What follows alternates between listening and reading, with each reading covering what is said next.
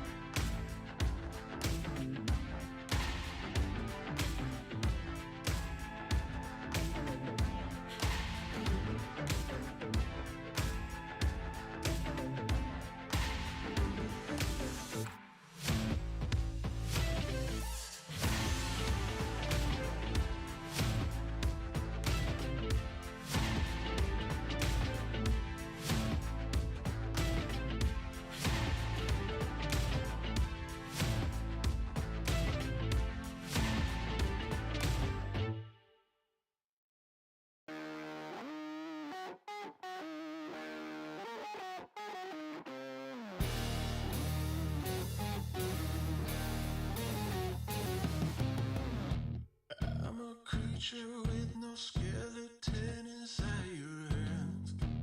Got no home address, I come and go as you command.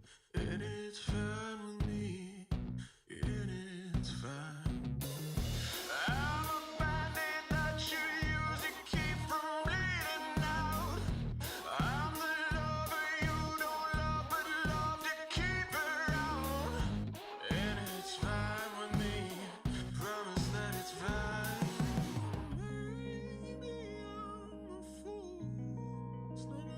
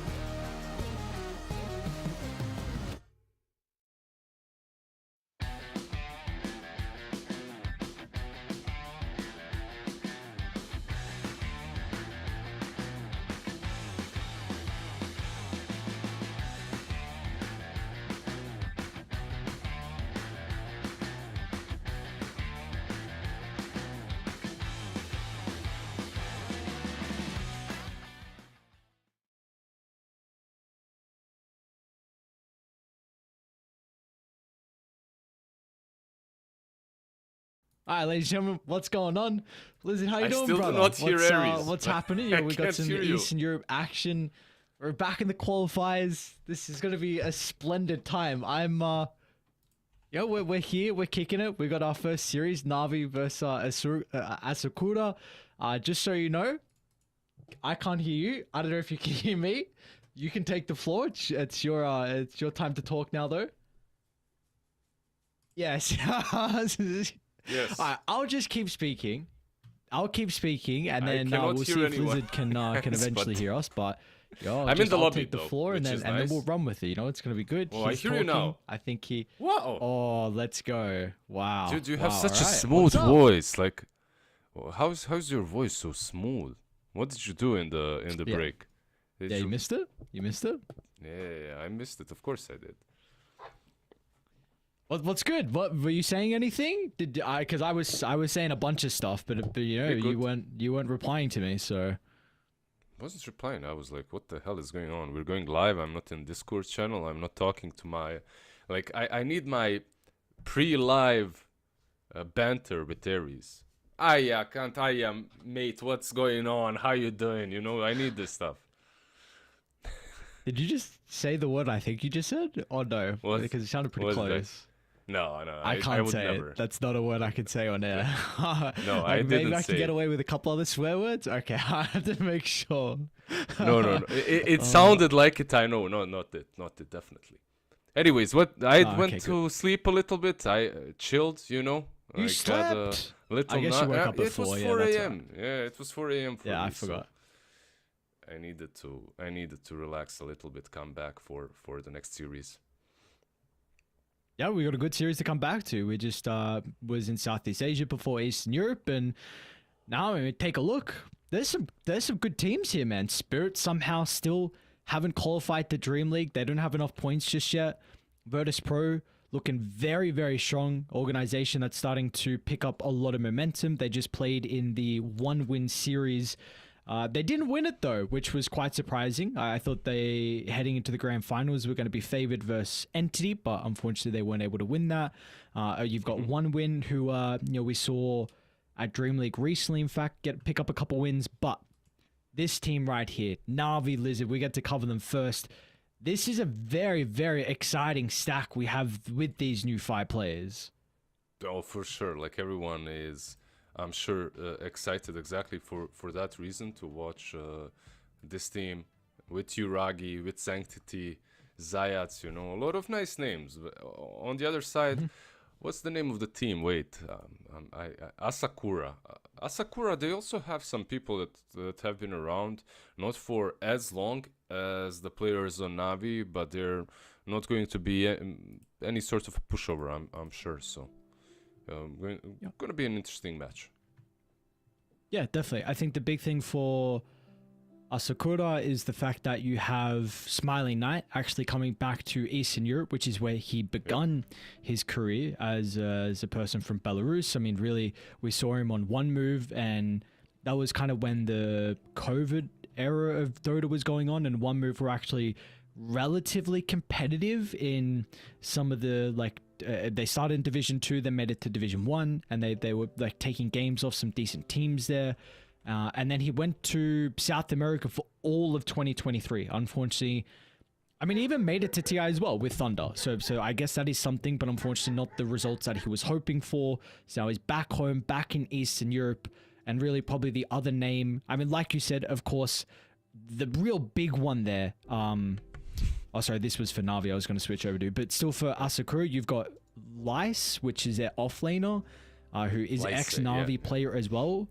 And I guess some people might also be a little bit more familiar with him because he just stood in for MC for Tundra at DreamLeague. So overall, this is like a very young squad, though. That is the big thing. There is not as much experience with them. Yeah, not too much experience. Kind of young, most of these players, right? Well, Dota-esque young in comparison to Dota-wise, in comparison to everyone on Navi. Not a lot of experience, but a lot of will. I'm sure that fire is burning bright, the will to prove themselves, and they are playing versus what other team but Navi. Back in the day, of course, this was the team to beat. If you're coming from SCA, they were the gatekeepers. Now they're not as big as Team Spirit and teams like that, but I'm sure that I'm sure that boys on Asakura are going to be happy to be facing such a strong organization. What's going on for you, brother? You got some dogs barking? Bro, You got I don't some know. My on the dog back is lawn? barking. There's someone with a chainsaw outside. Like, what the hell? What the hell is going on? I'm trying to. Dota, and then you He's got distractions left, right, and center. The world is falling apart around me, I swear. That's right. You know, we can, very shortly we'll get into the draft and we can just tunnel focus on the draft and think of nothing else at all, which is, it's going to be good. We get to see a little bit of adaptations for Eastern Europe and how at least their read of the meta compared to everyone else. I know we've been in this meta for quite some time, but still region-based and team-based, there will still be some slight differences compared to other regions. Yeah, like a little bit. I don't think you will see the difference being very high in comparison to what was seen in SCA and other regions. Like I'm done. Like, I can't, everything's falling apart. The SCA cast was perfect. This one just I don't know. I think it's gonna be very, very close, very similar. Maybe differences will be seen in player preference. Like some players want to play certain heroes, so we'll see more of those. Maybe some Omni Knight pops out in Eastern Europe. We haven't seen it in SCA, at least not in the games that we have covered so far. But besides that, I think the meta is very evenly shaping across all regions right now. More evenly, let's not say very evenly, but more evenly than before. Before, every region had their own meta. Right now, I feel like it kind of evens out very quickly because teams research every single player, every single team. Yep. Well, we will actually be jumping into the draft straight away, and I guess this is one thing that's a little bit surprising. A Bounty Hunter first phase ban. So, yeah, this is an interesting one. I must say, I've not quite sure on if there's a person that is going to play it as a 4 or I know there are some mid laners. In fact, we just covered like Mac in Southeast Asia. He plays it a lot in the mid lane. But one name in particular that I'm very familiar with is Sanctity, and this guy, I'm so goddamn happy he's on a team like Na'Vi. This man has been grinding in Mongolia stacks for such a long time. Teams like Logun. Then recently that team has been on like IHC for a year. And by far, whatever team he's been on, he's been the shining light. He will always, very rarely does he not have good games. The consistency is ridiculous. And because he's from Mongolia, often he's playing on Europe servers as well. So I'm kind of surprised it took this long for him to get picked up by a good team. Yeah, you've told me about him before as well. You've told me about all your Mongolian knowledge when it comes to teams, and yeah, they do have a couple of they had a couple of really nice stacks that were kind of always in Division 2 in SCA, right? Like Division 2, they go to Division 1, they drop out again. But they definitely did have a couple of players that were the reason why they would get to Division 1. We'll see how well he can fare in Europe, because it's not easy, right? Like, it's not easy to switch regions. I think you might have some communication issues. We've seen what's happening with OG and Whisper at the moment. It's going well for them, better than with other stacks, but they are having communication issues. If you listen to them talk and if you listen to their interviews, it's a lot of pings, it's a lot of voice lines, it's a lot of voice chat, the voice wheel thing usage just to get through the game. So let's see what happens with Navi. What's your voice line look like? What do you got on there? No, don't ask that. It's forbidden. Did you submit you submitted your voice lines as well, right? Yeah, I did. I meant chat wheels as well. But I guess chat wheels. The voice lines are on the chat wheels too, I suppose. So, do you have one of mine? No, I have just normal ones. That up? Nah, but no, I don't Because believe you. I thought you were trying to bury me, so I'm trying to bury you first instead. What's your waistline? Mine are fine. Yeah, I know. I've listened to them. I have them. I play them on repeat before I go to sleep. Hang on. What? We didn't have to go here. I just want to know what your chat wheels were. I wanted to know what you were spamming. Like I was just intrigued. I've got. Yeah, I'm 2 PMA. Like when it comes to my chat wheel, I'm 2 PMA. I don't believe that. No, I am. I should stop being this PMA. Like I'm way too PMA in Dota. I am really. And you know what? Like it's bad for me. It's bad for my mental health. It's bad for my mental health, for the health of everyone around me, because of me being nice in Dota. I don't get that vent, like everyone else does. I'm gonna flame from now on. I'm gonna change my chat wheel from whoops, well played, and get back to something more aggressive. And I'll start using my voice more overall. Nah, you gotta take the anger out elsewhere. Like just the gym or the boxing or something. Like I do that PMA already. It doesn't. How does the gym help when you have some dude selling items minute 5? How does the gym help? You write his name down on a piece of paper. You staple it to the boxing bag. Couple 1-2s, maybe a hook. Might fix the deal. Help. You come across him in a pub again. You know exactly what to do. Like all the hooks he missed, yeah. Like all the hooks he missed.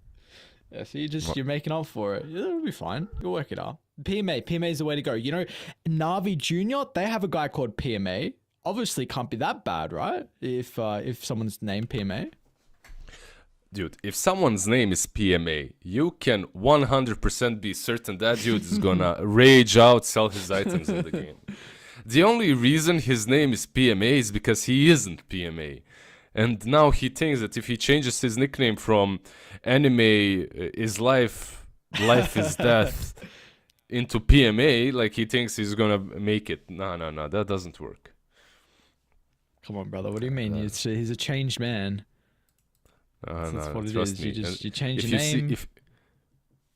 If you see anime as profile picture and some deep quote as the nickname, you're in for a good time, friend. What are you trying to say? I'm pretty sure Uragi is a big anime. I reckon there's like more than half the people in the lobby are like gigantic weebs and would have that as their in-game name. What are you trying to say? Are you trying to flame everyone in this lobby? Well, not everyone, like 80%, more or less. You'd know if you played with them, you'd see it. There's one of those anime kind of people, right? Marana, she's a bit of an anime nerd, so nice transition into an I actual tried draft. I was waiting for I was waiting for the moment, an opportunity. We got it. It's here. Stop pulling me away. Let's go back. We got there. Now I can't continue with the shitty transition. So what about this anime-like character? Do you wanted to talk about her anime or what? I haven't even watched the anime, so no, I don't know. I don't know what to talk about there. I just gonna say she's respect, man. Respect, okay. See, I wouldn't even watch the Dota anime. That says something that I'm not even an anime person. Respect. Don't watch Dota anime. No anime is allowed. All weebs should be banned. Get out.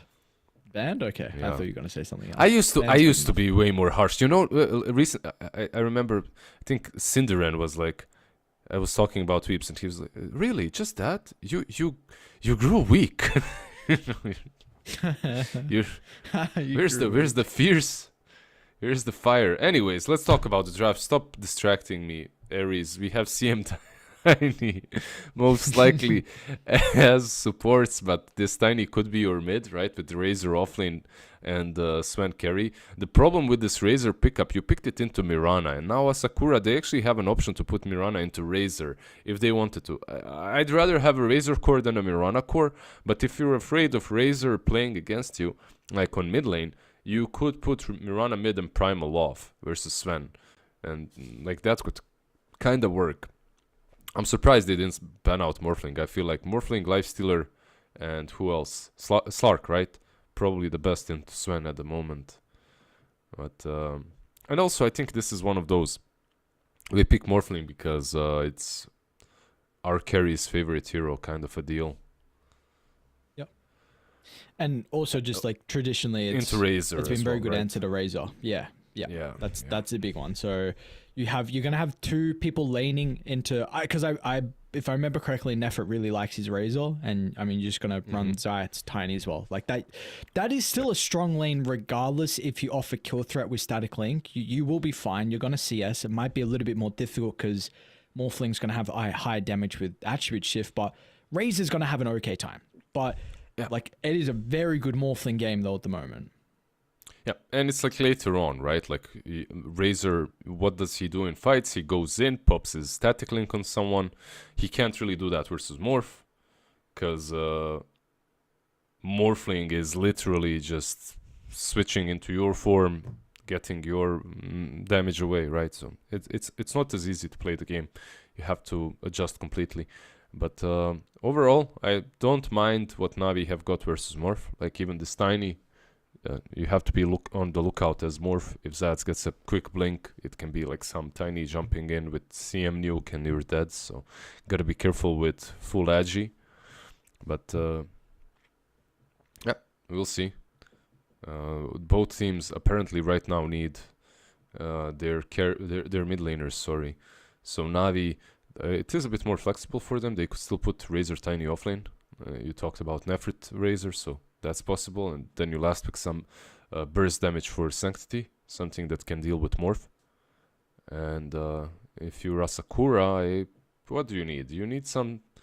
This Primal could be mid, he could be offlane as well, so it's a bit more flexible for them, I suppose. It's the same, basically. But most likely a mid that is able to rotate a bit, do stuff on the map. Pango left in the pool, by the way. Still not picked or banned. I think the important thing they need to discuss is if they feel like the Primal Beast is...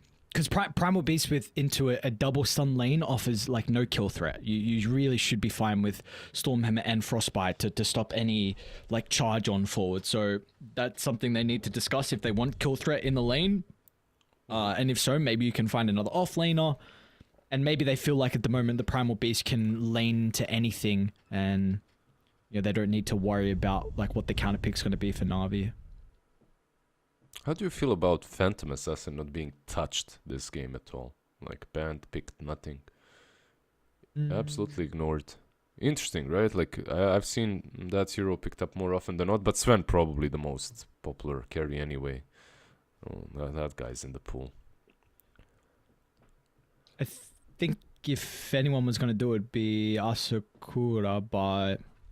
I still don't know how the lane goes versus the Razor.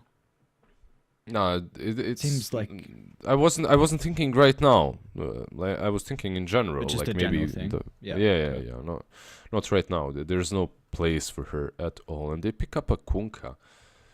You could still even like, are they baiting this Razor to go mid? Because you could still put Razor mid, then last pick something for your offlane. OD. Good, yeah. I'm pretty sure Sanctity likes his OD. It's not a playmaker, which is a big concern of mine, though. And I think you do kind of need versus that. Everyone, though. Yeah. Yes, that's the thing. That's really why I suggested it. LD you suggested. Lone Druid. I thought you said OD, but you said LD. No, I said OD. Yeah, no, I said OD. No, I said OD. Okay. Actually, I said Lone Druid. Come on. What do you mean? You didn't hear? Giving you a freebie, man. Accept it. No, I can't. Chat would know, and I don't want to lie. Yeah, people will think I'm snaking some free predictions. I can't have that happen. But how we feel about the Lone Druid? Ultra last pick Lone Druid. We've seen this before, where this is just completely taken over games. If it is, of course, in the right game, do we feel like it is one of those games where Nefrit should be able to get Na'Vi over the finish line? I feel like this is something that they've Look, no one is picking. Lone Druid was broken in the last patch for a little while, but right now I don't feel the hero is picked that much unless you have a really good idea around him.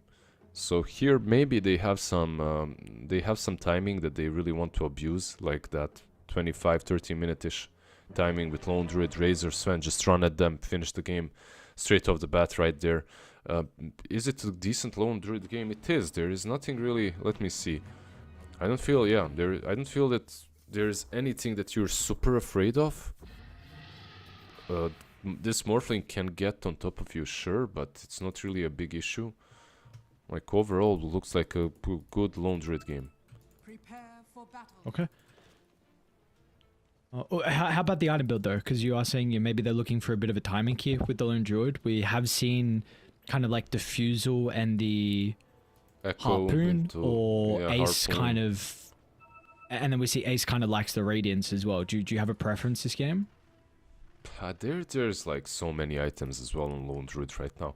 That's something that I really like about the meta at the moment. Well, not every hero. There's a lot of heroes that still buy the same stuff every single game, but Lone Druid is not one of them. And I feel like he's already queuing up Orb of Corrosion into the Fusel. Not gonna act smart and call it, but even in some games, even something like an Orchid on Lone Druid early on is not bad. You know, like Orchid or Diffusal Orchid, Diffusal Halberd. You can go get a Desolator as well if you want to on this hero. It's like so many different options for you. Radiance as well that you just called out. Not uncommon at all. This time he's just gonna go for Diffusal. I think this is your bread and butter build. I think it's the most default one at the moment. With Orb of Corrosion, without it, just Diffusal without it even is picked up very often, but he's gonna go for that. Corrosion for some lane domination first. Alright, let's see how it's going to work out for him in the end. So, get the debut of Navi's new roster, and Sakura as well. So, I mean, this is a team I can feel like, maybe not these qualifiers, but I can definitely see this team picking up some momentum and being able to compete versus some of the tier 1 teams and potentially take some games like here and there. I know Young G had also a very good showing on teams like PuckChamp when the COVID games were going online and we had like those regional finals for Eastern Europe. So he also is a very talented mid laner, but we're just going to see if they can click. That's the big thing. How many games do they need and how many scrims do they need to be able to get that synergy down? Yeah, and I feel like this isn't really an easy lane for him, right? Like Kunkka into Razor. I do believe that this should be very Razor favored. Not sure even right now. We'll see. At the moment, it's looking all right for Young G.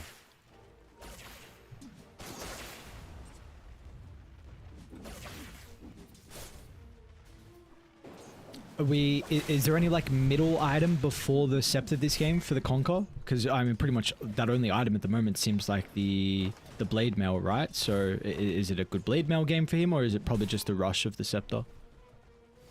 It's not a bad Blade Mail game. I would like to have Axe as soon as possible this game though. The only question is like, Blade Mail has many uses, so because of that I'd probably buy it first.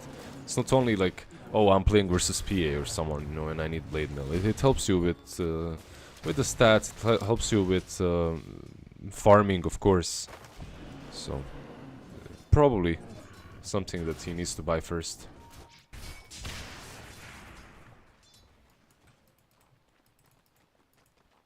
Alright, let's see if that will be the choice.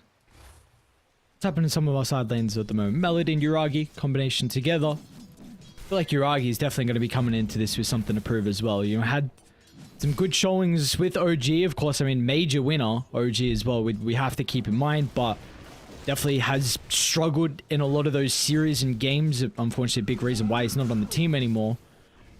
And we'll see if he can, along with this, other boys, make Na'Vi strong again. Great again. Great again, because this is an organization, man, that was like the pinnacle of Eastern Europe Dota and Dota as a whole. Like let's be real. So it'd be great to have Na'Vi kind of back. Manga, make Na'Vi great again. Honestly, my heart is broken, and I can't really huff any more copium when it comes to Navi. I've wanted this team to come back into the scene for so many times that at this point I'm like, yeah, I've given up, you know, I've given up on the hopes. When it happens, it happens. I do think that this is a very decent stack, and they might do it, but I'm not gonna play that game of is this the stack where Navi comes back, as I've been burnt way too many times. Yeah, you're just gonna you're emotional, man. You want to wait and see. You want to get those hopes up. I get it. It's like waiting for Dandy to win some qualifiers or tournament. You know, it's the same thing. Like a big fan, but just have to have your heart broken too many times. At that point, you just start disbelieving. It's kind of what it's like to be a Liquid fan right now. So, I don't know, it's not a fun ride. Yep. It depends. Do you like getting second or not? If you like being second, then it's nice being a fan. But all jokes aside, man, Liquid is amazing. Like realistically, when you think about it, like getting second all the time is really damn good, you know. I'm sure they're not happy about it. They themselves, I'm sure they aren't, because every competitor wants that #1 slot, right? Every single competitor wants to be winning tournaments. Kinda aches when you're second all the time. It aches them, but objectively speaking, you can only cope so much. Amazing. Yeah. You can only say like, yeah, we got second place so many times. Like you only be like, yeah, but the money, and then it's like, yeah, but what about the chip? What about the trophy? And then the cope, it runs dry. Yep. And no, I'd cope all the way in my millions of dollars. Coping 24/7. I'd find a way. They will. Melody. Eat some damage, but there's the double stuns we were speaking about in the draft that's going to make it difficult. In fact, it gives them opportunity to turn it back around. So Rubik, he'll be killed off. Frostbite up in a couple of seconds. They definitely should be able to get the kill onto the Dino. Lice, he's going to join his Rubik in the grave. Does kind of... maybe wasn't even that close to threatening a Melody in the end. Melody had the Magic Wand and Healing Lotus there, so probably wasn't under any real pressure. So bot lane you're winning, mid lane you're winning, top lane you're not, but it's not like Lone Druid is being completely zoned out. A very decent start for Navi at the moment.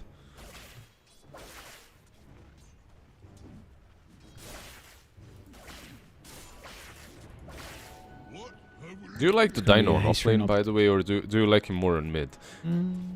More on mid, right? I feel like. I prefer mid, as Zayats is going to be able to TP. I think Arrow not even leveled up, and Youngji very close to getting the X. I prefer it mid, just because I think the power in is probably a big thing, and you do so much with levels, but I don't have a big issue with it being in the offlane. Okay, yeah. Yeah, I think it's kind of the same, the way I think, but the only difference is when you're mid, you get just so much out of this hero. Take one rune, farm the medium camp, go mid, push it out with trample, go take another bounty rune, farm out all the camps around it. You just have so much. They might snatch the rune, the wisdom rune, if they get there before Rubik, and they will. Maybe they won't even expect Uragi to be.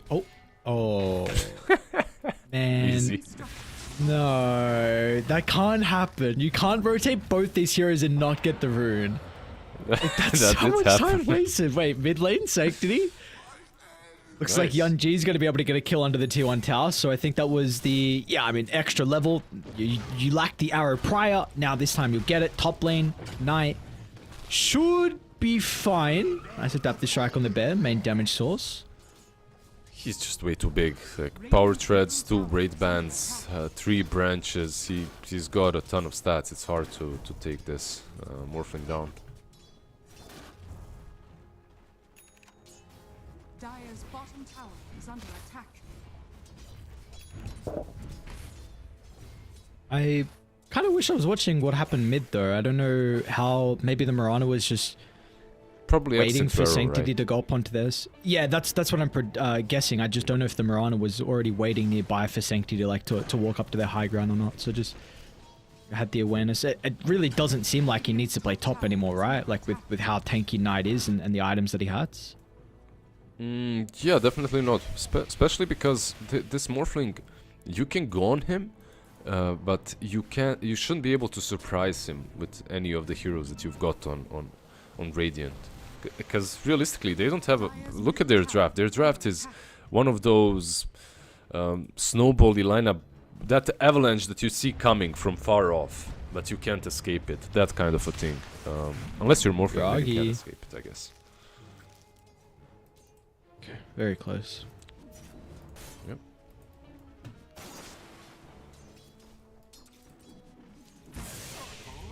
The only So far, question nothing for crazy. me is who's going... Yeah, nothing crazy. I'm just waiting to see who's gonna make stuff happen for Radiant, for Navi. Rubik? This time he's not going to be able to snipe the rune in front of them. Yuragi gets a freebie. Yeah. It's... for me, I would say that the most important, which is kind of funny, but maybe the most important hero in Radiant to have a good early, very good early game would be Tiny. Like, get this guy his blink ASAP. If he can get it, the game changes. Dire's top tower Yuragi. is under attack. Just a little ulti from Primal Beast. How do you go about doing that then? Like getting the Tiny a good game? Is it just the Razor goes back and farms the jungle, so Zayats can take mid, or does Zayats even look towards bottom and the Sven goes back into the jungle early? Tiny is a kill hero, right? The best way to have that happen, the best way to have him have a good game is by kills, and maybe this Rubik will die. Let's see. Anyone else? Looks like Zayats is going to die as well. But the X, so they need to use the boat for the kill, however. Potentially saving in case a further fight breaks out. And, well, these deaths are unfortunately going to slow down this blink timing for Zayats. Yeah, usually you want to be involved in as many kills as possible, and then you steal one of the lanes. Like if you have a core that can farm easily, you take farm the jungle easily. That is, you take his lane, you get your blink, and then you start rotating. But no such luck for Zayats yet. Mostly because Nefrit didn't really dominate top lane with him. We'll see once that Nefrit has Diffusal. He is getting closer to it, so once he gets that, maybe it will change a bit.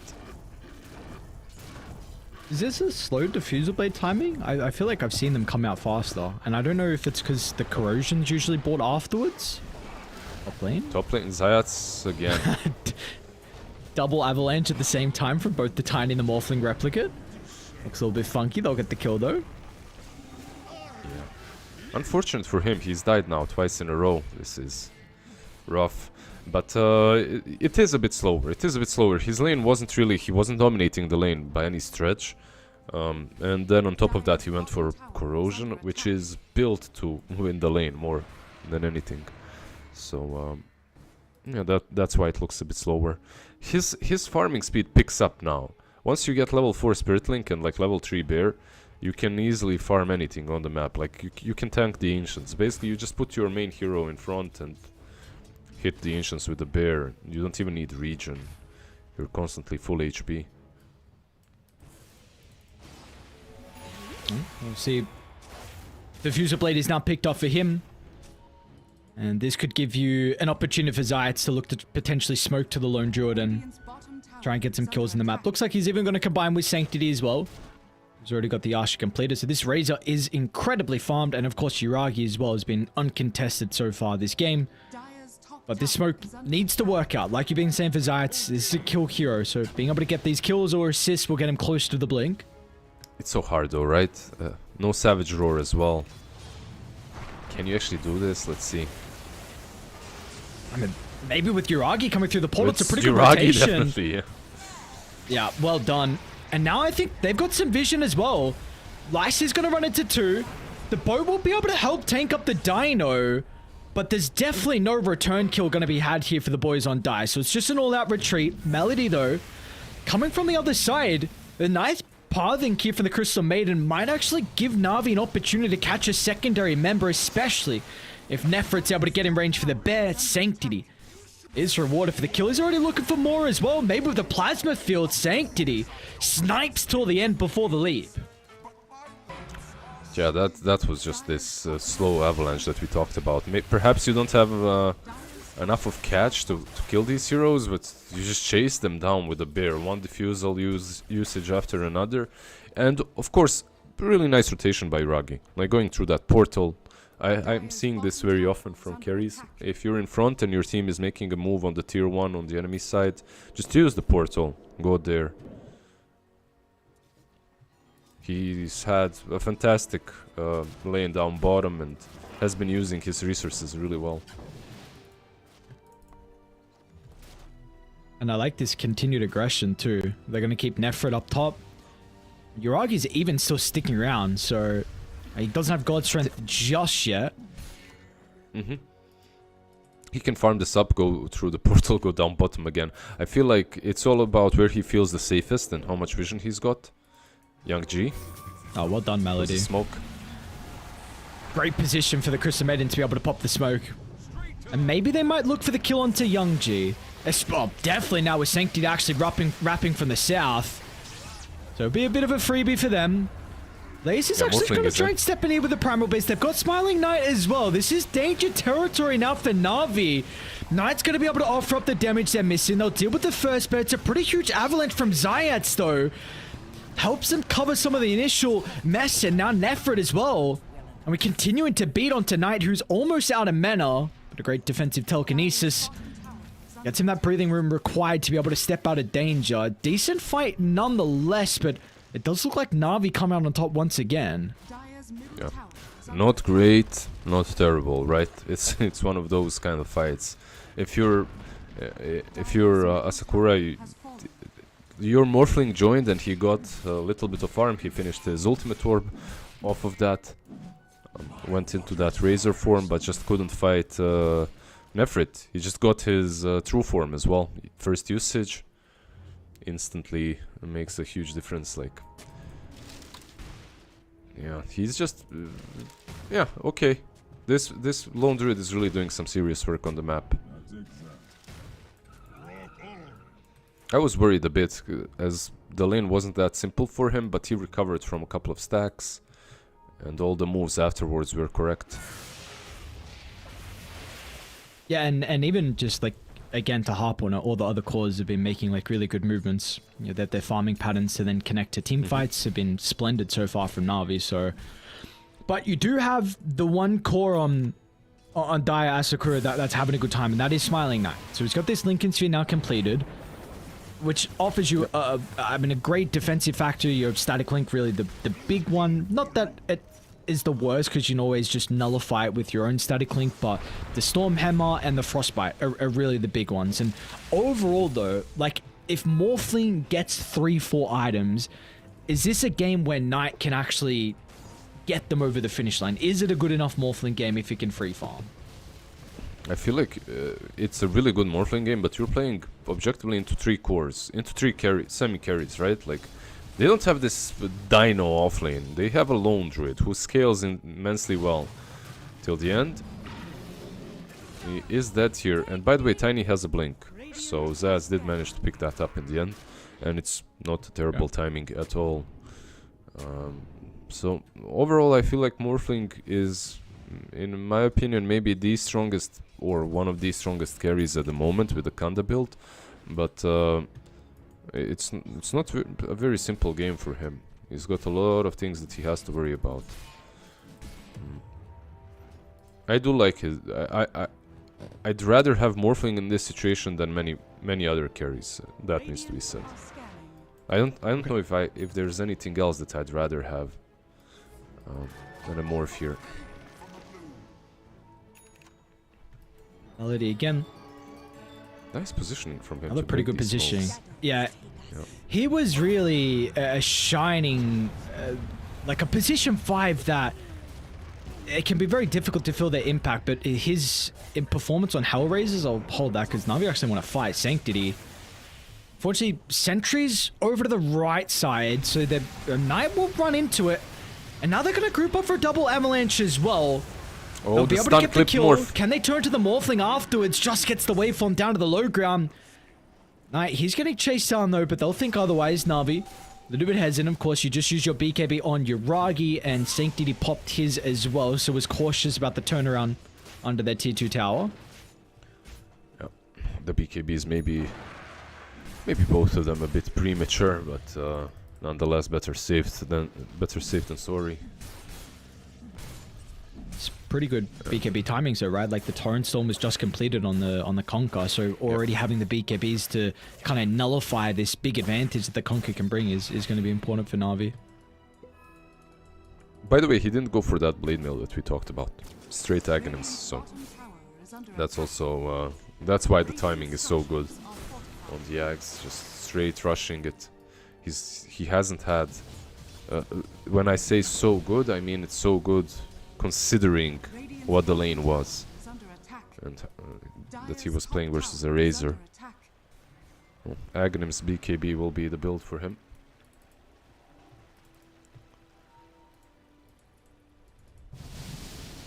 Are we going to continue to make some plays across the map, feeling their strength at the moment? Smokers fall. They need Zayats to be in the front line. It looks like Mirana has a pretty good read. Before it's been Na'Vi supports. They won't run up there just yet. Sanctity will now reveal himself. Yeah, nice read. Mirana saw the lone druid farming. Nefrit also broke his smoke to attack the creeps. I don't think that's what gave them away. It's just the fact that okay, now there's a lone druid here, guys. They want to open up this side of the map, secure the triangle. Most likely there's a smoke. And even if the Mirana is wrong, you want to protect your carry anyway, just standing there, right? Even if they're not smoking there, it's still a good move. Quick thing to add, Na'Vi still have their wisdom room up, so maybe if Asakura are able to scout this out, they'll get a double wisdom room in 40 seconds, because we'll probably see Na'Vi still stick around for Dai's wisdom and Tormentor.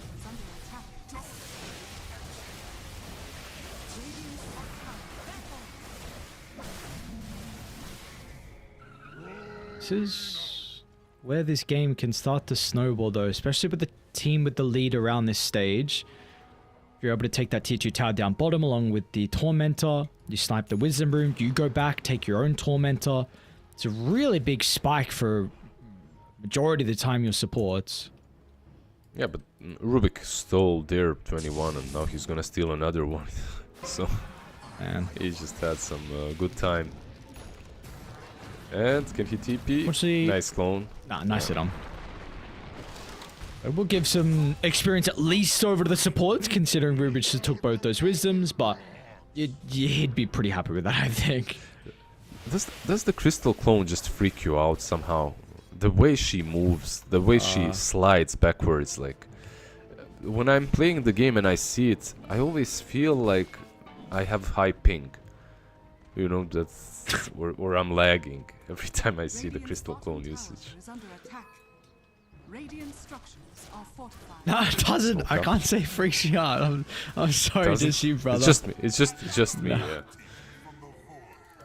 Yeah. It's okay. Nice. Sanctity again is going to be the first to pop the smoke. Unfortunately, Zayat's really close enough. So a couple times down Na'Vi, having connected with the smokes, still might be able to get the Mirana. Deep down, Yuragi though, he'll clean up the mess. Jump to the trees. God Strength does have to be used for it though. Oh, that's not the worst. Can You they can go back to use- farming. Razor stealing his ancients. Meanwhile, get out of here, man. Yeah, I'm just thinking, can they use anything? Can they use this Gastron to go for Roche maybe, or at least the tier 2 mid? That also works. BKB is completed on Primal Beast. I think you mentioned it, so they could use that to take a fight. They're smoked up. Melody though, again, 3 times Crystal Maiden always nearby to be able to pop the smokes. It's sort of So a very annoying. good positioning so far from the supports these games. They're very impressed. Super annoying playing into a player such as that one, you know, such as Melody, when he's breaking every single move. You don't really want to be wasting smokes to kill him. You need bigger targets and bigger objectives. And now that your smoke has failed, can you contest this rush? If it's rush even. Never mind. They just use... they're just gonna go top instead. Tier 2 is still standing. Okay. They did use Mirana ult. I have a feeling that Asakura think that Rosh might be happening. Laundry is actually going back. Look at these scans. Yeah. I was surprised they even went top. So let's see. This tier 1 tower is very annoying. Do you jump Nephrit though? I don't know. If you can jump the main guy. Maybe you just... Melody drops a really good ward on the cliff, actually. Oh, it just gives him so much information. And Zayat, he's going to use that perfectly. A jump onto the back line, tossing a target to Sanctity. He's getting drained himself, though, so Sanctity forced to retreat away. But Yagi doesn't need to run at all, as Yuragi's Sven can stand strong and fight. But once the BKBs are over, they've got the Torrent Storm to their advantage, but it just doesn't matter. Na'Vi have too big of a net worth lead at this stage of the game. You're going to lose 3, almost a 4th. You're arguing a little bit too late to cut down the TP'd out Rubik, but another successful fight has 0 casualties for Radiant. Yeah, I think this team fight will never go Sakura's way the way they played it. They need to find a way to kite out the BKBs, bait them, kite out the BKBs, and after the BKBs are done, then use the Torrent Storm. Perhaps that approach would be... It's easier said than done, of course, but these kind of fights where they go head in first, with Morphling trying to swap into Razor and use Static Link, it's just... Even if you don't Static Link the Razor, let's say you Static Link the Sven, he still gets too much damage from God's Strength. He's going to kill you by the time you take his damage away. Yeah, it kind of just seems like maybe you need to use the Morphling Static Link with a stun, and you don't have many. You can't really use it with the Conkers, because they're probably just going to BKB it off. So maybe the Primal Beast and Morphling need to communicate better inside the team fights, use like Pulverize with the Static Link. Because we just saw what happened, right? Sanctity he just ran the opposite direction. Like, he didn't care about the Morphling. Yuragi had a free fire. Yeah, and that's been happening in every fight so far. Like, he's got a lot of movement speeds. SNY, Windlace, you get on the, of course, the Storm Surge, you get on top of this Razor, he just moves away, so... that's an issue with some heroes and some counters. Like, yeah, you counter him on paper, but do you have everything that it takes? And usually, everything that it takes needs a disable. Any sort of a slow or a big stun. Oh, that's so unfortunate. Oh, they'll still be able to get him.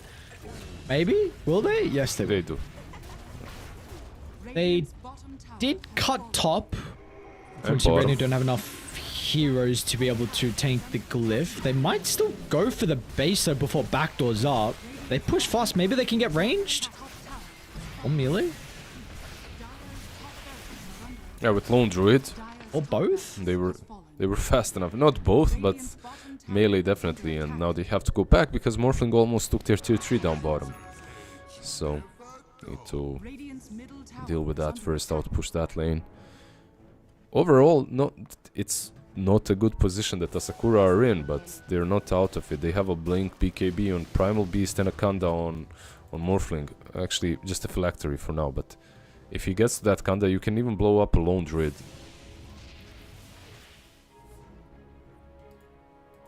Eyeing up Yunji at the moment. Deep lane observed ward by the remnants of the T2 tower.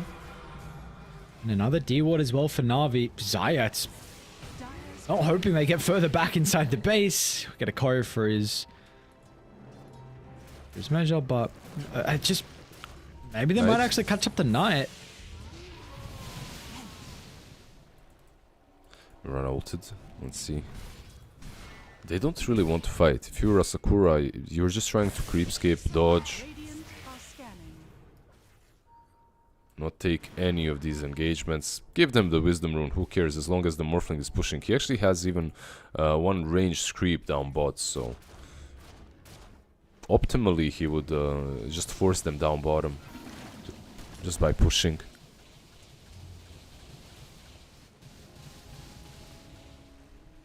He actually How might far from the ages? make them come back.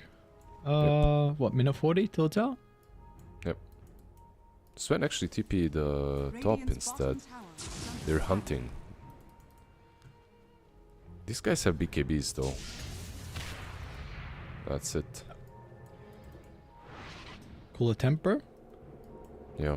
If Smiling Knight had perfect vision like we do, he'd obviously go down bottom and continue pushing right now. Not only send the illusions, but he doesn't. And this is a good portal usage. Radiant are scanning. So they will not be rewarded for it though. Knight senses that his time is up to continue playing around bottom. It's like Lyce is actually even gonna cut this mid wave and probably dip. He might run. Oh, jumps over Zayat, but at least Yuragi's here. Once again, ready and waiting to be able to clean up any mistakes or unfortunate scenarios that happen. He should be able to get him in the end with charge still being on cooldown. He didn't BKB TP. It was an option for him. He just didn't.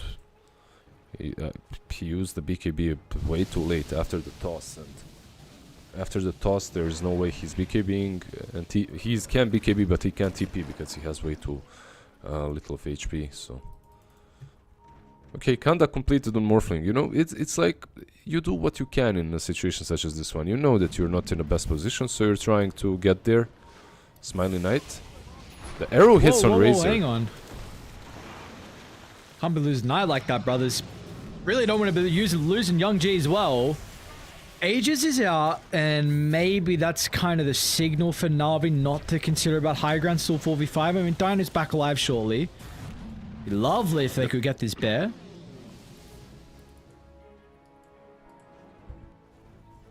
Yeah, the bear is, what's he building? Skadi, I feel like, right? Yep, Yes. it seems that It's close way. to. Just a really good item versus Morphling, something that you want to buy. Tanks, makes your Spirit Bear a bit tankier too. I see a lot of games in which this bear eventually just becomes like, yeah, you have this diffusal and harpoon, but almost no extra armor, so he just melts. Oh, Zayat? Oh, he got the toss on the Morphling. And at least forces it back inside the base. Yuragi, does he feel comfortable with fighting off the back of the buyback? Gonna turn. Big crit on tonight. He can reposition. But does everyone else have the same fate? I mean, Dino's in trouble once again. Lyce gets the BKB, but it's not going to do much. Young G, spell casting. And we're seeing what the Torrent Storm's able to do. Really messing up Na'Vi inside the team fight. Stolen Avalanche now as well. This retreat, it's going to get messy. Without a doubt, they'll get the tiny kill. They need Can more. they get anything Yep. more, though? Jeffrix trying to close Avalanche back up in a couple seconds. Really nice use. Nefrit. Harpoon actually drags the Rubik closer to the bear. So at least he will get out. It is a... That was your resummon of the bear that goes down. So nonetheless, it's a pretty good fight for Dire. You've got to buy back on the Mirana, but you get some big kills. Yeah, I really have to respect this Kunkai and how much the hero does. It's so stupid, man. Like, I have a feeling he won that fight single-handedly. Of course, the teammates did help out quite a lot, but most of the control and most of the damage was actually done by him. Really nicely played, and that comes from the almost least farmed core on the map. Like, second least farmed. So, really, really nicely done by Young G. And Na'Vi perhaps a bit too eager to finish, a bit too eager to go for these last fights, game-ending fights, because they could have waited. They could have reset with the BKBs.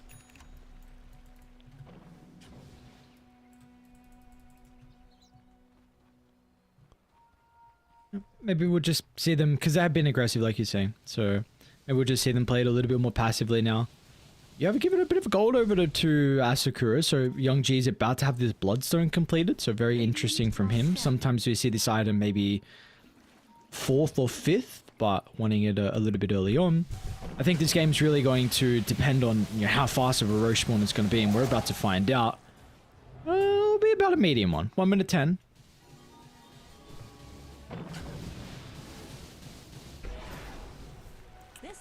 The game will be game will be decided there, right?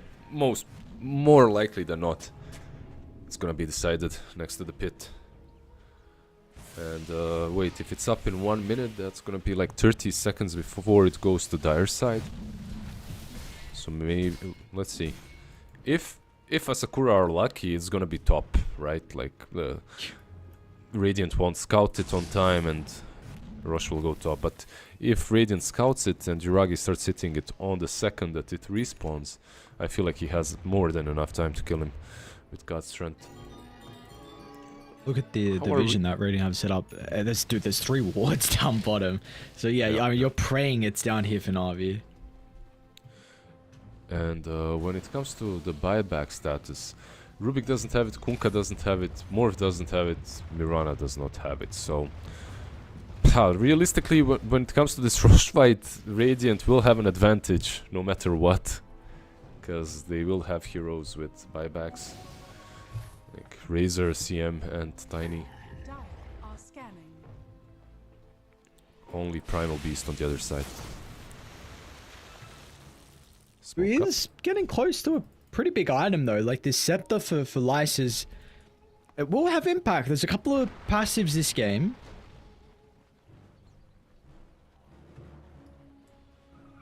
But it doesn't look like, unfortunately, he's going to have it by the time Roche is up. Na'Vi don't scout it out down bottom. They're already starting to sweep across the map and get themselves set up once again up top. Do they have any wards, though? No observers, unfortunately, because of all the previous ones used. I feel like Asakura, they aren't even interested in contesting it, because they're moving down bottom, right? So they just want to continue farming, wait for that high ground push, defend versus Aegis, and what will it be? Cheese, right? Yeah, Aegis Cheese from Dire Roshan. Zenki is very close to Refresher as well, so this is going to be another big item for the Razor. Another one that we see Radiant getting compared to Dire just continuing to lag behind. Yep. Not though, they're using Mirana ult for some reason. They did scout out Sven, so because of that, maybe they're thinking. Let's see. Okay, they're scouted out. They saw the wards. The cheese! There's a butterfly. Someone get the cheese! They forgot the cheese. What? I will eat the cheese. You a cheese fan? You like cheese? Oh man, I love cheese. All kinds of. Just give me any sort of cheese. I love Oh, it. are you a blue cheese fan then? I love blue cheese. I love blue. I love Oh, all let's of them. go. A man of culture. I The respect it. stinkier, the better, man. oh, come on. Some people just don't appreciate it, and honestly, I think their taste it's poor. I think you just need to grow up. Grow up, right? Right, yeah. Grow Just up, get like better blue taste, cheese. lol. just do better. Come on. Unfortunately, they think develop this those is the taste buds. stinkiest. Ah, come on. They're just you think they've grown up by now? Apparently, Na'Vi haven't grown up. You know, they left this stinky cheese inside the pit. It's a handicap for them though. They feel too strong. They got a 14,000 net worth lead. You're at a position where you feel content to be able to beat the high ground. I mean, Sanctity just got Refresher delivered. He has Aegis now too. They just want to handicap themselves. I really think this is anyone's game at the moment. It's without the cheese. With the cheese, obviously, it would be easier for them. But even with it, I'm looking at this Morphling. He's looking scary. Ancient Guardian now as well, so much easier for him to defend the high ground. Dire's middle tower is under attack. Can they kill the bear? That's kind of crafty. I kind of wouldn't mind if they pulverize this bear. Oh, look at that damage. They might not need it though. And like, oh, very close to being able to get the drag, but now though he is way over positioned. I mean, you go for it. It's all or nothing. But once you put yourself out of the base, Na'Vi see a big opportunity. And now with 4v5, these buildings are not going to be long. And maybe the heroes as well. They're going to need the Torrent Storm once again to turn the fight. But the Morphling is already taking far too much damage. And Sanctity with a double eye. The Storm will continue to push Dire back. That feels very much game-ish. Let's see, toss back on the nice Razor. Okay, but your crafty. Rubik will fall for Rubik, it. I think that's... Yeah, no buyback. Melody just runs past everything into the T4 tower, picks up the gem again. Crafty, but 20 more seconds for Primal Beast. At least Megas, you know, at least Megas. And then you can perhaps play against them because Endgame. there's a BKB. Yeah. No more for 45. I don't know how you defend this. Very guess unlikely. no Some better. crazy Torrent Storm, yeah. It's a cooldown on it, 20 seconds. Oh, never mind. Apparently Bed just popped back out. Is it in base? Who was it? I didn't see it. Anyway, doesn't matter. 10 seconds for Torrent Storm. Has fallen. Dire's middle tower is under attack. Lincoln's Nice. broken. They're Gets an also okay jump. Arrow's going to combine as well, but the damage, again, it's just lacking. Without the Morphling here, your chain control can look great and all, but without anyone there to be able to capitalize on the opportunity, you do have Morphling back up shortly, though, so Na'Vi, they will signal the retreat. Melody doesn't clone herself out of the base, so it looks like they should be able to get the tiny Rubik jump down. What? Or just buried his own Okay. grave. Melody doesn't die. What is going on? Was he harpooned or he just went down? I'm not sure, but yeah, he disappeared the same second. Okay, so they're still holding unless toss back on Miran and Ice Ice X. X. I peeked. I mean, it's a Oh boy. arrow. Yeah, interesting one. Yeah, did you see that? Yes. I don't like seeing an arrow go past my throat in the wrong direction. Yeah, So yeah. we There- meant there- to there's be like tapped missed. out already. There's missed arrows and then there's that. Sven, Nice. Whoa, whoa, whoa. it's got Satanic. Yuragi down to half, but turns with the Satanic, repairs some of the damage, and now continue to stand his ground and fight. When he doesn't have God Strength, it is back up now, so with the next blink, he's going to look to reinitiate. And Knight really doesn't have any boys to play with, because further to the north, Sanctity, he's zoning two heroes away. There's two fights breaking out simultaneously, and Sanctity, he's going to win it with the That's numbers game. disadvantage. And meanwhile as well, they also get the Morphling by the Ancients. G's are going to be GG. dropped, and Na'Vi with a new roster will take game one. Boom. Nicely done by Navi. Very well deserved. A couple of really nice rotations early on from them. The movements on the map were a bit faster than Asakura's. It really needs to be said that the way they played was, yeah, commendable. At the same time, when it comes to Asakura, I don't think that this team is bad by any stretch. I feel like they've got what it takes even to take a game off of Navi. I think we might see our first game 3 even. First game 3 that Okay. we have ever casted. I don't know what's going on. We're kind of not getting too lucky with game threes. Yeah, we're go, not sorry. too lucky with game 3s. I think we might see it if Primal starts using BKB. I feel like that's one thing that they really, that's something that they really struggled with. Like this game, Primal gets caught down bottom. He uses the BKB too late. When they're trying to defend the high ground, they were setting up everything for that high ground when they are jumping the bear, but Primal doesn't pop his BKB, he gets caught, he dies before using it, plus he doesn't have buyback to use it afterwards. So a lot of these team fights have been really lost just by the pure fact that they didn't use their BKBs on time. I'm not sure what they were hoping for, maybe that they can jump in, poke a bit, get out. It's not gonna work versus these heroes.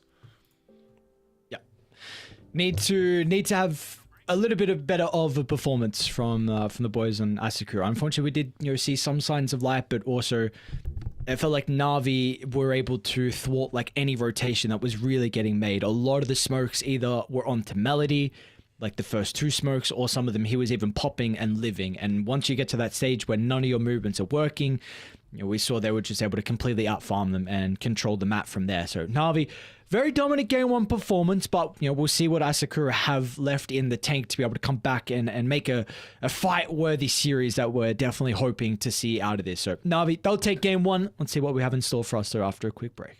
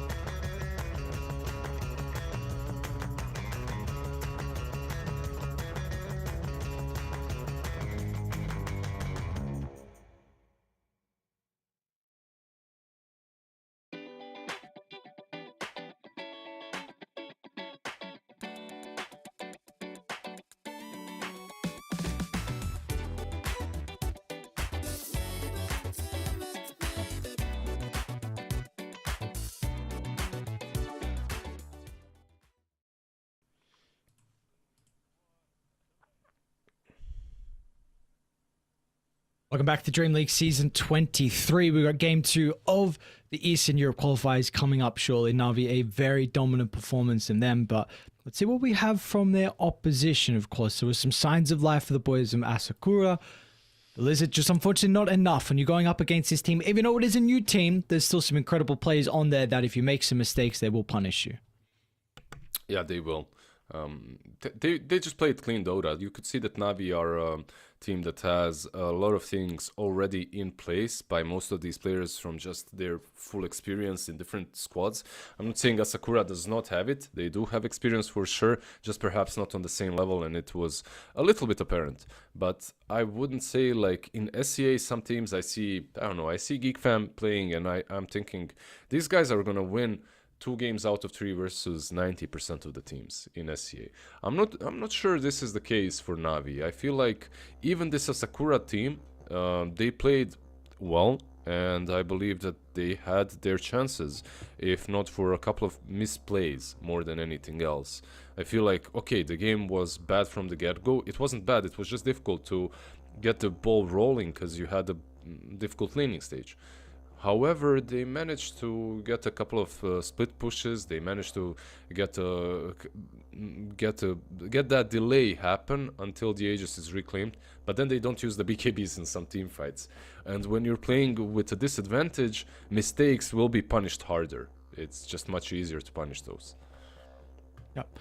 So do we feel like we need to look at them just maybe prioritizing having stronger lanes in this upcoming draft? Is that something you would kind of want to highlight, or? I think you don't necessarily have to have every lane be a winning one, because then your draft probably is lacking something else. But 1-1, 1 even, 1 lost, something like that is you know, if you can even 2 and win 1, it's good for you. If you're a team that's considered the underdog, usually winning lanes is better. Once again, I'm saying I don't think that they're that big of underdogs here. I still think that they can take this series. Like if you think about the lanes, top lane was all right. Morphling did well. If you think about the bottom lane, however, that's where they struggled a bit. And mid lane was a clear counter, even though Young G played really well. I just want to see this guy with a good lane. I want to see Young G when he's winning his lane, when his matchup is good. Well, let's see what the priority is going to be, because of course we are getting a lot of Conquer like first phase at the moment, just because of how strong the hero is, being able to flex to mid to off lane. So maybe they just scrap that idea and look for his hero later in the draft. I mean, the Conquer was even picked up late in the draft anyway, so I guess that's besides the point. So, you know, we'll see. Probably again, it'll be the Lice hero very early on, something similar to a Primal Beast. I mean, you know, your classic Centaur, DK. I feel like we're not really, Timber's always like first phase ban at the moment, so that hero is kind of gone. But I wonder what his hero is going to be, because they banned the Invoke, if I remember correctly. I think Puck was banned out as well, so you know, we'll see what different style of hero that at least Young God will even get coming into this game. Yep, I feel like even if he gets this Kunkka again, I wouldn't mind seeing that. I feel like his Kunkka did quite a lot in the game. Like, honestly, it surprised me by how much, as the game looked absolutely lost, and then a couple of team fights, he's like, damn. I actually, at some point, I thought they had no damage to kill off the Sven even. But yeah, eventually that did become true. But the Kunkka did manage to have that 1 or 2 fights where he had 7,000 damage just by the items and BKB, nothing more. 2 items and the guy is winning team fights. Meanwhile, this poor Razor needs to get SNY, BKB, refresher, you know, like, and he needs to play properly, not just press Torrent Storm. Let's go. That's it. Press 1 button, win Dota. I wouldn't mind seeing Kunkka on them again, but like you said, he has really good playmaking heroes such as Puck. If they can get their hands on that guy, on the bigger meta heroes, it's going to be much easier for them, of course. Yeah, because and that's probably was highlighted in that game in particular, because Lice on the offlane definitely had. He struggled. I mean, it was like 1 and 7 on the Primal Beast. So his lane went fine, but for sure a lot of his early rotations was really the thing that was kind of lacking. And the problem we see the off lane, we said there is definitely some advantages to it being mid. And if you start to fall behind in the off lane, we see the levels can really be that big issue where your damage inside team fights, it's very lacking. And just at least having the runes as well is really enables you to make these early rotations and just to guarantee that they are going to connect and you're going to be rewarded. So unfortunately for him, he wasn't really able to have a solid performance against his old team as well. This was really that big opportunity that he had. I think it was even 2 years ago when, again, DPC was kind of just starting out when he was playing on Na'Vi. So against his old team, unfortunately, wasn't able to have the game 1 performance he's hoping for. We should get this draft underway very shortly. So we've got Asakura going to be on the Radiant side. It looks like Na'Vi chose first pick as well. I mean, now towards like the later end of the patch, do you really feel like there is a favored side? Because I know there's been some patches where sides haven't been like Radiant or Dire. It's been relatively even. There's been some patches where it's been like quite favored to either Radiant or Dire. Do you have a preference at the moment? Let me think. I might have a slight preference for Radiant. Just me. Okay. Just liking the mana region a lot more than the HP region next to the creeps. Just because of the heroes that I'm playing. If I'm shoved into the jungle, I like to have that mana a bit more, the mana pool. But yeah, overall, I don't think I have.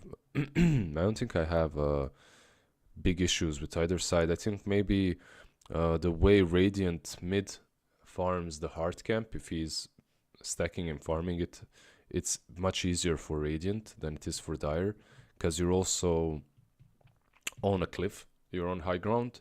Meanwhile, if you're Dire, you're kind of on the low ground. There's a good ward placement that can scout you out. The rotations are easier to connect on you. So it depends. Like I'm just going through the games and thinking about what I like, what I don't like about the map. Yep. When it comes to the triangle, I feel like the situation is very similar on both sides. I might be wrong, but I don't see a big advantage. Dire has a better secret shop, that needs to be said. The secret shop on Dire, you can be in your base and somehow you're still able to buy stuff from it, the range is still there. On Radiant, I have to get on top of that guy. I had to stand on his face and be like, are you gonna give me the item? No. It's way too difficult. Oh, you're bullying the secret shop guy, are you? This is what it's come to. I'm not bullying him, he's now. bullying me. I come close to him, he's like, not close enough, come closer. I'm like, bro, get away from me, you creep. Just give me my items. It's you have to be really close next to the Radiant shop, basically. That's maybe an issue. This is yeah, I've noticed on Dire how you can even buy it on the cliff as well for some reason, which can be exactly.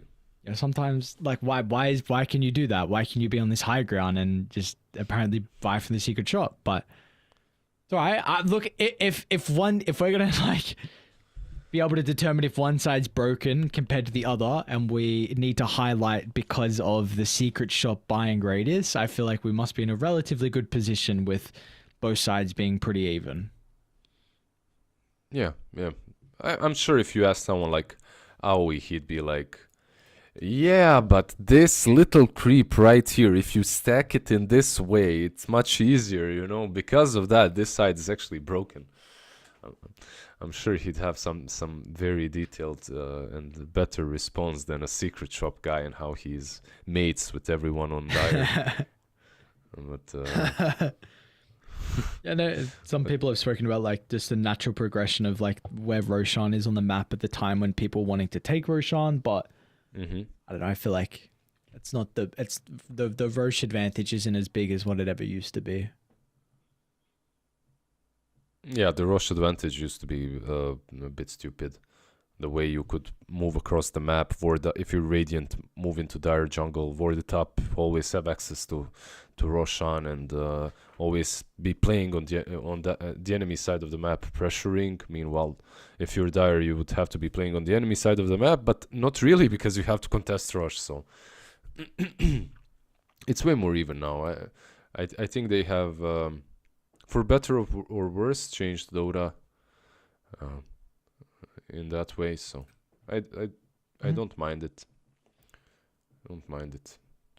Do you like the twin gates in general as the change? Yes, but I think some camps should be removed. I think the twin gates add speed to the game, which I like. I think there are a lot of very interesting moves that can be made due to them.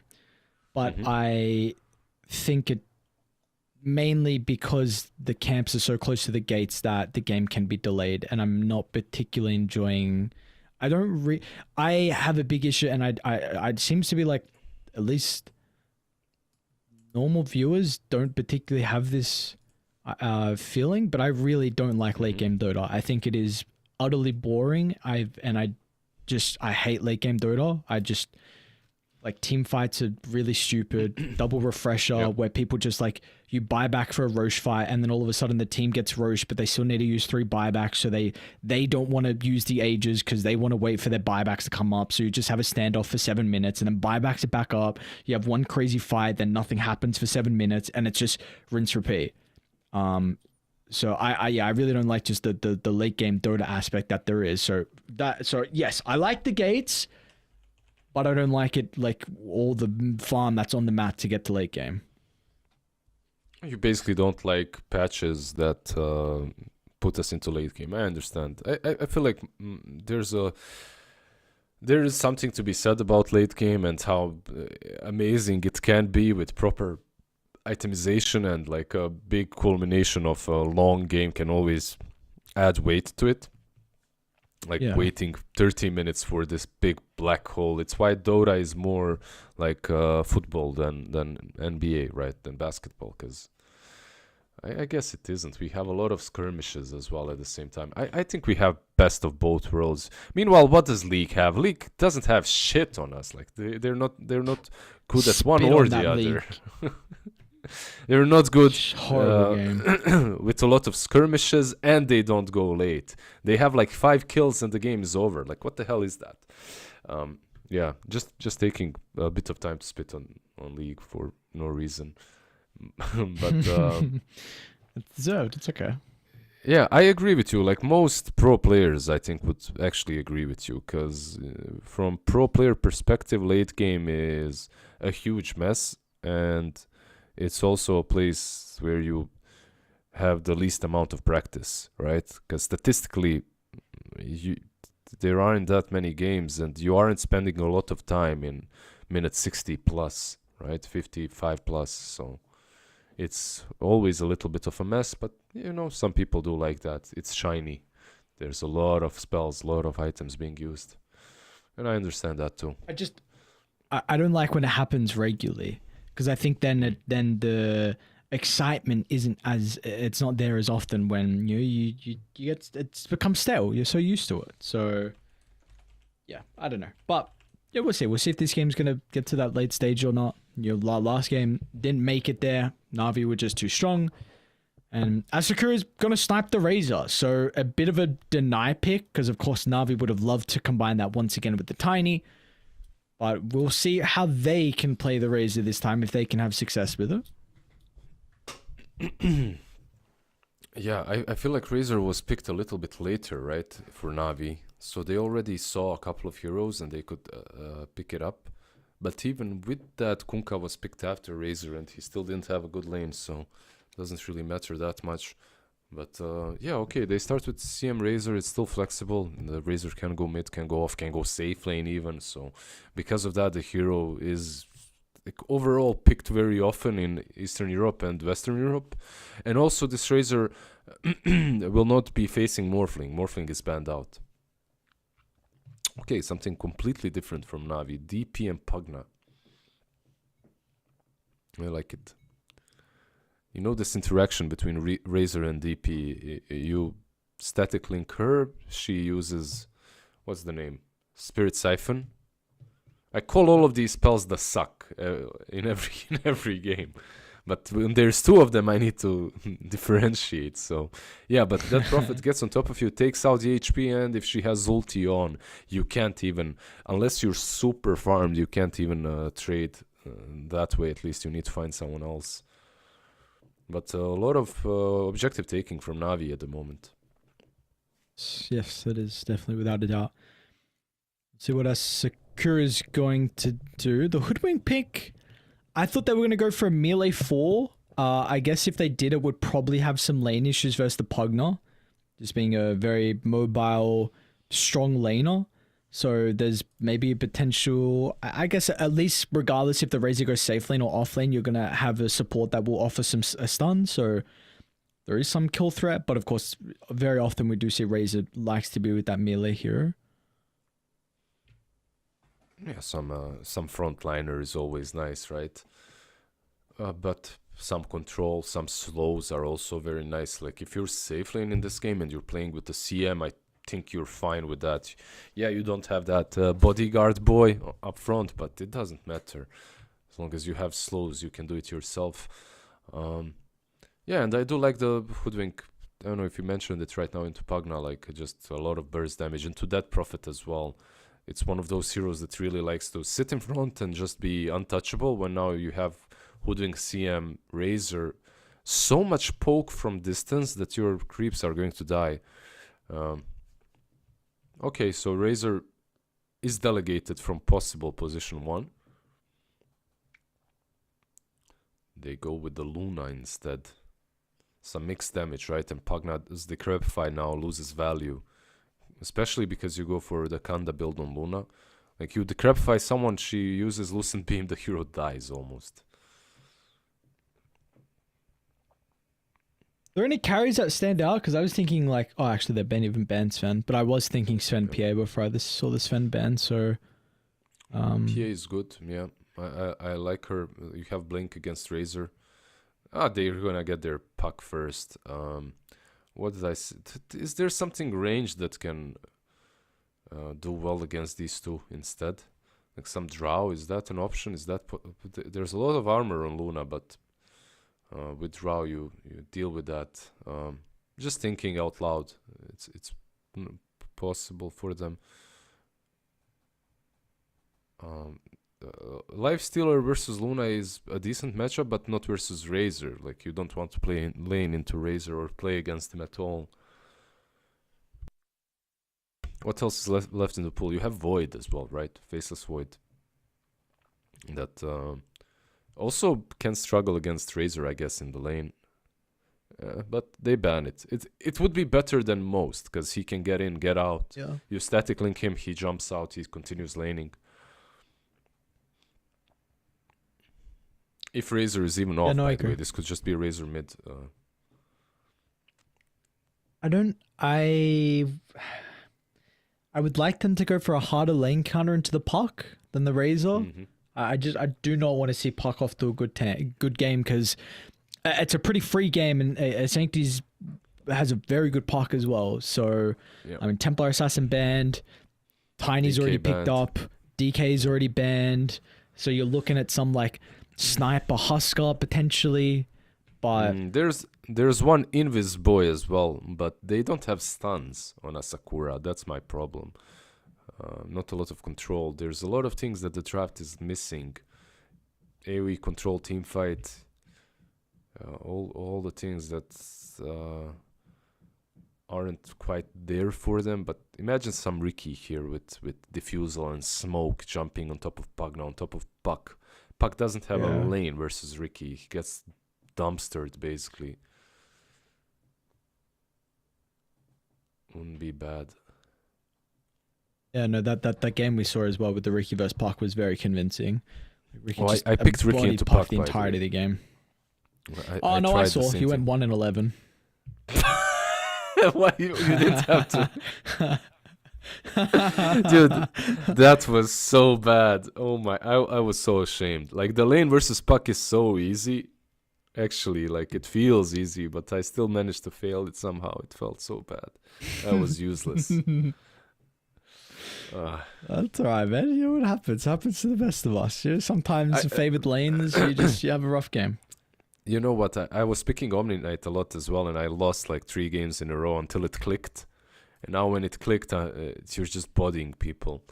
It's too broken. but you still need to understand how to play it properly in the game. Let's see, 10 more seconds for them. They need a carry into this. What they get, I feel like they banned out their favorite carries and they're lost a bit. They did peer. Okay. I couldn't come up with another hero. Like, this was just the only one I was really getting. It's not bad. It's not a bad PA game as well. If you're a Sakura, and if you wanted to put Razor mid, could you counter this PA hard? Like some, I don't know, some Tide Hunter. Does that work? Tide? Yeah. Yeah. It's. You get, I mean, you lack so much AoE. It's a great lane with Hoodwink as well. I think it's actually not bad. Doom, okay. Okay, so they get Doom instead. What would you rather have? Tide or Doom? I know I would have preferred the Doom. I just have not seen Doom have good games recently. He's been very lackluster in some of the games that I've watched. So this is something that Lice is very comfortable on. In previous teams, in previous games, he's had a lot of success with it. It's very greedy again, and you don't have a playmaker, and you're really relying on your supports level 6s, and in particular the Hoodwink. CM does like a lot with early levels, you know, with Frostbite, etc. But Young G is going to need he's going to need haste runes and all those things to potentially rotate. You don't have a Doom that's going to be making plays. Whereas like Na'Vi, something you brought up in their draft is their ability to take objectives. You have Exo, you got Pugna with Nether Blast. It seems very clean. I think the Doom is a bit too slow. Okay, yeah, I can see your points. I also feel that they're lacking a bit of catch versus the puck. But the way you can deal with that is perhaps with a lot of rotations early on and make sure that Young G actually wins his lane. Last game there wasn't really a lot that he could do about that. This game, however, I think he should have a better time. And if you make sure that he has a good time, that he's crushing puck, then you can, you know, not worry about him that much. Start making these early game rotations with the Doom. Doom can be very greedy, but also not. Like, you don't have to buy Midas. You can be a bit more active early on. We'll see. And the Doom is nice late game versus PA, right? Like, not terrible. Versus PA versus Puck as well, if you can actually use it on him, or at least have that AoE Doom.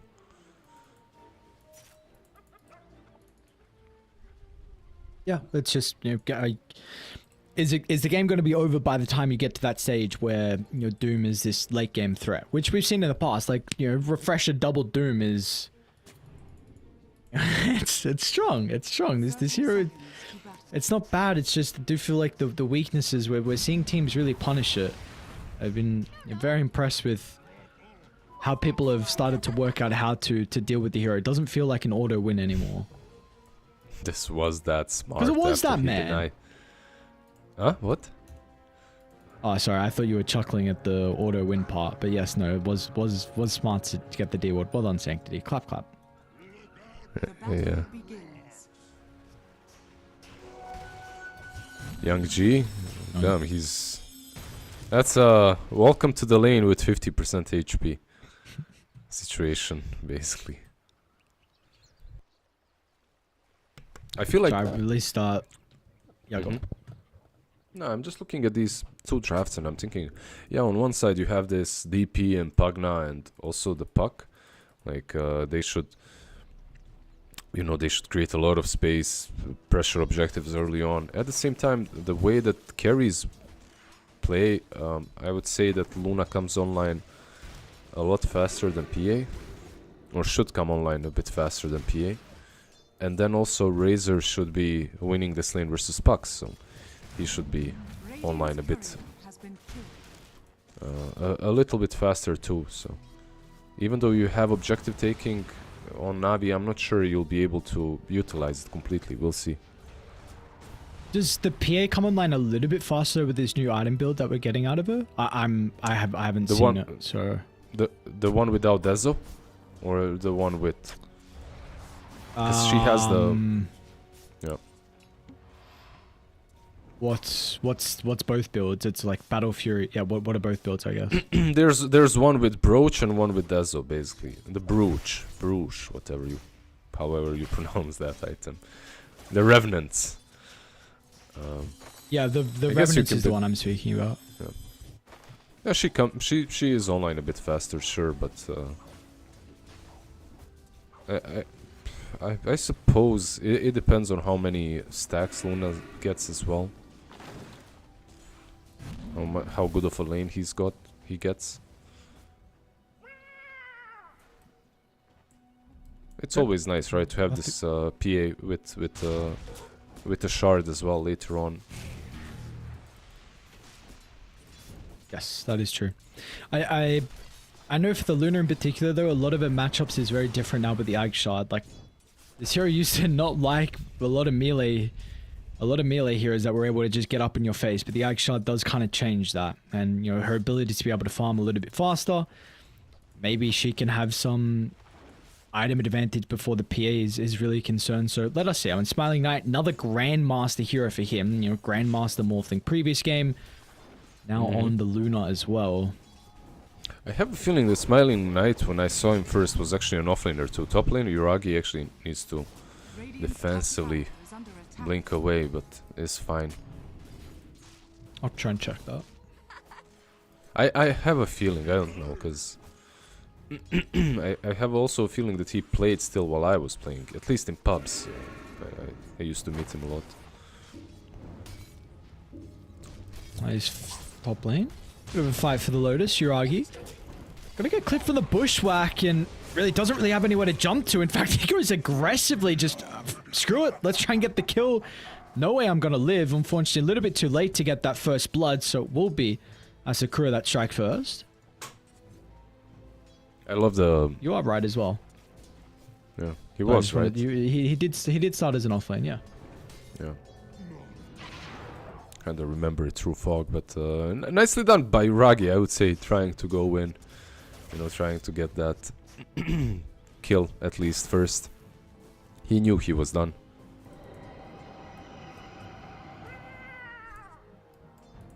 They're being pressured to top quite well. That's the difference between this Doom game and the one last Doom we watched, where he was laning into Lifestealer and being just dominated. This is much better for him. He has Helm of Iron Will already and like 16 Magic Wand charges. This guy's just not dying. He doesn't even have Devour, by the way. Doesn't have it leveled at all. All about winning that lane. Do Zayas need to be keeping attention on top lane for potential rotations? Not now, but you know, maybe in a couple minutes or so. Yeah, he can. It's all about Nefrit and how he feels, if he feels safe in this lane or not. To be left alone where the lane equilibrium is as well. He might go on Luna, actually, speaking of the two of them. She's going to have to try and TP out, so... Already the combo used from Zayas. We'll be free to be able to go back to that T1 tower. What's the resources looking like? Just going to get pulled over a tanker. Top lane. So that should be Melody. fine. Action continues. Melody. Another kill for them. So Asakura off to a much better start here in the second game. Double kill for Lice.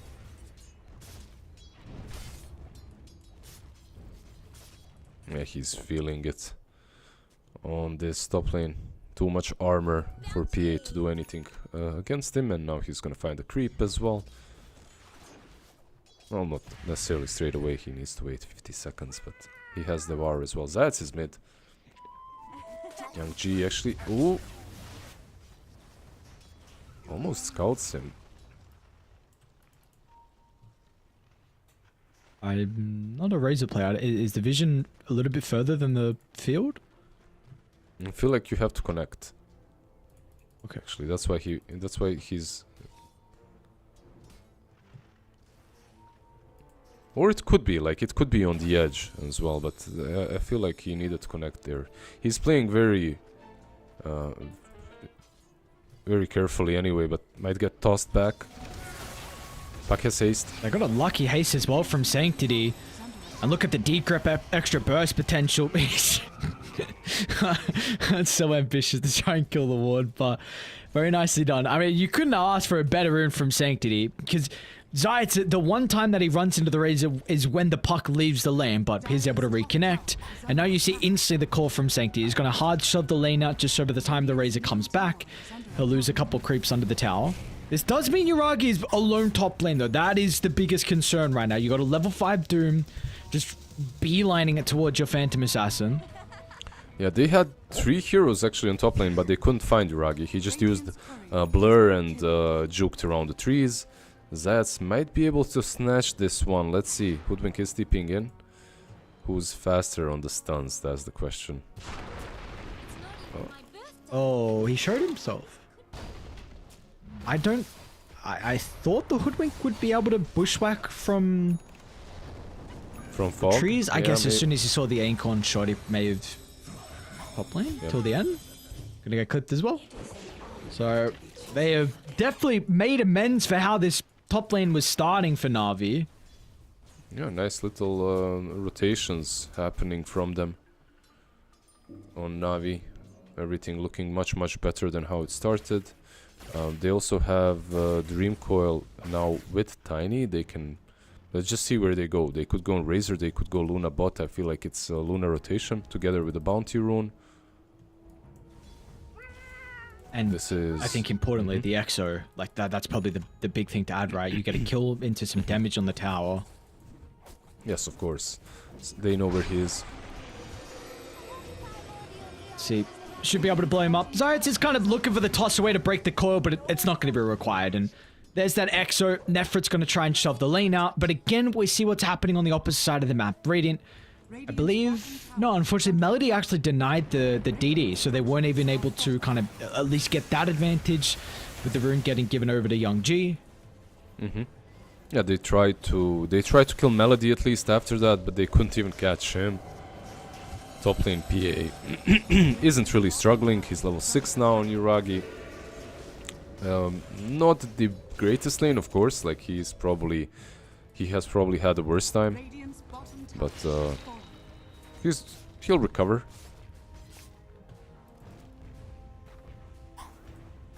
Ice is kind of angling into the trees to maybe find that Doom option. Won't be able to find it. And like you said, Yuragi's going to recover. And honestly, his net worth isn't even that bad. Like he's under 100 behind the Doom. So all things considered, you're very happy with the status of this game. Na'Vi, struggled maybe very early on, but we've seen some rotations been great for them. They got kind of lucky with that haste rune. Movement down bottom was perfect. And importantly, Zayats is getting involved too. At least, previously in game 1, going on him. he was having a couple early deaths. All right, never mind. They are. Doom out. Instant rotation. So, yeah, you get the Doom onto the PA. But she's not dying, and you're going to lose some of your own heroes. I feel like they could have used at least the Crystal Maiden to be there. Just for that extra control. Nicely done by Melody, really. Like last game with Crystal Maiden, he was constantly in the right positions. This time around, he's also the one that allows PA to escape, obviously, with the crap. I feel like that the crap alone saved her. The PA could just TP base after the Doom was used. Razor now. MG. Oh, he wanted the root so bad. They are lacking a little bit of damage at the moment by the looks of it. Youngji's going to make him work for the kill. It's a great bushwhack as well, connecting onto 3, but there's just no cause there to get that extra damage required. Multiple Na'Vi members were quite low with that opportunity, but unfortunately just weren't able to capitalize. And now they've got a catapult wave. They've got Exo back up. It's not even needed by the looks of it. They're just playing better. These microaggressions, these micro plays are so much better by them. Everything makes sense. Not like you said, not even an Exo was used. They take down the tower. PA also joining them, TPing back top, farming, defending the tier 1 tower. I'm not sure, the way they move across the map is just really good. Much better than Sakura in both of these games so far.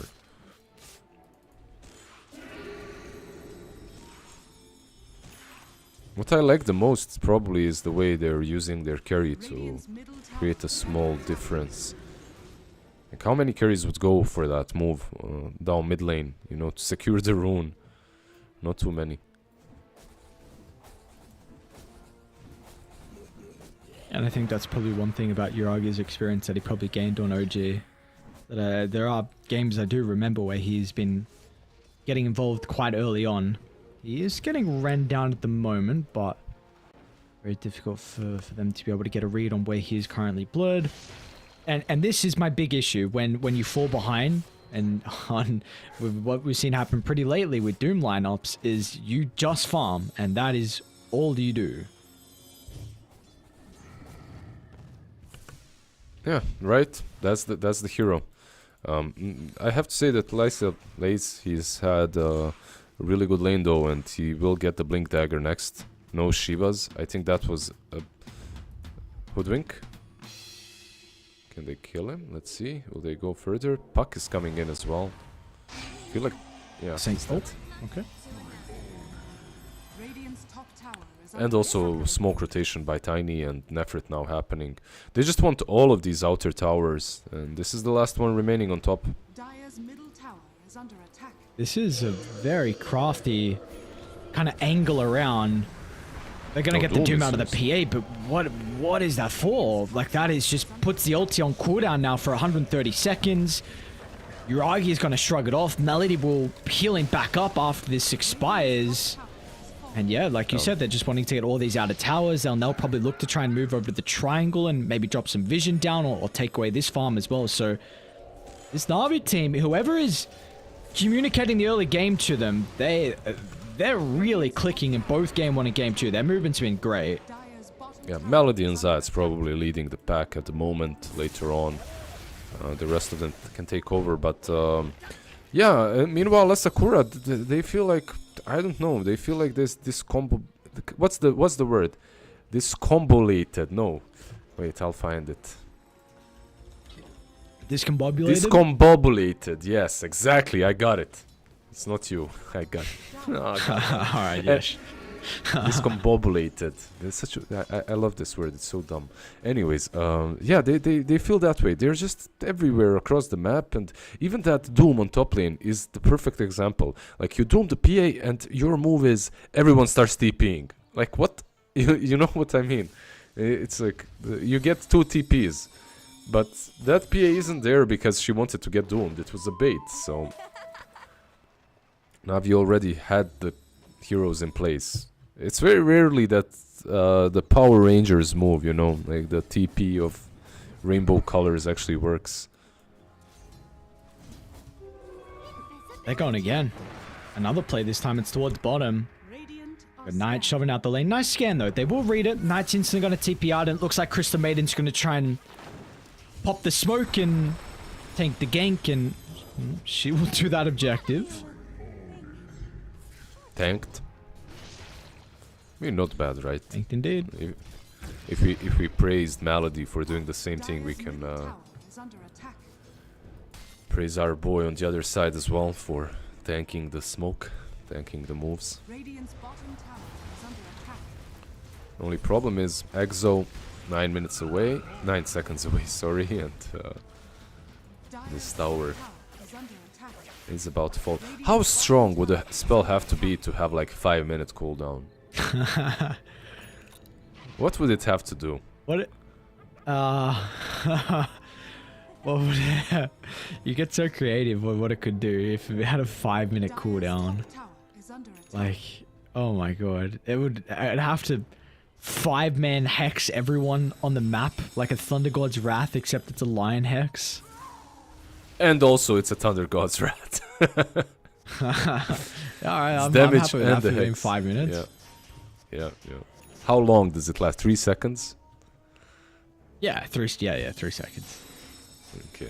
That's pretty good. That's like Thunder God's Wrath that's- damage plus like a global hex sanctity. Yeah.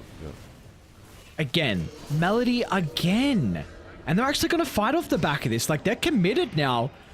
Coil from Sanctity is going to clip on the back line. Zayat's going to be able to make sure that the nice Raisin Doom. doesn't retreat. But you got big Doom issues.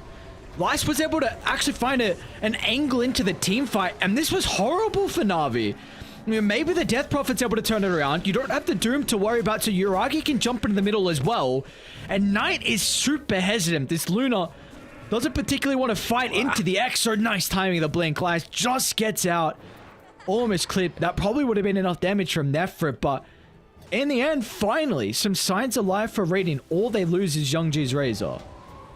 Nicely done by Doom, getting on top of Puck, finally utilizing the Blink Dagger, getting a little bit of that mobility. Puck dies. Yeah, I mean, if Puck gets doomed, he's as good as dead, this hero. Cannot deal with that. Very well played by Asakura. Also, I feel like Yuragi was a little bit hesitant to blink in and use the dagger on Doom. Maybe they could have killed him, but yeah. Zayat? Nice. Maybe with the Witchblade they should be able to secure the kill. Jeffrick's really going to make him work for it, but it doesn't matter in the end. And that kill involvement gives Zayat enough gold here for the Blink Dagger. And he's already been making some pretty good movements across the map with the Tiny, so that is going to be much easier now with this big item completed. It's always like that on him, right? The moment he gets the blink. A bit slow. What happened? I didn't even see Razor was going Orchid. I just haven't clicked on him. Like, what's his item doing? You're playing into a Puck, right? Into a PA as well with the Bloodthorn later on. It's not bad. Into Pugna, it's decent. But I think it's mostly about the Puck. Like, they had no catch for him previously. It's not terrible. Like, I feel like Orchid right now is much better on heroes that usually would never buy it. Like a Slardar Orchid, you know, Clockwork Orchid, whatever. Not necessarily never, but very rare. It's good. It gives decent stats as well. Bit of a messy initiation. Lysa's got the Doom. He's going to chuck him in the middle to be able to find a better target than the Tiny. But can he even activate it? They're going to try and charge a Death Prophet into the middle. She's in a lot of trouble now, especially with the beams getting laid down. Another fight for Na'Vi that doesn't go their way and seem like just potentially forcing the issue a little bit too much inside Radiant's jungle. Yeah, I feel like there is one interaction we didn't really talk about. That's Doom preventing heals, right? And if you're a Death Prophet, doesn't that kind of completely destroy you? Because you aren't tanky. The reason why DP is tanky, yeah, she's got Shivas, but she needs to work off of Spirit Siphon. And if she can't Siphon, I'm not sure. I think Doom prevents her from healing from Spirit Siphon. So yeah, it would. It should, I imagine. Right? So you're every time you get doomed, you'll just disappear in these fights. I really think Lysis should just doom the DP then. Forget about everyone else. Just destroy this hero. What is Lysis actually going for? Alright, so yeah, Blink BKB. So his... At least how we can enter the fight's going to be pretty easy. I mean, we really do see his net worth taking a hit, Jeffrix. Alright, he's going to go down. Yeah, I mean, we see Lysis' net worth is really taking a hit. And of course, a lot of that is off the back of some of the deaths. But you just mentioned it. Like, he can still have value this game if he does get the Doom on the Death Prophet. And I wonder what the item build could be then for DP. If she wants... Maybe after BKB, if she's feeling kind of luxurious, you could consider something like a Lincoln's. Maybe if you want a cheaper one, you could go Lotus. Maybe you could just say, screw it, I'm happy to take it if that means my PA is not going to get doomed. Yep, I feel like that's the most probable solution. Or that is no solution at all.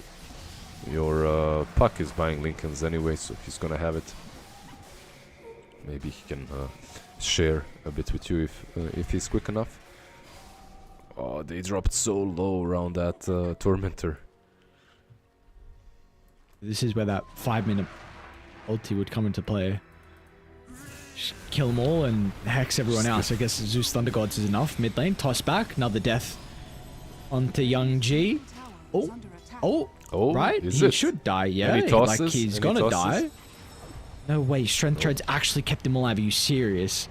So this is your lesson. Oh, they tossed Luna in. Treads. That's a huge toss. What was that? Yeah, for the Luna. What? Okay, so he actually lives off of that. Honestly, the moment I saw that toss, I was like, yo, what are you doing? You're gonna make problems for your Puck and your Pugna, but they managed to survive, and so does Tiny, so it worked out. That's a gamer. Yeah, Yuragi, by the way, this gamer has a BKB completed. BKB Battle Fury, not like he's fight ready, but it's not.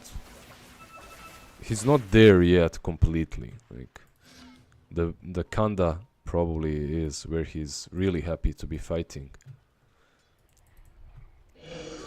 And potentially with an Aegis into his inventory as well. So Na'Vi going to commit the Exo for it. And by the looks of it, it's going to be a free Roshan as well. Asakura, even if they knew, I wonder if they would contest it. Maybe they would with some nice Doom. Luna also has a BKB Manta. I think they could have contested it if they were in position. Unfortunately, they aren't. I always feel bad when I'm playing a hero such as PA and...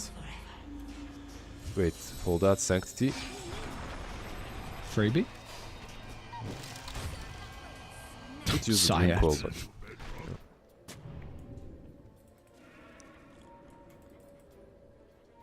Top lane, Nephrit? Doesn't have ult. Have they got the... Maybe with the clips? BKB, unfortunately the rest of the components are inside the base, and it looks like Knight's... Oh, maybe not Nephrit. Gets a little bit of bonus health back thanks to the Siphon, and now... Oh no, it's not looking good. TP, At least yeah. Knight, I suppose, can TP out. Do they get the Crystal Maiden detection? A little bit too late. They both make it. Does someone else not make it? Okay, Doom makes it too. Everyone makes it. Dire's middle tower is under And attack. the DP as well. Well, on the plus side for Na'Vi, BKB was used on Luna and the ulti, so you have this like 70 seconds to play around that. You can go make a move. DP is super squishy only if doomed though. Yuragi. Doomed. Wait, he's just beelining into the middle. And takes the Doom. That's the first life. Zayats is dead as well. And this is a movement where you don't have your death prophet. I mean, maybe Yuragi's BKB can clean up some of the supports. But that was a crazy move from Na'Vi, and again, they're like 2 steps back, maybe 1 step forward with Aegis, and a couple steps back. Definitely the communication I was praising earlier on, but right now it seems like it's a little bit messy.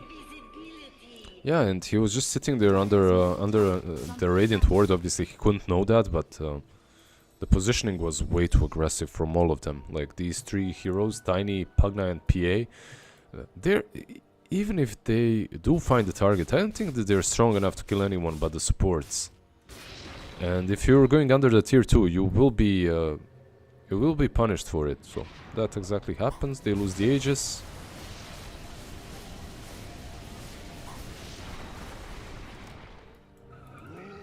Time to wait for the Kanda. Knight's net worth has skyrocketed up too. This Luna is just farming up an absolute storm. I mean, almost 100 last hits. In fact, over 100 last hits ahead of the Phantom Assassin. It is still the issue though of like, what is his Puck gonna do to Asakura as we get to the later stages? Because you maybe Lysk is going to be able to find the Doom. It's going to be trickier now with the Lincolns, but we know this Puck hero late game, it's... You got to deal with the PA, and now you got to worry about Sanctity. Yeah, and both heroes super elusive. They are finding the CM first. Any detection? No detection again. That feels bad, man. He just dropped the sentry. Yuragi, though. Radiant's Yuragi? middle tower is under attack. I think you got a glimpse of the Luna, but we've She's seen so what's tanky, happened though. recently.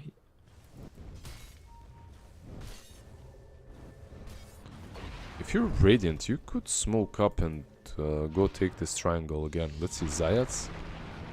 This time he does. This time, yeah, they got detection for this one, but they're kind of... Knight's running in. Navi Doom on want to try and Yuragi. take the team fight, especially when Lai's going to be able to find the Doom. Phantom Assassin TP out, it's not going to matter the dead. damage. It came in far too quick. She'll die inside the base. They don't have anything left though to be able to catch up to the other Navi members. Sanctity's even like considering about maybe jumping back in, but it's still going to be kind of cautious. Lai's has to pop a BKB, and Nefert wants nothing to do. He even TP'd bottom. You can see that they're just forcing things a little bit too much, but they are forcing things because they understand we're playing into this Luna. The hero will out farm us if we just sit on our hands. CM for the 5th time. He has Do they his care if the personal. Luna out farms though? Of course you care. It's not about caring if she out farms you slightly, but if she's 2 items ahead of you, which she is right now, that's a problem. Yeah, but she is right now because your PA keeps dying multiple times in a row. Like, don't you just... do you not feel like if Na'Vi are equal net worth in, like, at 40-minute stage, they win? Probably. But you're not gonna be equal if you are doing nothing. Okay. Because Luna will be farming one lane completely with illusions, both of the ancient stacks as well. You probably at least won't be equal. Okay. But they just had... I feel like it's different for Navi. That's not exactly the situation. I feel like they just had a decent start and then they tried snowballing with it, just like they did in game 1.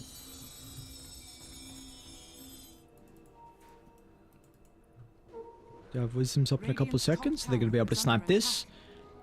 Does look like at least Jeffrix is already in a position to be able to take Navi's own Wisdom rune as well.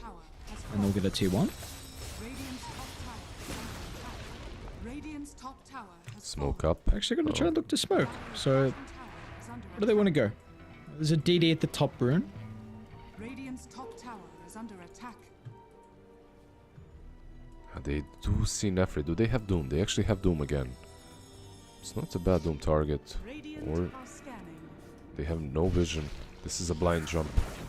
Sanctity. Oh, no, they're going to glimpse it first. It's not going to matter. Nefrit, BKB activated with the Force Staff. Get some distance away. And they're kind of just toying with them.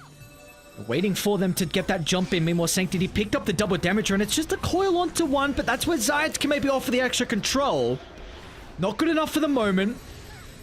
Exorcism committed as well, so far out. Zayat's almost died as well to the beam. Dude, that beam is just silly. One beam and Tiny loses 90% of his HP. It's funny. By the way, Navi as well.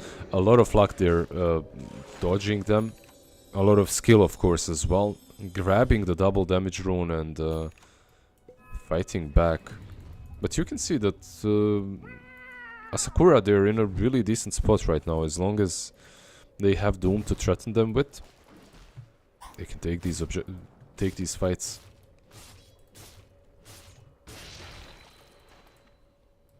Maybe one thing that they're missing is a good catch, right? On Asakura? Yeah. It's like Crystal Maiden and Hoodwink, nothing amazing. Radiant are scanning. Bottom lane, Niam's gonna reveal. He's got some heroes playing behind him. But it's close to Dai's side of the map. They're gonna be able to rotate much faster than what Radiant can. Jump to the backline. Lice trying to find an angle for the Doom. Where'd you go? Where's your Doom as well for the fight? Knight's now in trouble. Yuragi leaps over the top of the tree line. Miss to the bushwhack means they should be able to catch up to the Luna. She's going to try and dance around, but the TP location, it was a Hail Mary play at best. Yuragi gets the triple. 70 seconds, no Luna. They can get in a big objective off the back of that. Yeah, let's see. Exorcism is, well, still down for 40 more seconds, but they found CM. That's another kill. And you can now push in mid lane with it. Rosh is up only in 2 minutes, so that will not be a possibility, but that's huge. This fight right now just... it doesn't separate PA from the Luna. It brings PA closer to the Luna, which is exactly what Yuragi needed. Now he's getting closer to the Revenant's Brooch. Radiant's middle tower is under attack. Such a nice initiation by Zayats as well, jumping in, tossing the Luna backwards. I always feel, whenever I see him doing that, I'm like, bro, stop it, you're killing your Pugna, this poor boy. But just putting Luna out of position is always worth it, it feels like. Yeah, because even if you don't get her on that first round of initiations, as long as you force a BKB for Knight to reset his positioning, and you're back to maybe where the rest of the team are currently set up, that's kind of a win in itself. Or you use his toss, and Zayats he's got your Scepter, he's got Ogre Seal Totem, 4 staff now as well, so he can jump in and get out and probably not even lose his life. Yep. I think you mentioned the BKB on Luna, and that's probably the most important Effort. part. Doom. Oh, aggressive jump in. Instant Lotus, though. It's very difficult for Lice to be able to play. They are a little bit separated, though. Lotus about to expire. Lice is not going to mess around. Wants to doom the Death Prophet, but that will free up Yuragi and Sanctity, and they will not hesitate with that. Jumping over to the backline. Yuragi's going to wait for the Eclipse to expire. They'll turn to deal with the Razor instead. Numbers advantage. I mean, you buy back on the Crystal Maiden, but are they really going to be able to get much more out of it? Yuragi is eyeing these supports. Meanwhile, it's actually Zayats that finds the opportunity. Crystal Maiden onto the backline, trying to do it all by herself. But that is, in fact, a dieback for till the end. And now it is a 2v4. They can walk it down. They can go for Roche. Whatever they would like. Yeah, they do. Or see again, Luna the same thing can happen again. Okay, he's fine. Is he? Oh my god. He's fine, survives. Can they push? They have 30 seconds without Razor, probably only Luna up. The safest play is to actually go Roche, but maybe they can force it a bit first. Navi is just playing these teamfights much better. You could see in that last engagement, Razor is way too far out, searching for DP. He gets the kill, but by the time he gets the DP kill, he's also dead, because he's isolated. PA isolates them on one side with the BKB, just forces them to move back, and then blinks out to the other side to kill off the Razor. That's like the huge difference between PA and Luna. Like, Luna needs to be ahead in farm and everything, because she's very mobile. She's just like, you know, I'm here, I'm hitting you, and if you don't want to fight, there isn't really a lot that I can do about that. Meanwhile, PA is all over the place, jumping from one side of the teamfight to the other. Much easier to execute with her.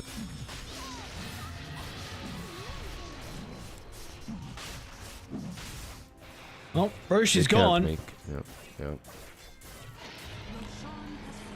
They didn't even try, did they? Running towards it. I guess no Doom. I don't know. I mean, it probably would. I don't know. You are now playing to Aegis on the PA. Sanctity just completed Scepter. And the arrow is drawn down top. Zayats has made the call. Try and shove out the lane with the AoE. And they might have Yuragi just poke up this high ground. Maybe just, you know, his head slightly up the stairs to give them some information. Or they might just run into Knight. They don't have PA here. Everyone else is kind of far away behind him. They don't get the break on the coil. And the damage still nonetheless, they should be able to kill him off. They try and jump in, but Lice is just too late.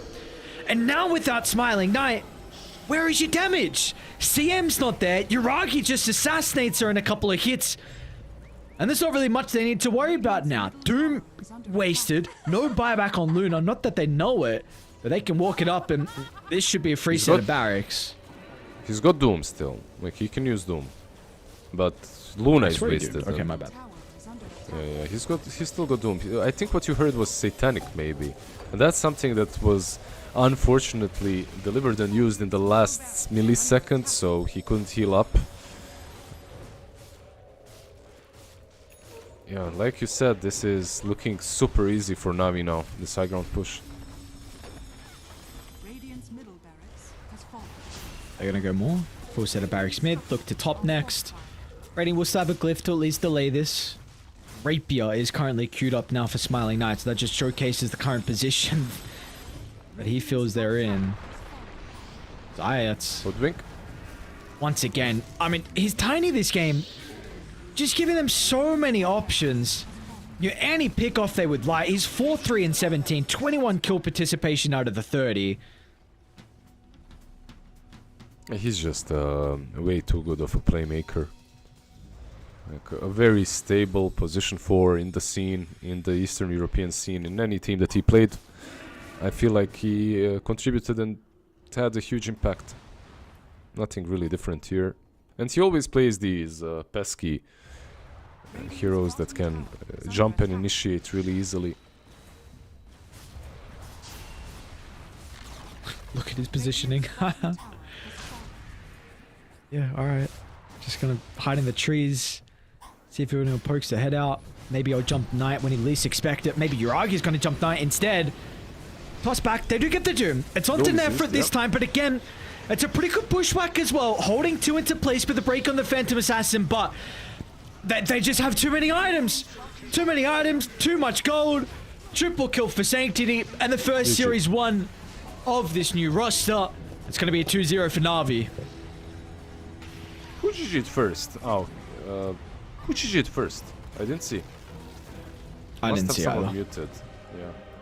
Or maybe some bug. Yeah, in any case, nicely done again by Na'Vi. Me and you, man, we're never gonna get a 3-game series, which is all right for me in these qualifiers. At least later on, it gets a bit annoying. But yeah, cool games by Na'Vi in both of these, both of the games in the series. They outplayed their opponents quite convincingly. A couple of really nice plays that I have seen from Iragi as well with the early rotations.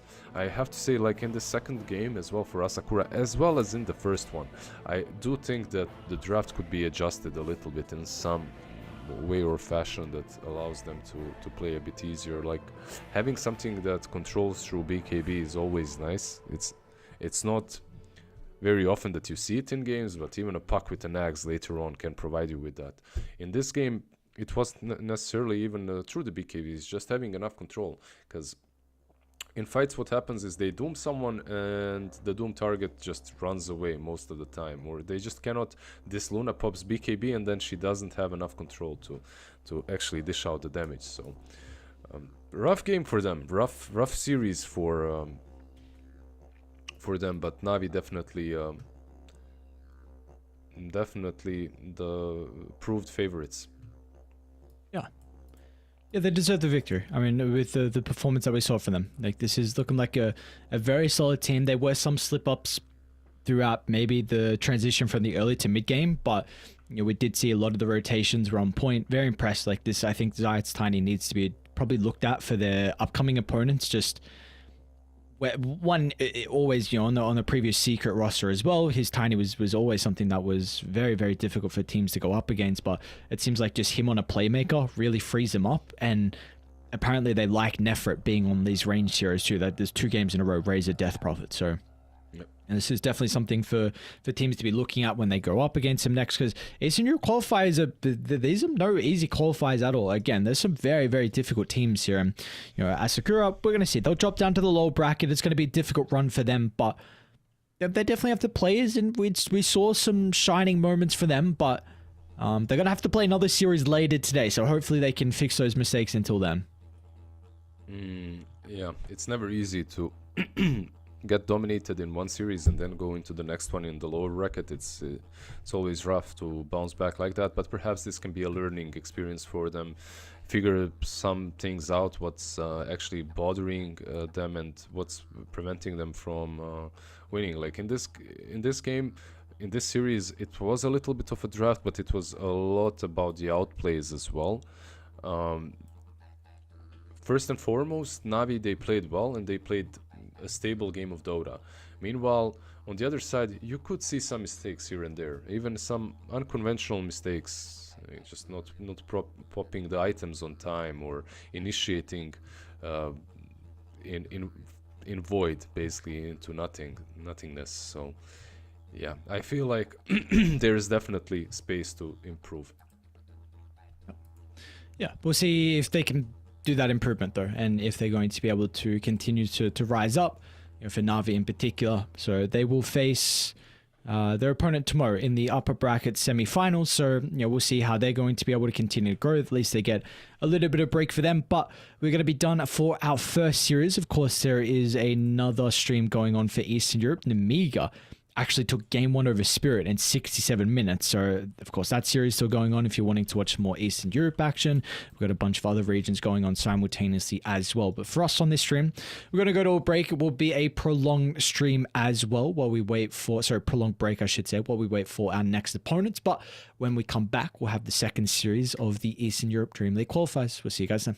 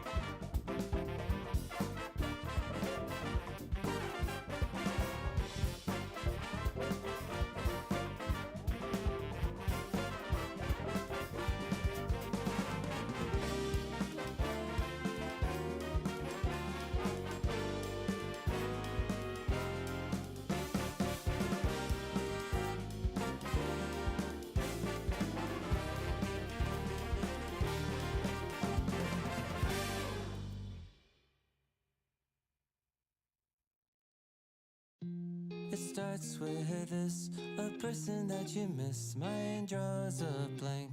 I wanna go back to the early days when life was an escape. Now I just wait for better days. I lost myself in your reality. Lost myself. I lost myself in your reality. Lost myself.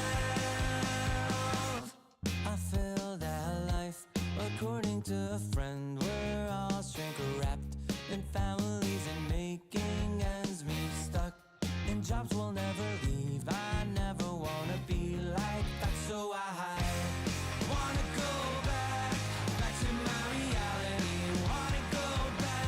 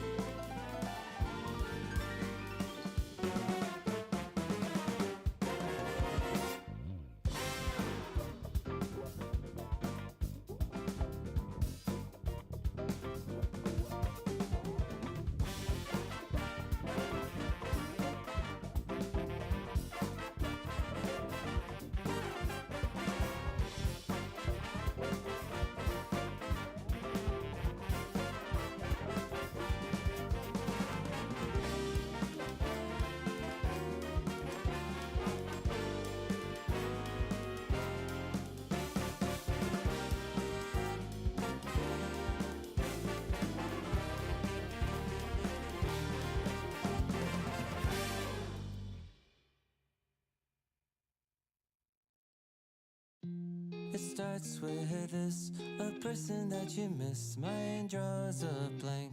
I wanna go back to the early days when life was an escape. Now I just wait for better days. I lost myself in your reality. Lost myself. I lost myself in your reality. Lost myself. I feel that life, according to a friend, we're all shrink wrapped in families and making ends meet, stuck in jobs we'll never leave. I never wanna be like that, so I wanna go back to my reality. Wanna go back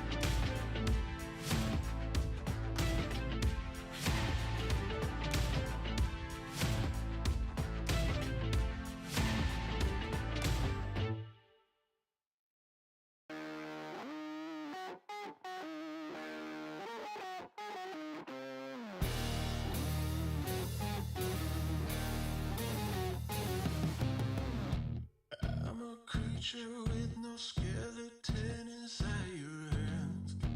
Got no home address, I come and go as you command. And it's fine with me, and it's fine. I'm a bandit that you use to keep from bleeding out. I'm the lover you don't love, but love to keep around. And it's fine with me, promise that it's fine. Maybe I'm a fool, it's not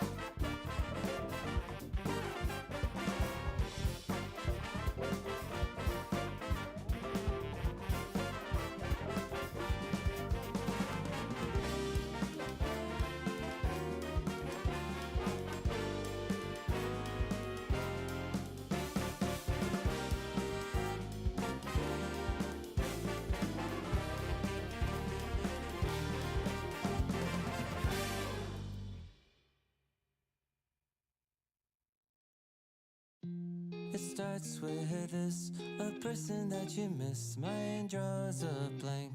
I wanna go back to the early days when life was an escape. Now I just wait for better days. I lost myself in your reality. Lost myself. I lost myself in your reality. Lost myself. I feel that life, according to a friend, we're all shrink wrapped in families and making ends meet, stuck in jobs we'll never leave. I never wanna be like that, so I wanna go back to my reality. Wanna go back. I wanna go back to my reality. Wanna go back. Didn't mean to sound so concerning. Am I alone in the hurt?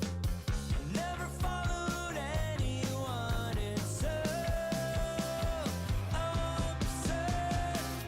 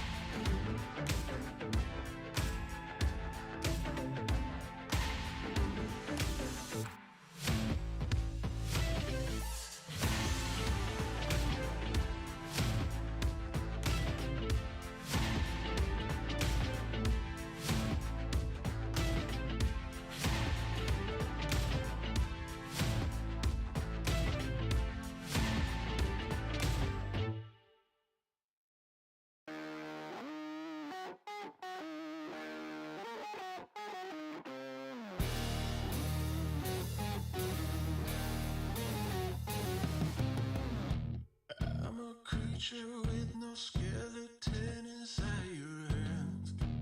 Got no home address, I come and go as you command.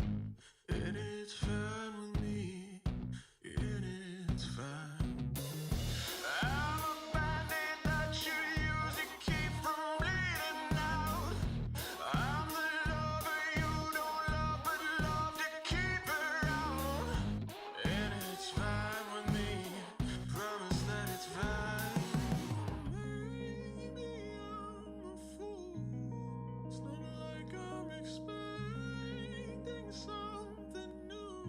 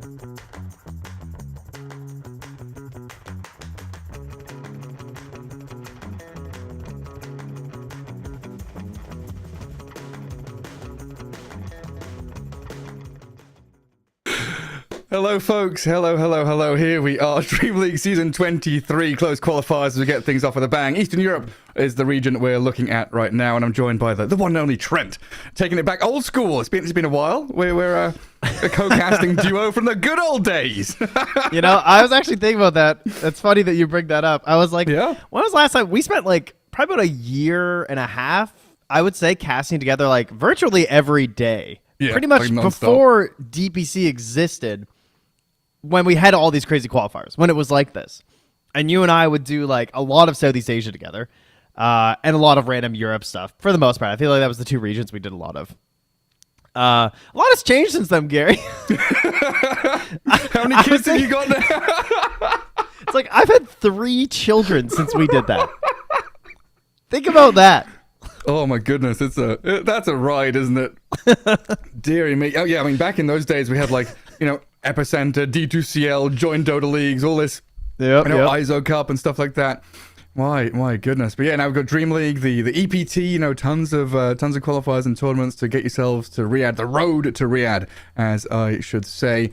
And we're looking at Eastern Europe now. VP up against Night Pulse. VP, I mean, in my books, third best team in the region. They were kind of pushing up to, try to defeat BetBoom Team Spirit, but they seem kind of impassable objects right now. And Night Pulse, their opponents, who, I don't know if they're in the same echelon as their opponents. These other teams. They are just their opponents, little unknown squad that have got themselves through the opens. Yeah, if you look at some of the teams they defeated in their run, I mean, they had to beat Namiga in their open qualifier run, open qualifier number 1, and Namiga just took a game off Spirit. So if you're Virtus Pro, you should be, don't go easy on them, right? Like, focus up is definitely the plan here. Yeah, I mean, it should be said, Night Pulse do have a known player at least, Kami, aka Dream. He's been around for a while, Gambit and Hydra and stuff like that. He was one of those guys that got like to 10k and 11k MMR pretty quickly, so he's a super skilled player, but hasn't really found his home yet. So hopefully here with Warwick, Vazia, Merlin, and Yanta, Night Pulse maybe can pull something out. It's just such a stacked region, man. Whenever we look at Eastern Europe, it's like, okay, you just hope, like the last tournament where they had 3 slots, you just hope, please give 3 slots. So Team Spirit, BetBoom, VP, if one of them's going to qualify directly or get invited, 2 are going to qualify, then there's 1 slot for someone else to steal. Yeah, that is definitely what makes this one tough. Having Spirit and Virtus Pro here, and then you're just a team like Night Pulse, who's just, I mean, this is just a qualifier. Like this, it's crazy, It's just, you're just trying to get to the show here. And it's a difficult road, but that's kind of the beauty of Dota and doing these qualifiers. It's a good old time. Yeah, I mean, just looking at this, you pointed out the other day, Namiga, the slide nav. Nikki Cool is back, the old Navi player. We've still got squads, like One Win, who have looked incredibly good as they got picked up. They were Klim Sanich previously, got picked up by One Win with Mankushi Chiro Jr. Looked incredible. Asakura, one of these new teams. Knight, Youngji, Lays. So it reminds me of the old days where there's just all of these Eastern European players spread across 20 different stacks, and you're like, oh, I know him, I remember his name, that could be a good stack. You just got to kind of wait and see how they perform. Oh, indeed we do. And you guys don't have to wait for any more players. That I can promise you. They're all here. So 2 thumbs way up already. Players still getting ready, but we got to do our coin flips and whatnot, but we have all our players, which is step number 1. So we can all be thankful that that's happening here. I had something. Hold on, I forgot something for today. Wait, you've got a physical object? Show and tell. Show and tell with Trent. I wish I had something here. I will take something off of my shelf. It's fine. He's gone to pick something up. He will come back in a second. Don't you worry. We're doing show and tell apparently while we get ready for the game. Here is my show and tell. It's a Kunkka that we had in the Join Dota Studios way back, and you have a clown. Well, I figured the patch is coming. It's Clown Fall, right? So I thought that he should join us because this is Ringmaster, right? He's ready to go. That is horrifying. Yes, this came from someone's house. There was a relative had perished in my dear wife's family. Okay. And no one wanted it, believe it or not. So I said, well, I will surely get some use out of this. And lo and behold, we're getting a circus patch. So, This is all of us as we wait for the patch. Isn't that nice? That's the thing. He's not the ringmaster, right? He's one of the sad clowns with the fake smile. Just please kill. Look at his eyes, man. Trent, look at his despair. That's just pure beauty right there. So, yeah, I thought maybe that could join us today. He's kind of Joker-esque. He's got that green hair going on. He's got the Jonkler vibes.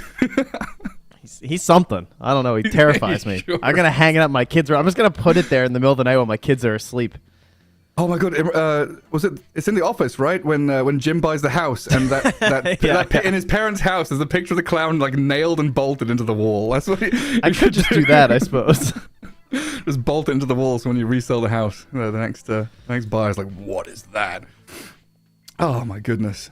So yeah, Dota. speaking of clowns though and whatnot, of course.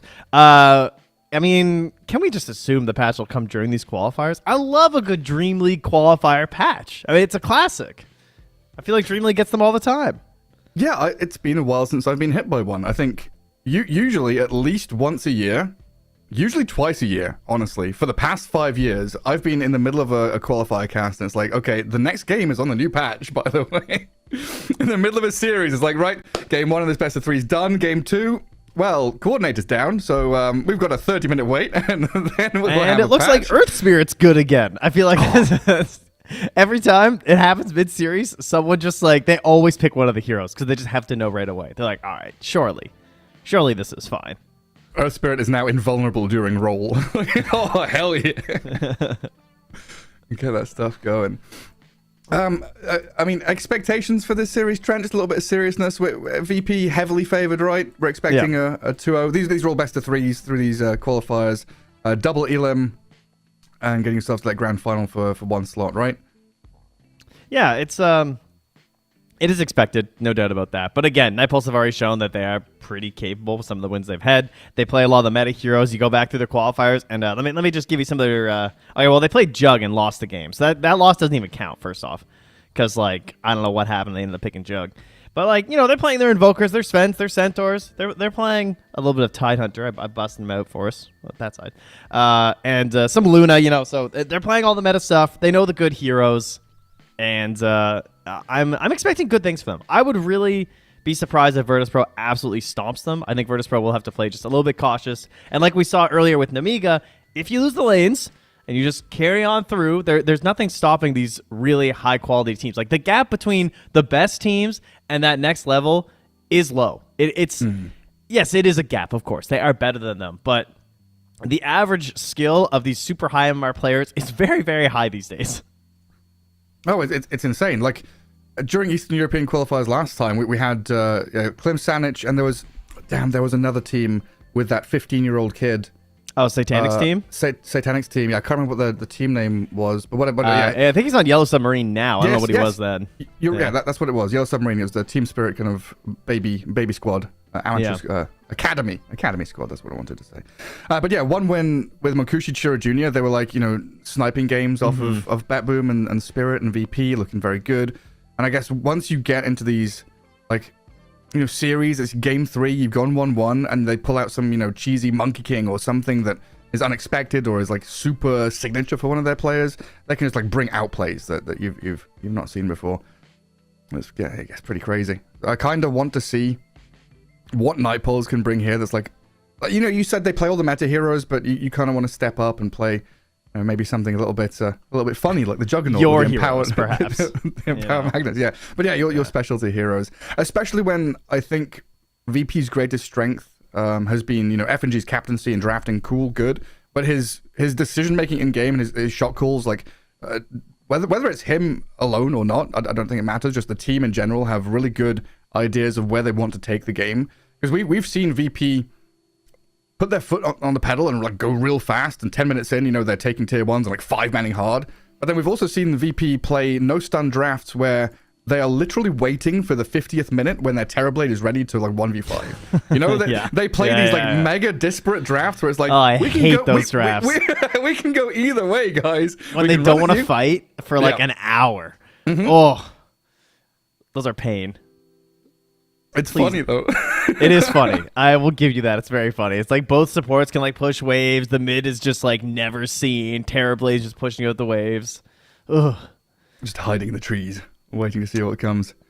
It looks like the teams are ready. So we've been waffling and rambling. We've had our show and tell segment. You know, it's DreamLeague, right? We need segments. We need Yeah. Don't worry. Even the qualifiers. Even for the qualifiers, I'll bring all the memes out. So yeah, lobby should be starting soon. Draft is on the way. Don't you worry. Casters will start the game on time. I've pressed the button. I've taken over. Nice. I've decided. You know what? The people have had enough. And, of our faces. Yeah, mostly that. Two pale ass white guys podcasting away. And a clown. And a clown. And you saw my kunka, right? A clown and a kunka. I actually missed it because I didn't have your camera open while I was managing the clown. Well, there you you took can too see many it now. hands. Please look at my kunka. Oh my gosh, he is gorgeous. Oh, yes, with the time. And we don't have everyone connecting. For once, it's not me. Connection failure, returning to matchmaking. So what do you mean it wasn't you? You pressed the button. You were the one that's saying it's all ready to go. And now the lobby has just regurgitated everybody back into things. Oh, no, last time I couldn't connect. I will tell you guys, though, that priority was for Virtus Pro, so they won the coin toss. They chose Radiant. So they wanted side overall right now, and that's going to give Night Pulse the first overall pick. And currently, if you guys want to hear a little bit of a refresher, in case you haven't been watching Pro Dota for some strange reason, because we've got a lot of it, so it's awesome. Our big heroes, we got ourselves like I guess I'm thinking like big heroes that actually get through. For me, are usually like DK, Timber. I mean, let's talk. Who doesn't get through? Maybe Bat gets through. I guess a lot so now. No Chen. Chen never gets through. We're never seeing that guy. Just watch it. Game 1 here. Chen's let through. Let's get into it. Draft is ready. We're off. We're off to the races. Oh, good. What are our other heroes here who we never get to see anymore? I mean, Centaur Warrunner maybe makes. I feel like he's been seen as a little bit too good lately. I feel like he's not making it through as much. Yeah, he's just one of those heroes that like level 3, you just leave him alone. And it's not as though it's like you're leaving him alone to do okay. You're leaving him alone like a Timber Saw to stomp the lane. He gets nuts. He just like 1v1 out pressures carries. Even when a lot of NP bans as well, and we're gonna see another one here. Primal Beast. Yep. If I look at the top bans from the past couple weeks, they are Chen, Timbersaw, Primal Beast, Nature's Prophet, Doom. So we're doing pretty well on this list right now. Nothing too shocking here. Yeah, and I guess Nature's Prophet in the hands of Sayush on VP. Yeah, he's been the one that's primarily played it. That just lets them play so fast. That's that kind of 5-man dogpile draft style we were talking about earlier. He's just in every lane. And then he's... Like, the wildest thing for me about Prophet is that he plays fast and then he scales. You know, it's like the perfect transition of I'm going to be in every lane ganking and killing for 10 minutes. And then I'm going to have an Orchid and a BKB and an Assault Cuirass and a Daedalus, and I'm going to right-click you. Oh, will they bust out the Mars right now? Speaking of another great heroes. I don't know, whenever I see Centaur, I immediately think Mars most of the time. You know, you think of like Doom being countered by Centaur because you doom someone, they get saved by a global stampede. Mars kind of the opposite. Someone's stuck inside the arena, stampede's not going to help them. Kick it off with the gyro first, though.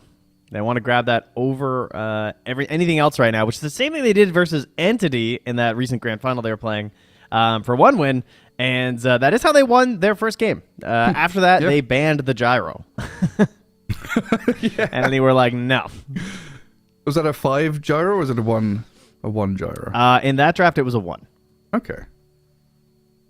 So we could Heritage still theoretically going for it all. Gotcha. So we can still come back for like they picked Crystal Maiden to pair with it in that game, huh? Mm-hmm. So we can still come back for that. But yeah, Mars immediately does get banned. That is the cost, because certainly the best offlaner counter, I would say. After the puck, like that is the other hero that just kind of ruins any sort of stampede save. Sometimes I've seen Pango look kind of okay because you chain stun so much that it looks like a pretty good counter pick, I think, versus Centaur Warrunner as well. You just stop him from running away. Yeah, there's nothing you can do, right? Someone tries to globally save with Stampede and like that, maybe that mid laner on that first like or second kill that the Pango goes for, but they can't escape because you're just getting chained down in the middle of the river anyway. Yeah, it becomes impossible. I like so the Undying ban. I think that really helps FNG play his game. Yeah. Oh, yeah, it's like one of his best heroes by far. This is kind of a difficult spot, though. Like, if you overprotect the gyro, it becomes super obvious he's playing one. It's like if you ban, like, you know, the Sven or whatever that's super good at getting on top of the gyro and whacking him, it kind of becomes obvious that gyro's one. If you want to keep that flex, is there some other direction you want to go? They say Lifestealer for now. And they do pick the Maiden. Just doing the same thing as their previous win. I mean, makes sense. She's looked really good. Not, I wouldn't say the best matchup versus Centaur. Like, sometimes there's, like, a good matchup for Crystal Maiden in the lane. I don't think it's necessarily, like, a crazy good matchup, but it's fine. Ooh, that's a good hero. We like this guy. Oh, that's a good Is that just support me? duo. I feel like every caster likes Shadow Demon. I feel like, I don't know what it is, but it always looks good in the draft until you get into the game, and then sometimes it's a bit of a disaster. But I think it's because we make all these connections of just like, oh, Purge is busted. Purge ruins this item. Purge ruins this hero. You have a save. But then sometimes it just doesn't work out. But I'm feeling good about this one. Yeah, I think he has, like, a lot of good things going for him, but then... So it's easy to mess up. That's the thing, right? As a play-by-play caster, I think it's easy to, like, see and envision, oh, Shadow Demon can do this, you know, play from the fog, hide in the trees, get ready to do blah, blah, blah. But then in-game, there's so many, like, small, you know, micro-movements and positioning and where he is on the map that he needs to be perfectly placed to do those things, especially in sequence, right? If he wants to stack camps, he needs to be near the lane also to save his buddy. He wants to be, you know, roaming around, sitting in the trees waiting to go. But then potentially you want him to be the hero that starts things. If you've got a Centaur, you want, you know, the disruption into stomp play potentially there as well.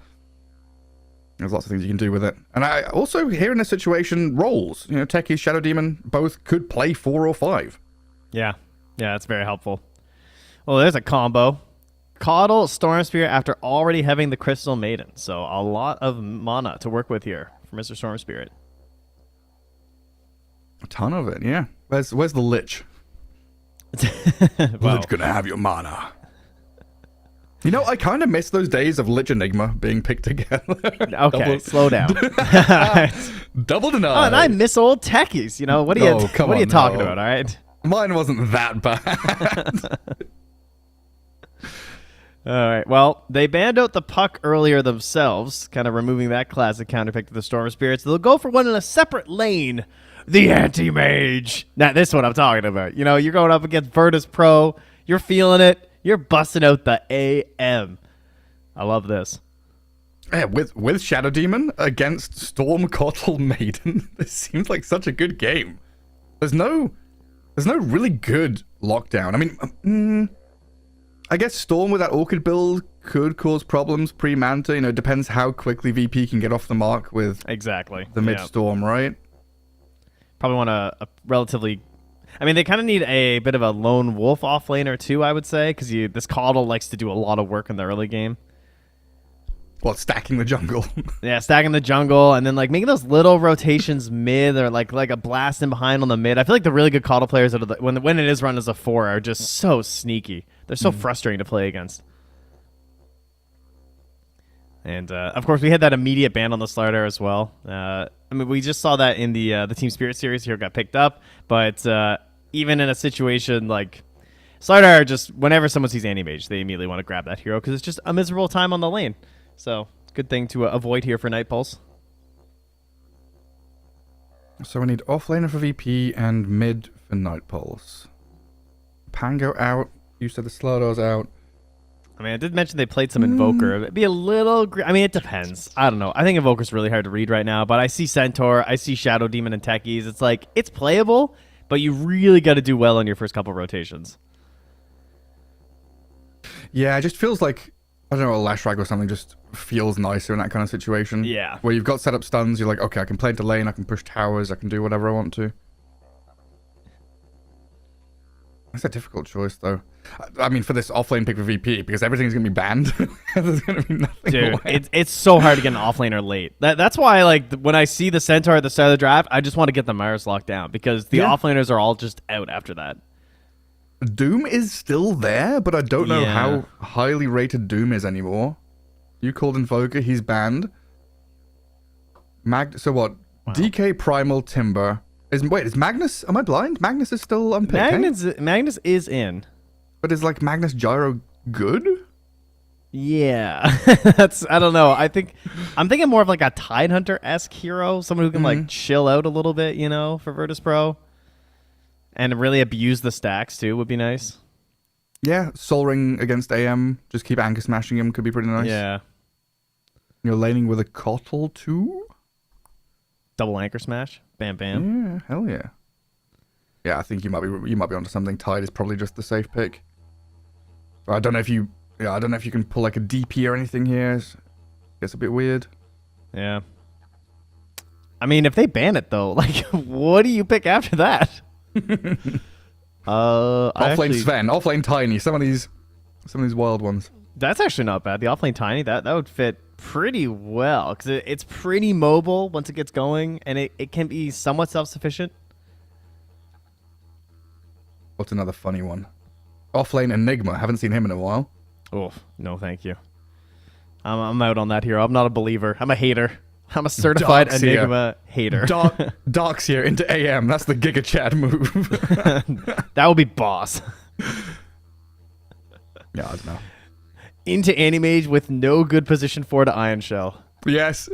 Full range heroes. To certify that you're the greatest Darkseer player of all time. Throw down the gauntlet in game 1. I've seen stuff like that done before. Like, let's be real. It's been done. I think they're just going to end up Razor. picking Doom, I feel like. Yeah, like Tide ban into Doom pick. Yeah, or vice versa. Or Tide gets banned and they just pick Doom. That's probably where we wind up. Probably. And then mid Nightpulse, lane I for mean, Nightpulse. there's still Kunkka. Oh, they ban Axe. Axe, okay. Kind of similar. A little bit riskier. I mean, what do you need here? You've got plenty of gap close with AM Techie Centaur. You've got team fight. You've got split push. You've got tower damage. It just feels like you want a bit of nuke damage, like a Lena or something. Honestly. Yeah, and a little bit of just like space, like being able to move around the map. Oh, they go Yeah, tiny. okay. Yeah, nuke and active. That's very good. Active blower upper and the Beastmaster. Oh, okay. Ooh. Is this one of those games? Beastmaster could just have the complete entire map to himself. Like, who's gonna... Tiny's the only one that like goes around and stops him, right? Yeah, it's one of those classic, like, anti-mages farming, but Beastmaster's also farming at the same time and just getting more out of it. So then, if the first couple of roars go really well, and you're zipping in with a Storm Spirit who's been chakred up, yeah. And then all of that is being pushed further by a Crystal Maiden Aura. That's a lot of space for Kiritich. That is the first impression I have here. It's kind of wild how Beastmaster's gone from being, kind of first pick, first ban, every draft material to now being almost player specific. Yeah.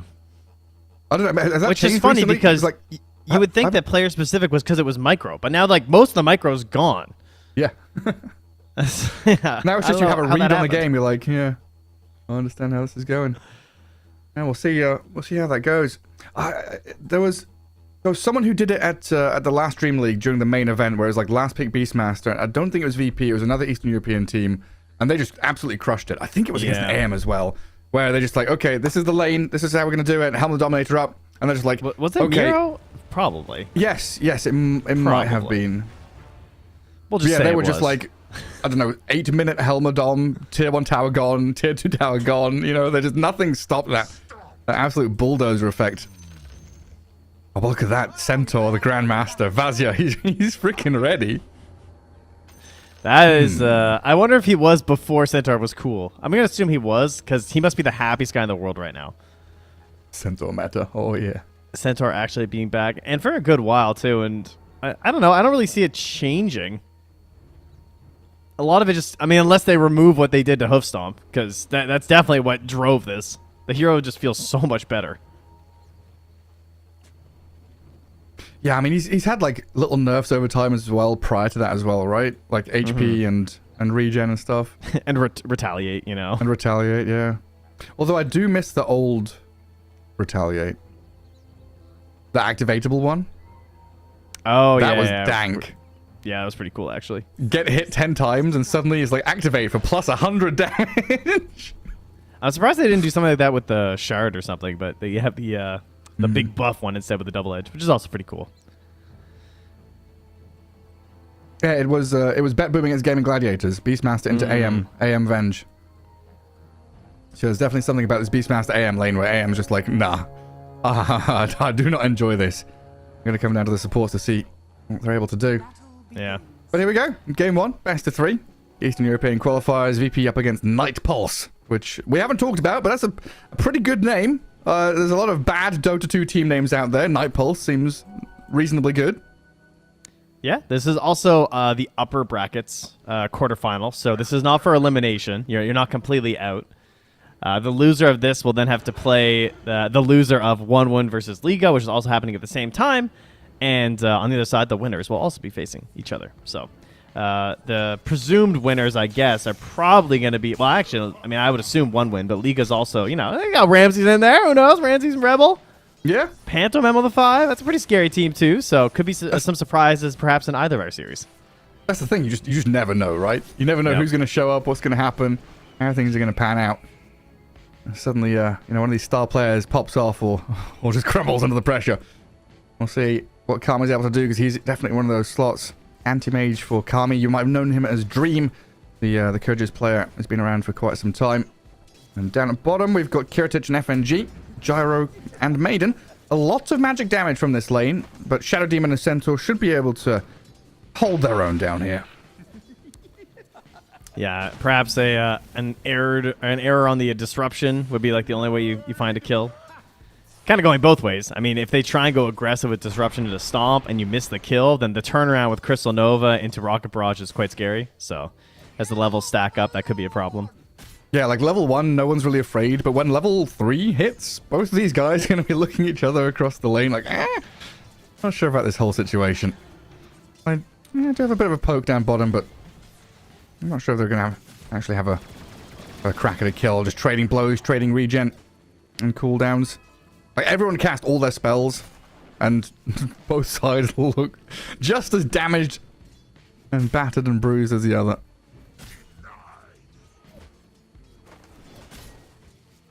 I do like this mid lane, though. Tiny against Storm Spirit, because this could kick off.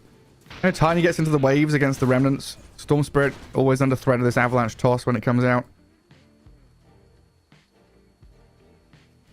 Squad Yeah, he was getting pretty low as well. Like, things were getting a bit spicy in there for a while. It's just so annoying as well, being whacked by a big old tree. Kami, 12-3, along with that Centaur up at the top. So it looks like Night Pulse, these first 3 minutes, having a bit of a better time, just last hitting, getting the most out of their lanes. We'll see how things develop. And we've got this level 2 Kotal who can start dipping back and stacking jungle. Accelerating and progressing. Keeping our eye on for sure. I mean, they went for the early block, but it got removed. Nice blinding light there by Sayush as well. Just pushes the techies away. That could have been first blood. Kotal says, no, not on me. Yeah. We've seen that matchup a lot lately, I feel like, with all the Kotls and the techies, and it's very interesting, too. Like, any forced movement, I think, still cancels Blast Off, so it's there's a lot of heroes that can cause that very annoying nuisance for the techies players. Yeah, you've got to be playing from the fog rather than the wide open lane where they can see you coming. We'll get that small camp pull, though. And techies can try and drag things back for the AM to be a bit safer. Mid lane just non-stop spamming of spells. A 4-minute rune coming up in about 20 seconds. Just gonna cycle through their cooldowns and trade hits as best they can. I just keep flicking my eyes bottom because I just know that one misstep down here, either side, no FNG steps too far forward, a slow, sluggish Maiden gets caught out, could die. And they've got probably in the same position. 4 sticks. Oh, well, sorry, 3 sticks and a wand, as Merlin has already upgraded his. So it's just, you know, it's very easy to miscalculate when you're going for the play, and suddenly there's a turn because they pop the wand, and now you're in trouble. No, Issues galore. Out of danger top. Yeah, it's fairy fires as well, right? Gyro Maiden have fairy fires. There's lotuses, all sorts of stuff here, just to have a little bit of leeway in the skirmishes. Oh, Warwick gets the toss back mid to go for the water rune. Nice play. Oh, he's coming back in, though. A little. It's a lot of armor, this guy. He doesn't care about them creeps. Courier has been A killed. little dangerous. I guess Squad's got the other water in as well, right? Yeah, so they both get that equal refill in the bottles. And every time I look top lane, it's like Techies applying pressure, getting on top of Kotl, but noticed starting to struggle. I thought this would be a little better for the Beastmaster. 15-3, dragging his heels a little bit here, lagging behind the pack. Yeah, I'm not sure either how that's happening. I mean, he's got 2 points in the boar as well, so like pretty powerful last hitting capabilities here. I don't know, it might just be positioning based on where the Techies is playing that's causing him to make some mistakes. Yeah, I think so, because it's been really difficult. Like, I mean, just look at that top lane. Oh, hang on, Warwick in the mid lane. All right. Squadix is going for him. It's a lot of damage. Can he finish him off as he runs up the staircase? No, there's no way he can keep on...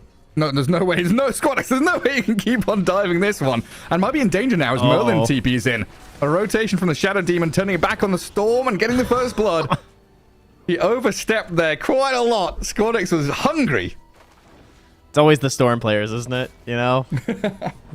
I mean, every pub player feels that one. And then meanwhile, they're pinging the HP bar of the opponent mid. Yes. And then immediately pinging the side lanes. Question mark, question mark? But it's like they don't just alt ping it, right? They control alt ping it. So they they don't show the 70% or the 17% left. They show that he's only got 50 HP, a flat number. They know. Blast off. Trying to get away from top. Notice Naseus this time with a wraparound from FNG. Getting onto Yanta's Techies, and Seus just going to right-click him down. Kind of anticlimactic there. As we see the rotation coming in around his catapult wave. FNG, though? Oh, I thought maybe he'd go for it because there was no blink, but they're not going to try it. He got spotted. What is it? Oh, yeah, so before that stuff mid happened, like this top lane has been, what, triple sentries, 2 observer wards. Techies has put a lot of emphasis in controlling the wave and where it's been. And it's kind of been this weird back and forth where Noticed hasn't had... Like, usually Beastmaster is the one pushing the lane into the enemy tower, right? And then farming jungle and Kotl pulls and stacks. They've not been able to do any of those cycles. It's just been farm lane creeps, get hit by AM and Techies non-stop. Yeah, and Sage has not been stacking either. And now it looks like, again, he is coming in to block these off on the Techies. Like, they fully understand how this works. Is under attack. And he's going to mine. Okay. How many But he's like, sentries wait, can- I got to get a Wisdom Rune. Oh, yeah, it's nearly 7 minutes. Look at him go. Oh, let's see. Does he blast or does he go for the blinding light? Oh, he sees him. Oh, Oh, it was too late. he got it. Okay, this Techies player is a god, man. It's like 6 sentries in the first 7 minutes, blocking camps, stealing Wisdom Rune. He's doing everything. I like how you say that and he immediately misses the sticky bomb in a 1v1. That's on you. I mean, it's a caller with boots. You can't blame him too much, but... He's got a 300 move speed or something. Come on. Oh, wait. Hold. Is he going to get it? No, got it's very wand. far and 7 wand. He's fine. What? Does Techies still want to go for this? What's his TP in? Okay, he's out of there. The boars have arrived, and that's what signals the retreat. Down the bottom, Vasia being run out by Kiritich and FNG. That rocket barrage will be stopped by Merlin, but Storm is in here, right on top of Centaur with a drag back, and the finishing touch there. Squadix will take him down. Oh, and the courier. AM's courier. Just chilling. Unlucky. Swoops. Middle tower is under attack. Radiant are scanning. Well, at least it's dire side AM, so he's got that going for him, you know? Just gotta heal up in the mines. Tower is under attack. Ah, the good old mines. He yearns for the mines. That's been My a child good... yearns for the mines. Oh, yeah? Oh, yeah. Oh, Kotl down. What do they mine up there in old Canada?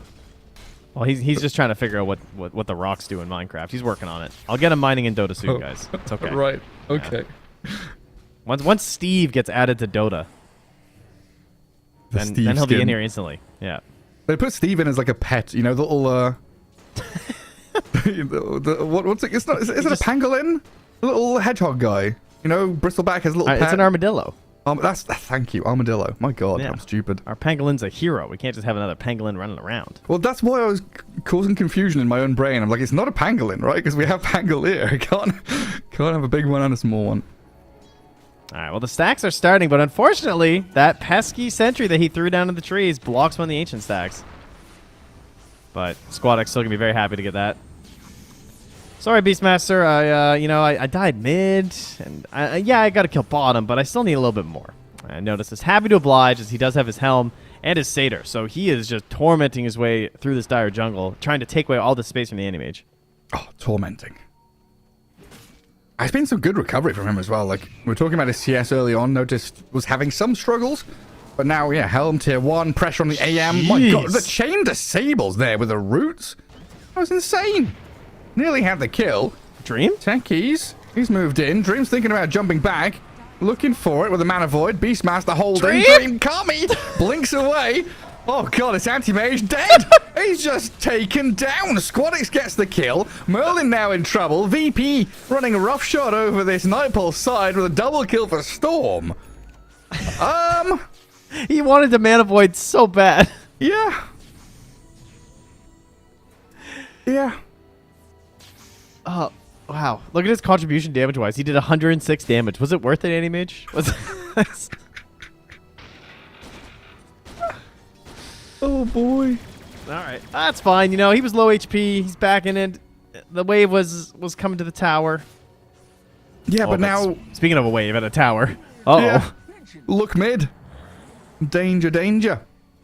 Catapult's going here, and it looks like Gyrocopter's on his way as well. And Kiritich is like, oh, yeah. Come have a bit of fun here. Flat cannon down the tower. Kill some creeps while I'm at it. That is a 5-man move by VP. Well, they had 4 heroes in that top fight. Swing 5 into mid. This is the VP playing fast around a Beastmaster who has now unlocked his potential. And as expected, Kiritich is just getting all the space in the world because everything has to be attended to when it comes to the anti-mage, and so the Gyro just kind of has free farm.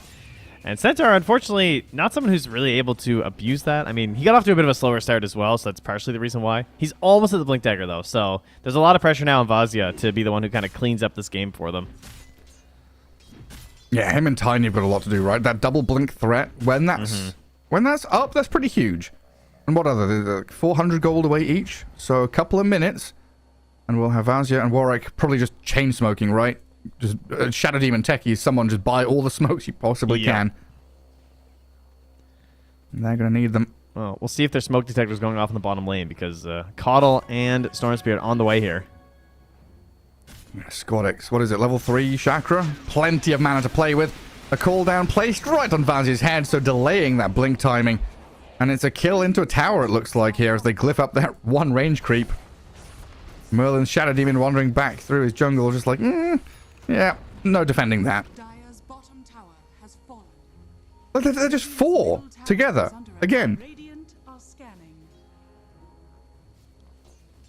Get a slight lead, get ahead, play together, steal enemy stacks. And this is how you're going to start shutting down an AM draft. Make that map as small as possible. It is time now, though. Nightpulse with the blink from Tiny. Jump onto Sayrush. Looks like a kill on the Kotl there. This is going to be their reward.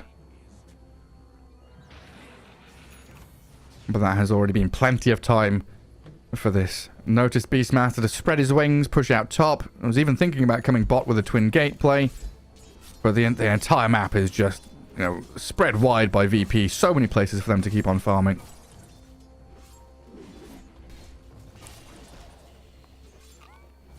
Like, seriously, at this point, you smoked again, right? Surely?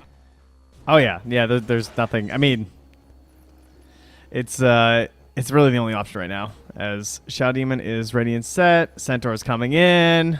Hand over the blink. I mean, they just cannot even wait. It's like not even in his inventory yet, and they're already starting. Just like, please. And you just gotta hope they're kind of trying to come and pick off Kami right now. I mean, they have the vision. All right, they're gonna run to Sayush. Okay. Blinding light push back. No way he's going to survive this off that play. They disrupt one on the far left as well. Kotl's down. FNG with a backup arriving now, though. The Roar in the freezing field kills off the anti-mage and Techies. He's planted some good mines to blow up the Crystal Maiden, but a double kill for Squadix as Tiny arrives and Centaur tries to blink and stomp and whiffs his opportunity. Vazia will stun the Storm, but die regardless. A triple kill out from him, and it looks like an Ultra as well. Kiritich steals it under the nose of his Storm Spirit. A 4 for 3. I mean, not awful for Nightpoles, but not good by any means. Well, if it wasn't for that blinding light, I think that fight goes way better. Like, they had to expend so many extra resources there simply because they all got pushed back. They had to recommit onto that Keeper of the Light. It slows everything down. You're allowed to kind of like reposition on the side of Virtus Pro, and especially as a Storm Spirit, of course, where his positioning is the easiest thing in the world for a Storm Spirit as long as the mana's there. So really good reactions there from Seuj. Yeah, incredible. Okay, a couple of times he's done that now. Very, very quick on it. I say, not good by any means. It was a slight net worth win for Nightpoles, even though they lost their AM, went 4 for 3. But it's just every time Antimage dies and he's not farming, pre-Battle Fury is minutes lost. I don't think they've got the minutes to spare at this point because Gyrocopter is 1,500 away from Aghanim Scepter on top of Chrysalis and Falcon Blade.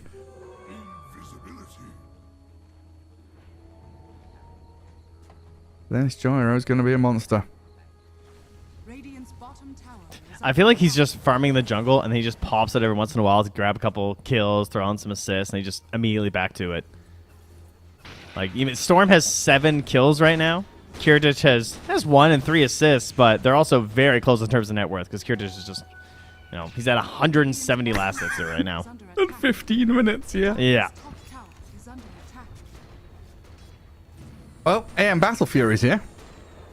Let's see what Kami can do to farm through the jungle. He's got some ancient stacks. Yeah, that's a good start. He just needs so much more though at this point. So we don't see. And the that's a continual- risk, too, when you go for this lineup, I think, on the side of Nightpulse. Like, you kind of know this can happen. You're gambling it all in a double Blink Dagger reveal, and it's a little bit more than that, too. You're also kind of gambling on the fact that you're going to catch the Storm and, like, blow him up with this mana void, and that's supposed to, like, really slow down this momentum of Virtus Pro, because he is the driving force here. He kind of connects it all together with Squadix, and if he just gets blown up first, suddenly, Virtus Pro start to scatter, maybe you pick up a few with the Stampede. That's the way you turn this game back around. But that window just keeps closing, tighter and tighter here as every minute goes by, especially when you see Assange and Kaya picked up. Oh. Yeah, I mean, he's going for this scaling build, right? We talked about the Orchid earlier on, but it's felt like he didn't need it, so he's gone for this Witchblade Kai Sanj scaling into mid-game, much more of a hefty threat. And yeah, I like that way you put it. Like, the windows start to close, the doors start to close, and then you're left with really only one game plan, which is dangle the AM. Yeah. You dangle the AM, it's like, Storm, jump on him, yeah. And then you come out with a double blink and try and blow him up. But if the AM dies during that, then it's a lost cause anyway. Now you're looking at Aegis for Squadix. Oh boy, Nightpole's a lot of work to do here. 5k deficit, Aegis Storm. Already looking at a map which is pretty desolate, honestly. 2 tier 2s left standing mid and bottom lane, but top jungle's pre-warded by VP. They can shove into mid, transition through to that bottom triangle, and you're just scraping the bottom of the barrel for space here as Nightpulse.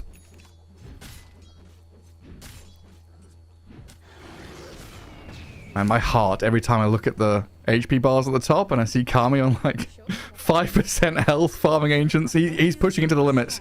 Yeah, I mean, you have to. There's no doubt about that.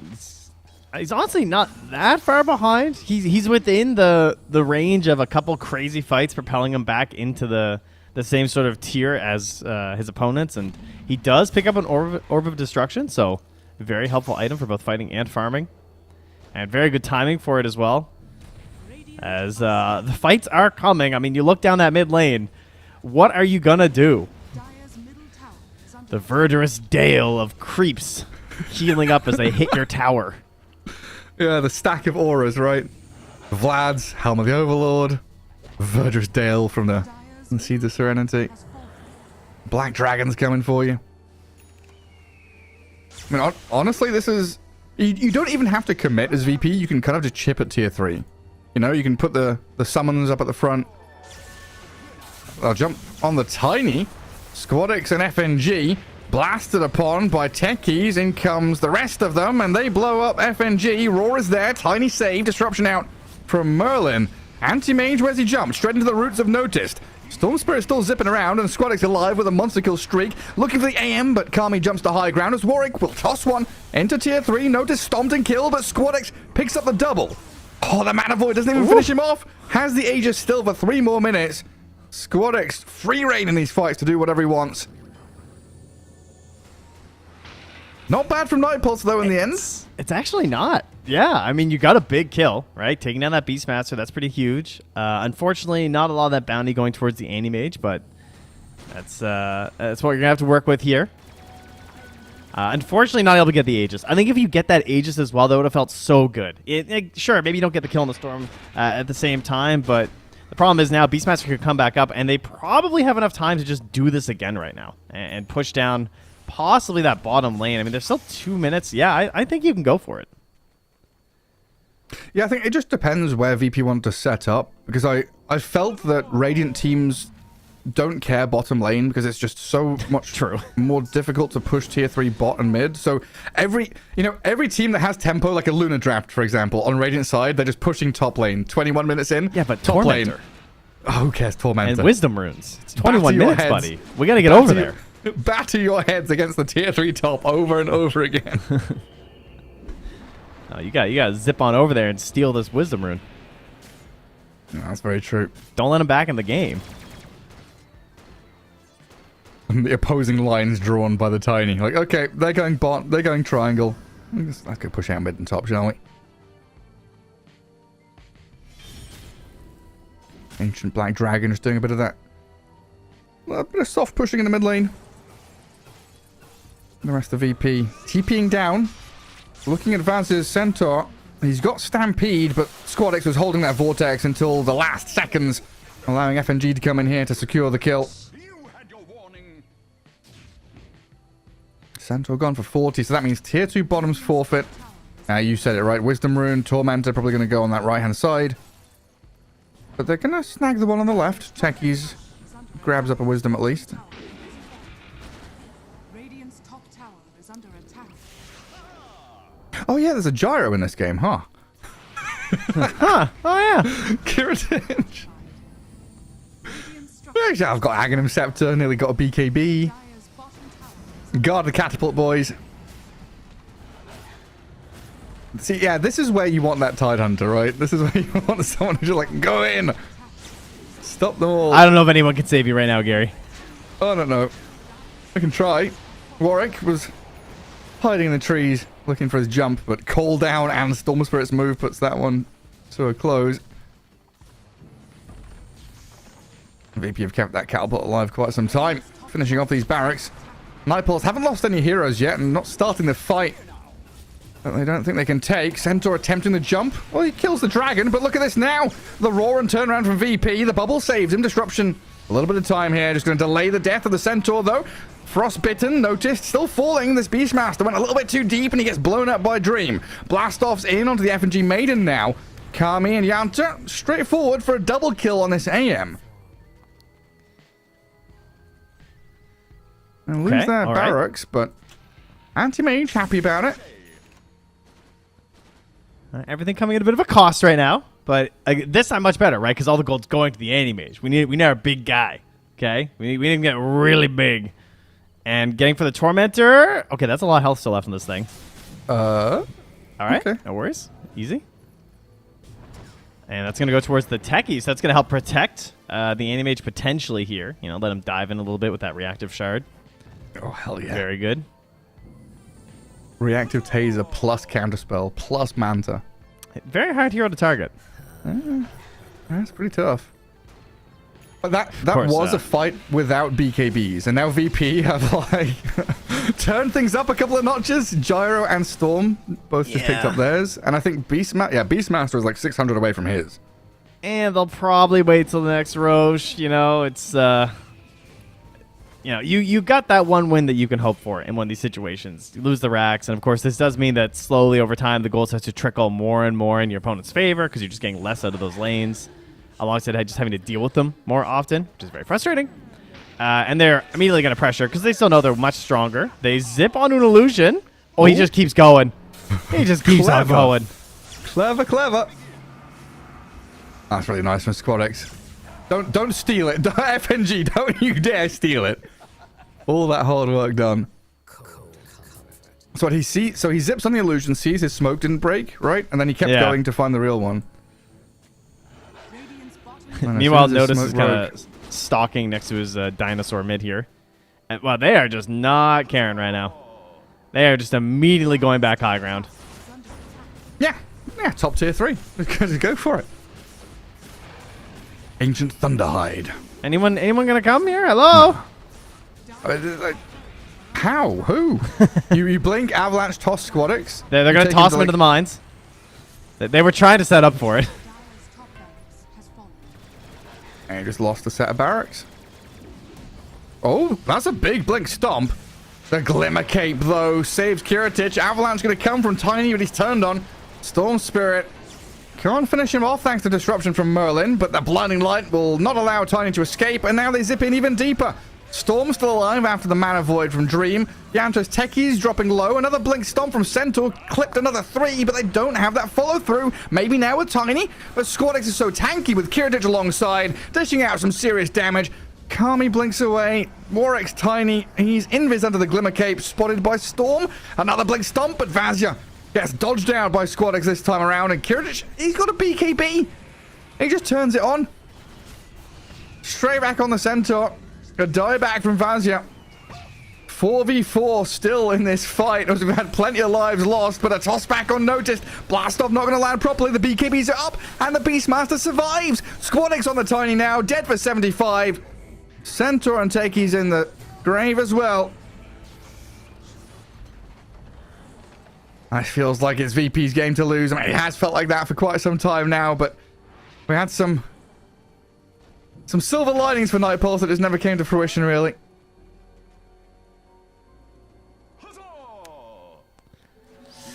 Go forth, Dream, on your anti-mage. Continue farming. Just kind of one of those. And Roche looking to put them out of their misery here pretty soon. 20 seconds till it's going to be up. If Virtus Pro even bothered to wait for that, of course, they don't really need to. They can certainly feel the power. They have the power of the recall as well, which just makes this so much easier to clean up. You can be greedy and still be brought right back into the fight. Great use of the heals as well. Just keeping everyone topped up. I mean, this is just top-tier Coddle gameplay. They're going to get megas with no defense. Dire's middle barracks. Goodness. Yeah, goodness indeed. Yeah, give this another shot. One more team fight. You've got decent ways at dealing with mega creeps, but at this point, you know, you need a team fight victory, run down mid, and then kill them after they waste their buybacks or something, you know? It's just a sequence of events that feels like it's never going to happen. And Kami, that homing missile still coming for you. So is the Storm as well, but he gets off his counter spell just in time to dodge the Vortex. Bounces back the homing missile as well. Mid lane, FNG was very low. Blink Stomp by Vazia. They've bubbled up someone there. It's Warwick's Tiny. Trying to slip away with a Stampede and a Blast Off to give a bit of covering fire, but Kiritich comes in with some hardcore artillery. A double kill from the Gyrocopter. 2 heroes dead without buyback, and Merlin's going to follow them. Beyond godlike Storm Spirit, as Vazia still trying to toy with him in the bag, TPing out into his fountain. And yeah, Dream Anti-Mage, where are you? Your team has fought. They have died. The enemy is at the gates. They're hitting your tier 4s. I have finished farming. I'm just breaking the siege, guys. I'm breaking the siege. I'm gathering food. Don't you worry. Yeah. There's no one to feed anymore. They're all dead. Some dead cows being hurled by trebuchets past your ramparts. And the throne will eventually fall, it looks like. Game 1. Virtus Pro favored heading into this. Night Pulse, decent draft, decent gameplay. Just a few steps behind VP as a team, it felt like. Yeah, I think there's some impressive things to take away from this as well from Virtus Pro, though, because I don't think it was as simple as it looks necessarily. Because what they did really well is they did not drag this out to 50 minutes, but they didn't do it in a way that was like risky because they're using this Keeper of the Light, they're using this Beastmaster. They're still keeping up their farm, but also you're growing such a lead both in experience and gold at a point in the game where it's really hard for your opponent to fight you, but you can also keep map pressure at the same time, which is pretty cool. because you're able to use this recall, and of course you just have the general push of like the Helm of the Overlord creep, and it really showed a lot of the power of these two heroes and why they work really well together. And I mean, you go back to the Storm Spirit too. That really is like the key to this draft when they picked it up in combination with the Coddle and the Storm, and they played it pretty perfectly. So it's a very impressive. I don't think Night Pulse should really be like looked down upon necessarily for losing this, because they had some good ideas of how to counter it, but it was almost flawless from Virtus Pro. Yeah, it really was. I mean, I think that top lane, Techies did a great job at kind of mitigating the Beastmaster lane, where Beastmaster, we've seen him in these kind of anti-mage lanes come out on top or trade farm evenly. He did get there in the end, but that was down to, FNG's rotation, using Twin Gates. And it's those little kind of crisp movements, right, where it's like Twin Gate, gank, wrap around, get to D-ward, make sure that a lot of that work is undone. And then, like you're saying, the kind of triple core threat of VP, having two supports that are kind of floating supports. They're not locked and partnered with a specific hero. They can play, in tandem with anyone. Any duo or trio can go out there and make plays and look very good. Game 1 in the books there as VP take the victory over Night Pulse. And we'll have a quick break and come back for Game 2, see if anything changes.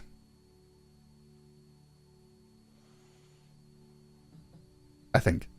Maybe. Can we head to a break? Oh, I think we have to wait for them to let us know. Maybe that's what the issue is. Yeah. Yeah. Yeah. They're working on it. Yeah. Come on, Gary. It's a pretty right now. Yes, all right. that's all my fault. That's my bad. Pretty spectacular from Storm Spirit, though. Squad X. Oh. Okay. Yeah. No Storm Spirit next game. Okay. Actually, that's not really the issue. What is the issue? I think their draft was mostly fine overall. Going with the Anti-Mage is definitely risky, but maybe the support duo overall is like kind of hard to make work. I feel like the Shadow Demon was like a good hero, but it wasn't like perfect for this game in terms of the counter pick. But now we are ready, Gary. So try again. Do you want to do it? I better, yes. Please come back and join us for Game 2 as Night Pulse and Virtus Pro battle up in the upper bracket to see who's going to keep going on the right path towards Dream League Season 23.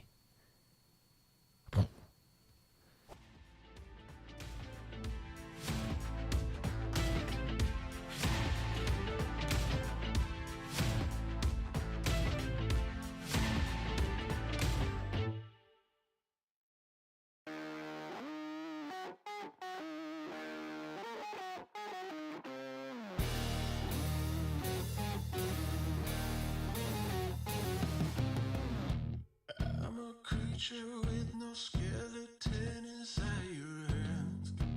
Got no home address, I come and go as you command. And it's fine with me, and it's fine. I'm a bandit that you use to keep from bleeding out. I'm the lover you don't love, but love to keep around. And it's fine with me. Promise that it's fine. Maybe I'm a fool. It's not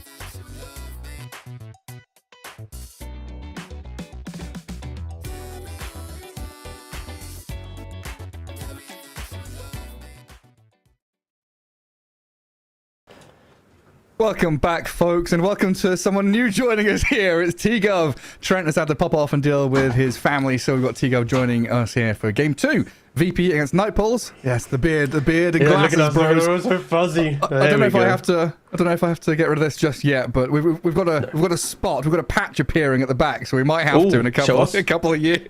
How much on stream to show right now? Is that a? It's not that bad. It's just like, I don't know if you can see it, but Oh, come on, mate. You're fine. You're fine. Let's get into game. Yeah, go get into game. Get into game. It's fine. We could talk about our hair forever, or my lack of hair forever. But could you do me a favor though, Gareth? Because I was just casting SEA, watching Darling just win 2-0 lower bracket, beating Neon. I have not a single clue what just happened. I'm not going to try and lie that I watched it. I was literally working another series. So could you give me like a very quick TLDR on game 1? How VP won, if possible? VP played very well, and they were victorious in destroying the throne by pressing their buttons and casting spells. Wow, that was incredible. That's not what you wanted? No, that was exactly what I wanted. Thank you. Now that really just... everyone in Twitch chat just knows perfect information now. Thank you. Honestly, it was like a closer game than I had expected. Like VP had to play very, very clean. Like they won in less than 30 minutes, and it looked like a one-way street, but they played very clean.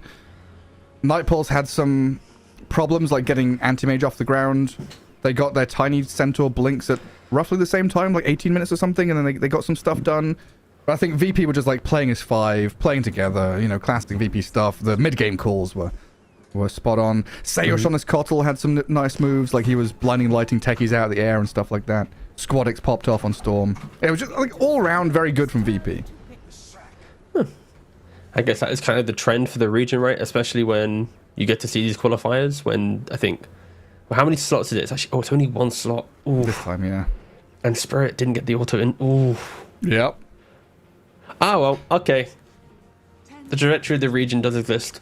It has the kind of the brutality, I think, of post-DPC. Like, the fact that you don't have, like, multiple slots now for these qualifiers. It's, like, invitation for X amount, and then everyone has to scrap for 1. Like, everyone's basically now just, like, NA, pretty much. You get 1 slot, and good luck. Yeah, it's pretty rough, because last season there were 3 slots for Eastern Europe. Yeah, Team Spirit, Virtus Pro, Klim Sanic, plus Bet Boom were invited. So there were 4 Eastern European teams last tournament, and now there's only going to be 2. So you've literally halved the amount of teams going there. And I feel like quality in Eastern Europe has increased during that time, because now you've got like 1 win. You know, you've got VP who are like vying for this spot as well, but they're going to have to battle against Team Spirit. It gets really, really challenging.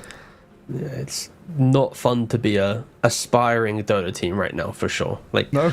Luckily there's like plenty, I say plenty, but there's enough qualifiers that you have all the opportunities, right? There's like, I think if you're a top team now, there's been at least 7 qualifiers so far in 2024 alone, minimum. So there's plenty of chances, but yeah, it's so brutal to have to play a qualifier, get knocked back down, play another qualifier, like keep seeing it. And of course, you kind of, when you played, I think, like, for example, like MENA, when we have those qualifiers, like, they're like, yeah, you go Falcons! Like, Kuroki's got his little Falcon banner out. He's like, yeah, I believe in you, man. You know? Like, that's exactly kind of what Eastern Europe needs now for some of these teams. But alas, the draft has started. We're halfway in.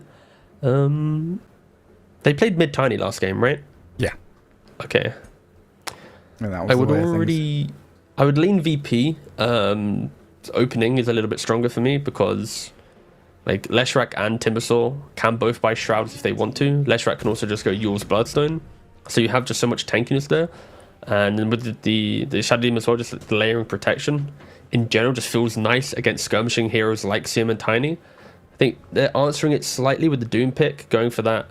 If I Doom Leshrac, it doesn't matter what you buy, you're just going to be out of the fight. So it simplifies a little bit of their engagement, but it does lock them into the best fights are with Doom and without Doom. I would argue that on paper right now, they are going to be losing most of these skirmishes if they're even on net worth. Yeah, especially if they're like head-on-head 5v5 clashes, right? So is this Nightpulse more going for the big fights with Doom and then hoping they can get some like smoke gank kill with the Tiny? It kind of feels like if Doom's available, they'll go for that big kind of map opening type engagement, right? Where it's like Doom into then tower after, or we get a kill from Doom, we'll play for like a Roshan. But outside of that, like the Pangolier pick is respecting the fact that if Doom isn't in play, they need some type of avenue to approach the game, because it did. Well, I feel like their draft was very kind of low damage in that regard, and I think VP's aware of this, and they go for like a Medusa. Like, what is the answer right now? Like, everything I've just spoke about is a single Doom on a hero. I don't think Pangolier is going to be able to punish a Medusa and a Leshrac and a Timbersaw, right? Like, he can maybe punish one, but to do all three, it's too much. So I think this last pick for Night Pulse is going to be really important to try and tie down the draft. That's a challenging one, though, hey? 3 very difficult to kill cores with safety from Shadow Demon behind them. If they pick up, you know, another support that has, like, saving mechanism or just buys a Force Staff or something, you know, that just makes the game so much more difficult for Doom, Pango, Tiny, who want to be jumping, bursting, and then chasing, right? These 3 heroes are chasing heroes. They want to get numbers advantage and then follow through. And if you're met by a brick wall of a Timber and Deucer just sitting in front of your tower, that makes initiating in general just impossible. Yeah, and also it's a carry pick as well that they need, because they've already shown 2 supports and like they're offlane mid here, so it's some Medusa. No, sorry, anti-mage ban makes sense against Medusa. Diffusal buyers, there's still Slark, which doesn't instill too much confidence into me, but still easily viable. You can get Diffusal if you want. You can also go Mage Slayer, but against Medusa it doesn't feel great. I don't think that gives you the perfect answer of ending the game. Like, so for Night Pulse, they need to kill a Medusa, they need to hit towers, and also somehow do Roshan with their final pick. So it kind of feels like Ursa is like a little bit of that, but they need to decide which box they don't want to tick, and respect that in how they draft, because I don't think they can pick a hero that does all of it right now.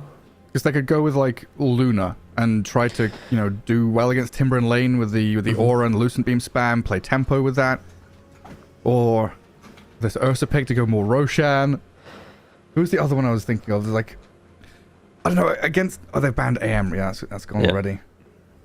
It's so difficult. Oh, Faceless Void was the other one I was thinking about, but then you don't have anything to go into Chrono, and even though you think, okay, late game I've got, you know, Faceless Void, that's super nice, you've got Tiny, Doom, and Pango that don't want to be playing into Chrono, and you're still looking at Timbers or Medusa as unkillable targets. I could maybe see an Alchemist for Night Pulse. Ooh. Depending on this pick for VP. Some hero that at least gets to 20 minutes and goes, guys, follow me. And then Pango suddenly doesn't have to be the initiator. He can join, like, once Alk jumps in, Pango can then wrap around behind and find the SD, for example. And then Doom can isolate the Leshrac. Like, I could see some hero like that working quite well for them. But VP first, they go for a Mars, and yeah, just rounding out that please try and fight us mentality. I'm guessing Leshrac's probably going to support here, right? Some like Mars and Timber your cores, some SD Lesh double support. They can roam around the map, disrupt into stun. If you take a fight near a tower, Mars can just TP in and arena you. So yeah, VP are just going to sit back, hit their creeps. Supports will go find some action. Once they're ready to fight, they'll group up together and cross the river and take the fight to you. And it doesn't feel like they're in a rush at all. They can just kind of sit and play the lanes. Like, this might be a super long laning stage from VP because they don't need to move. They can just be self-sustaining and do whatever they want to. And yeah, really old school combo, right? SD Leshrac. Not seen this in a while, but Leshrac's been on the rise, you know, slipping into pos 4 from time to time. And the last pick, it is. So it is Faceless Void, but I said it, but it's one of those I said it and I don't like it kind of things, right? Yeah. How many times does that happen, actually? It's like, there's so many times where, like, I'm doing some drafts and I'm like, I don't want to say it happened in the last game. Like, we're talking about some heroes, and like Mars was entertained. It's like, I just really don't want to see Mars here, and it got picked. I'm like, oh, yeah. And the reason why, in context for this game, I'm assuming it's because of, is it the entry to the game, like the laning phase not being as aggressive, the damage, you rely on other people to do damage for you early on, and we already had an issue with their damage in general. So now it's like you're entering the mid game where Doom wants help with containment, which he kind of has. Void wants damage in Chrono, which they don't really have perfectly. Like, sure, you have CM Ultimate, you have Rolling Thunder, and Swashbuckle. It's just not like a clean, like, Mystic Flare or something that's simple. It's a little bit more positional, which is not great against a Timber or some Stone Gaze Medusa or something. So, yeah, I'm a little bit worried for Night Pulse. They need to really do well in lanes to just get the ball rolling. Yeah, I could easily see a situation where Night Pulse are using Chrono defensively. You know, the first like 3 Chronos, a defensive runaway, or toss back to run away, use a doom and run away, just because you're being chased down by this Mars Leshrac Shadow Demon. And it's into an SD as well. It's like, oof. Yeah. Ooh. And Lesh with Shard, you know, just Yeah, all right. split earthing into the chrono, annoying people. But yeah, game 2, Night Pulse up against Virtus Pro. We'll see how things pan out here as we do get ourselves into the series. Looks like they're all going to smoke up. But expectations from these drafts, I feel like our tones of voices have kind of given up the jig on that one. Imagine if I just did like a full one, like, I think Night Pulse is going to win. No, I do think with the experience of VP, the captaining of VP, you would expect them to be able to create drafts that have opportunities and just natural strength to them. I think up-and-coming teams maybe are a little more volatile in both draft and play, and it kind of feels this way here. I think, yeah, VP are just, as long as they don't, we like to swear in DreamLeague, as long as they don't shit the bed on what they're meant to do and like try and take every single fight, then they should be fine in getting to their like overwhelming point of one Aegis and walking down lanes. You just have to do the Jenkins, buy a thesaurus, which only has poop words in it. Just don't defecate the sleeping area, Tigo. Oh, yes, exactly. We must contain and provide... The fecal matter. Oh, no. I'm trying to think of all the other different buzzwords I can use for stacking camps and stuff, but I don't want to do that. Oh, God. Oh, God. I actually, my toilet was blocked yesterday. I had to unblock it. I put vinegar down it. I googled how to unblock it, and it said vinegar. It surprisingly did it instantly. Oh, yeah? Yeah. With baking soda or without? Just straight Just raw straight vinegar. vinegar. Just White. yeah. I might have put a little one pump soap just so I could feel like I was at Starbucks, but that was about it. That's dope. Just one pump into that. Oh, Safe is I'm already... so sorry, by the way, if you're watching this and you watch game 1. Like, you just went from like Gareth Trent, and now the dynamic is very different going into game 2. Oh, goodness. Are you doing Birmingham? Yeah, mate, I am. Yeah. So we're gonna have the lads on tour back in the UK. We'll kick Lacoste off broadcast and just do a UK tricast like Yumi and Ted or something like that. Oh yeah, I mean, we got to get one in. I'm sure they'll allow us. Oh, I don't know. I can't wait for about that. Birmingham. It's one of the best events for crowd hype I've been to, at least. I've never been to a C event, but I'm pretty sure Birmingham, in my opinion, is like top 3 crowd events I've been to out of all the other regions. Yeah, I think Philippines like knocks everything out of the water for me. Mm-hmm. But Which is fair. yeah, but Birmingham is definitely up there. Like I struggle to disagree with what you're saying. Just like the DHL chants that on I was chanting DHL on the ride home after one of the Birmingham. I've never seen a crowd get so hyped over sponsors before. I know. I'm pretty sure ESL was buzzing over that. It's probably why DHL was still invested. Is probably Birmingham in 2018-19. Absolutely guarantee it. Yeah. Us UK, keeping the Dota scene alive, guys. Hell yeah. Ah, right. Timbersaw is a hero that I haven't seen in legitimately months because he's always... Him and Chen, I don't think I've cast a game of Timber or Chen in like ages. How is Timber? Is he that good? Is he worth all these bans? Is he going to stomp this game? He's very obnoxious with the new build. I say new, it's been around again for months, that's why it's been banned out, but opting to go for an earlier Blink Dagger, looking to utilize your big burst of pure damage, it can just overwhelm certain lineups, and in this game, if you're soaking a Doom, then your Leshrac will thrive in the fight, right? Or your Mars will then jump in after. So yeah, I think this is a game where Timbersaw has, pop-off potential. FNG is getting jumped though in the bot lane just a little bit. Fairy Fire, a bit of time and space, slowed down by the tree toss. Leshrac's pretty speedy though. Up the staircase and off he goes. He survives it. VP have been really utilizing Fairy Fires in the safe lane in particular. Last game they bought a bunch. Really going for these kind of on the edge scenarios where they're trading and making sure that all their resources are being used perfectly.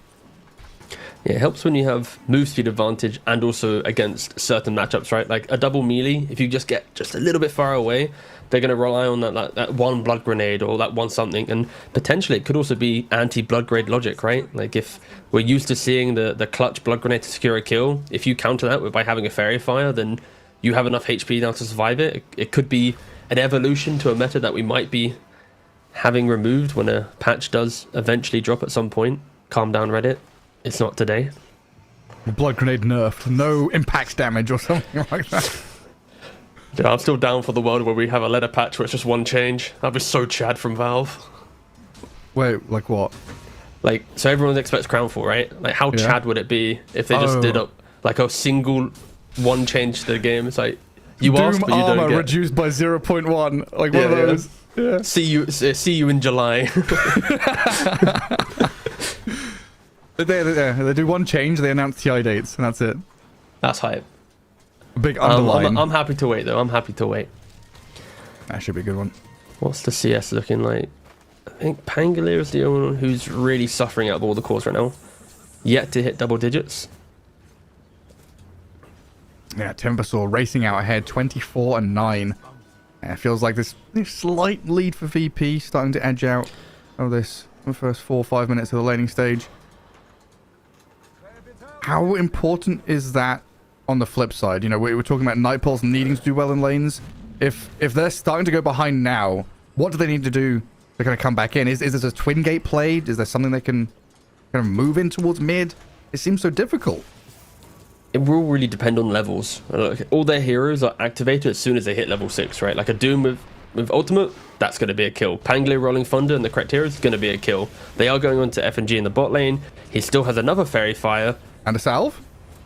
And another blood grenade. And a kill And on Scorcher Merlin is run out. incoming. Oh, he's holding the blood grenades. What's he doing? Chucks one at Vazia.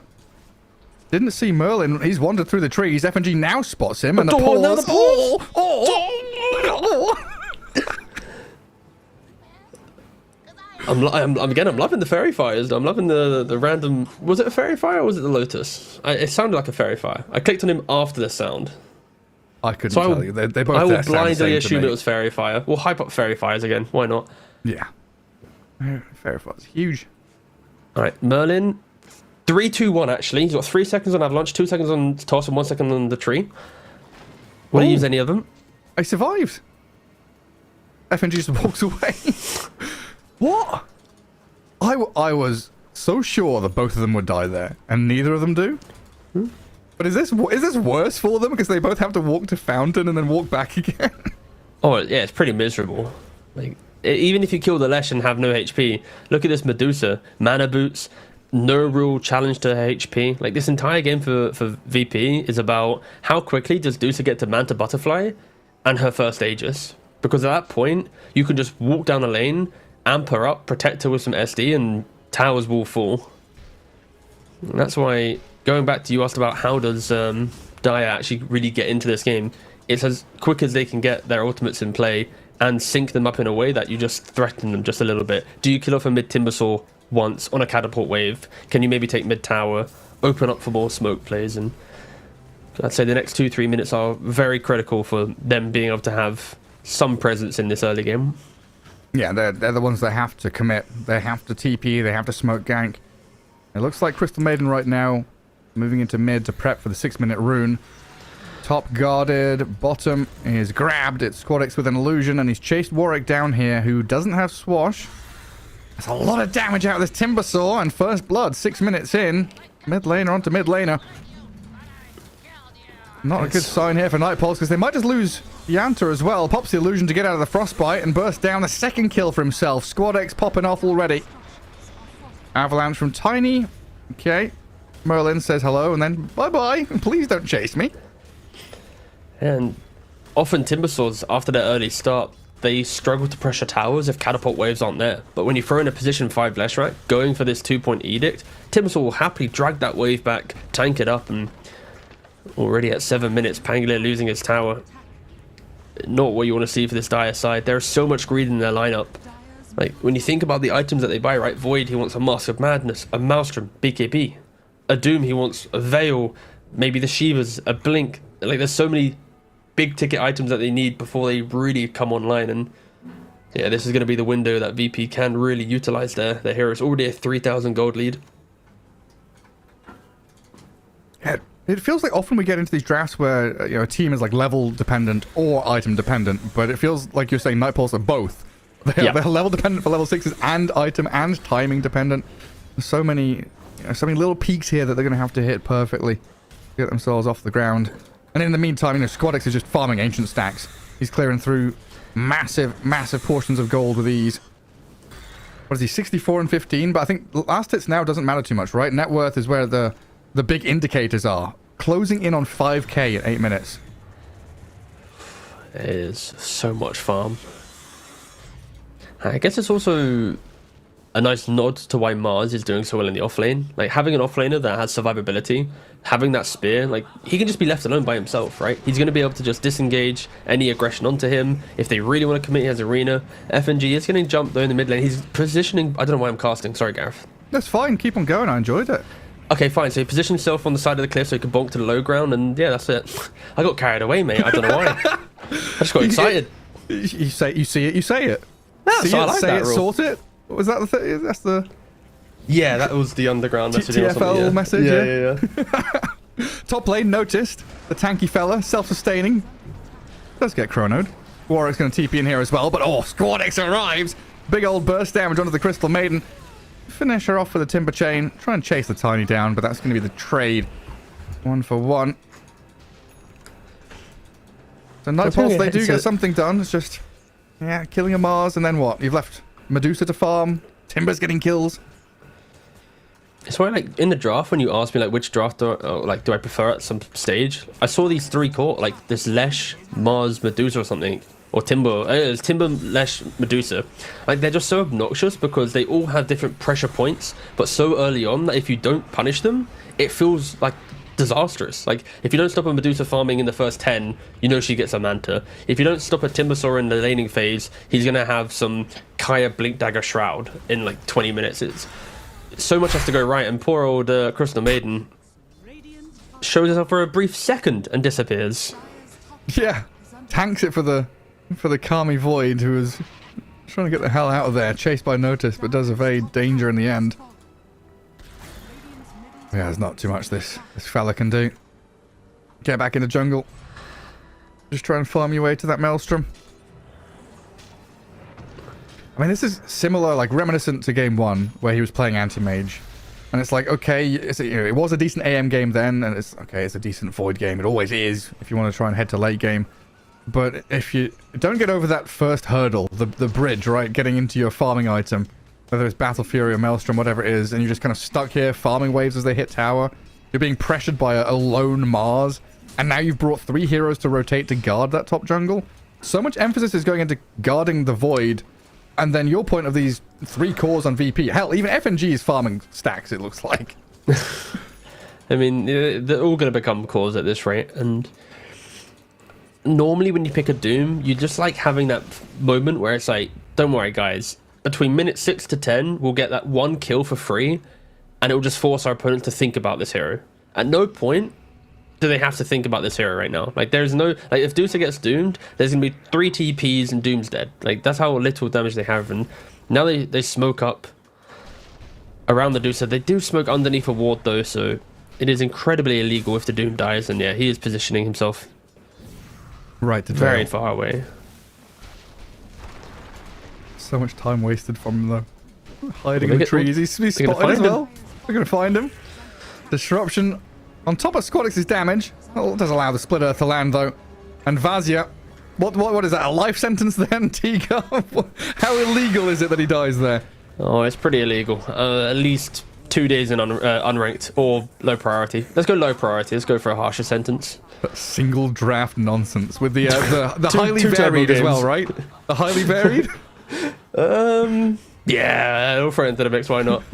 He had vision. With the 3 pre-muted teammates? Just keep layering it on. Oh god. Let's not beat them when they're down. Actually, let's put them in the grey. Okay, wait, what? Hold on. Okay. Put them in ability draft. Oh no.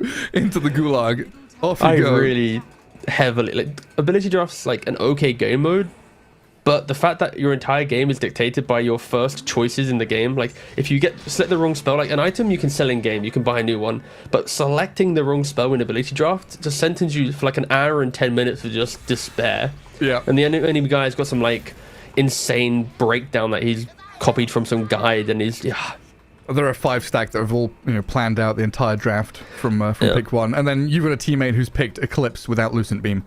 That's That's always the greatest. or you misclick the wrong spell because you think it's a different spell. I remember I had some mates who played a villager off and they'd pick a spell thinking it was like a completely different one. I'm like, come on, lad. Just, oh, no.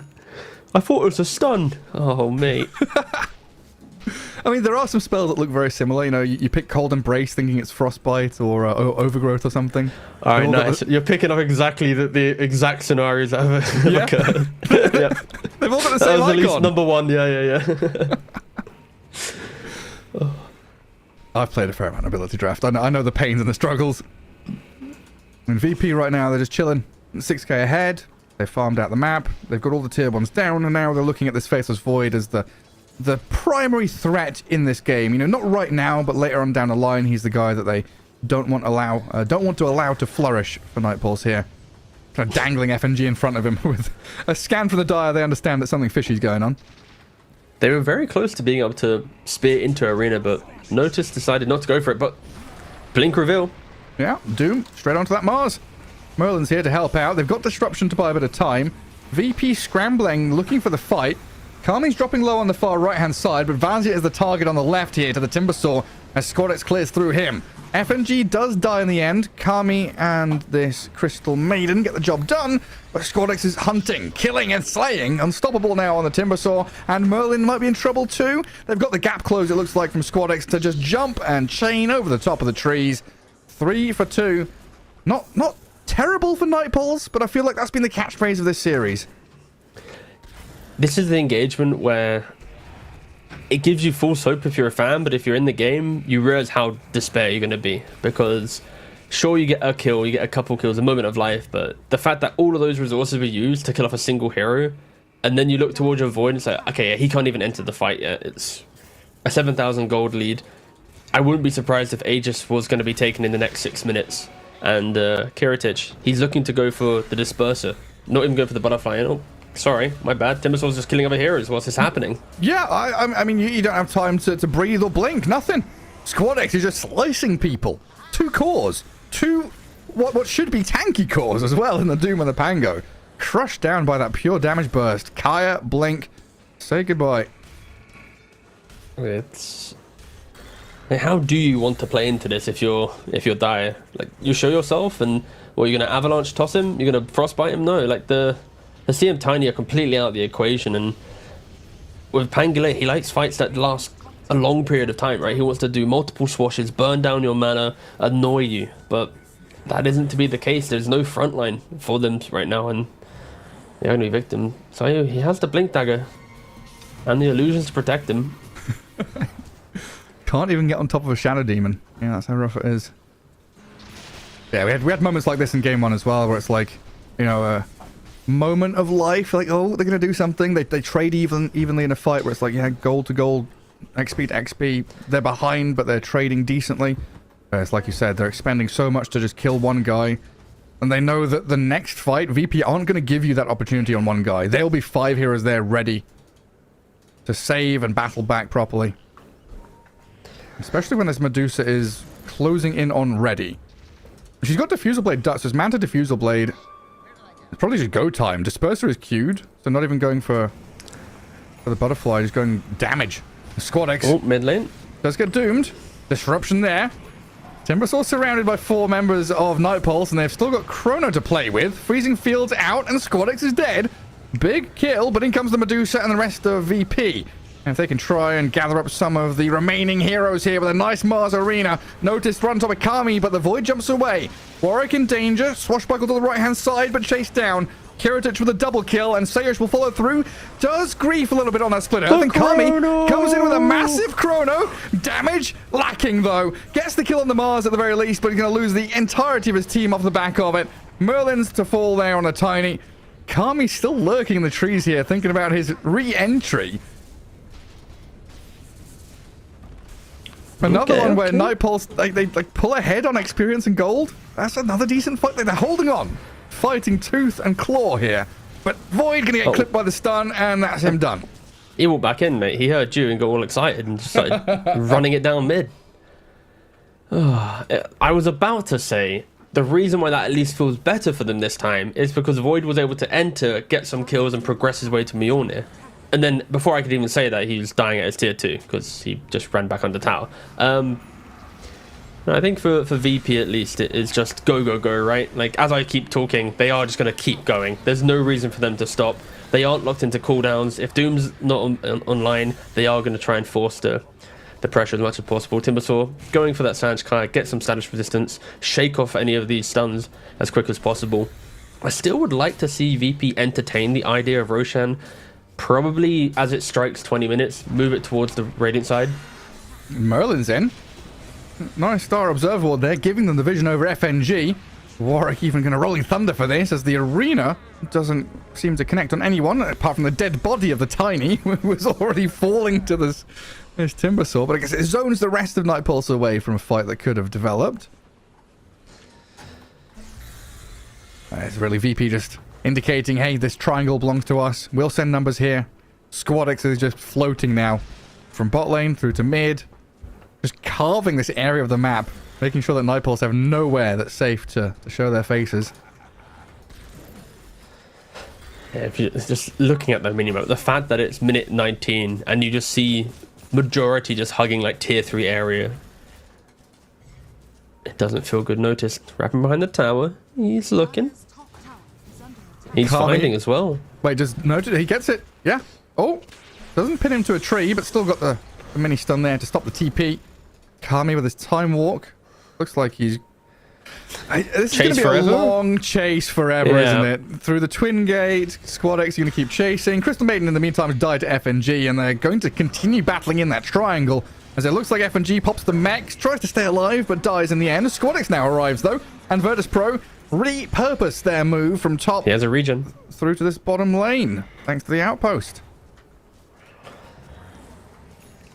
It's just not stop. Okay. There's no breaks on Void this got the train. Ancients. That was the longest journey to get to an Ancient camp I've ever seen. As a top tier 2 all the way down, Twin Gate.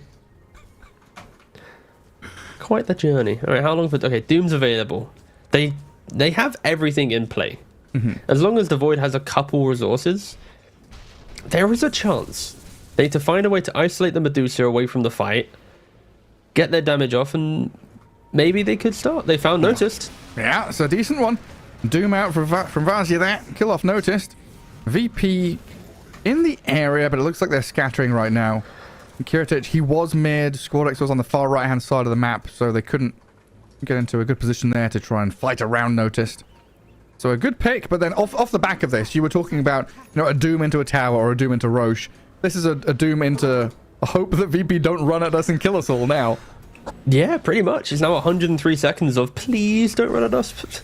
Show mercy, and Squad 1X just doesn't care at all. Kami. The Oh, bash! he got the bash, though, and the chrono. Oh, disruption saves the life of Squad X for now. Half HP still, ready to continue fighting. Timber Chain cancelled. Kami dead to Sayers, though. This Shadow Demon found the kill in the back lines. Merlin going to get jumped again by the chain, and the damage out of Squad X. Picks himself up a killing spree, and Nightpole's on the run.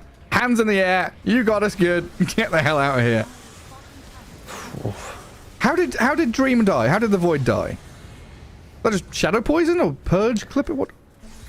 Wait, did he die to? He died to Shadow yes, Demon, he got hit by. Yeah, he got hit by the ult of Shadow Demon with the Tormentor with a little tickle of damage. So it was the pop of the purge, but he also tanked like 300 damage ish from Tormentor. So fighting around Tormentor always going to be quite spooky. Jeez. He could have technically died to the 20 damage of Tormentor, but wasn't the case today. Would have been funny. Would have been that silver lining that we keep trying to apply to every team fight.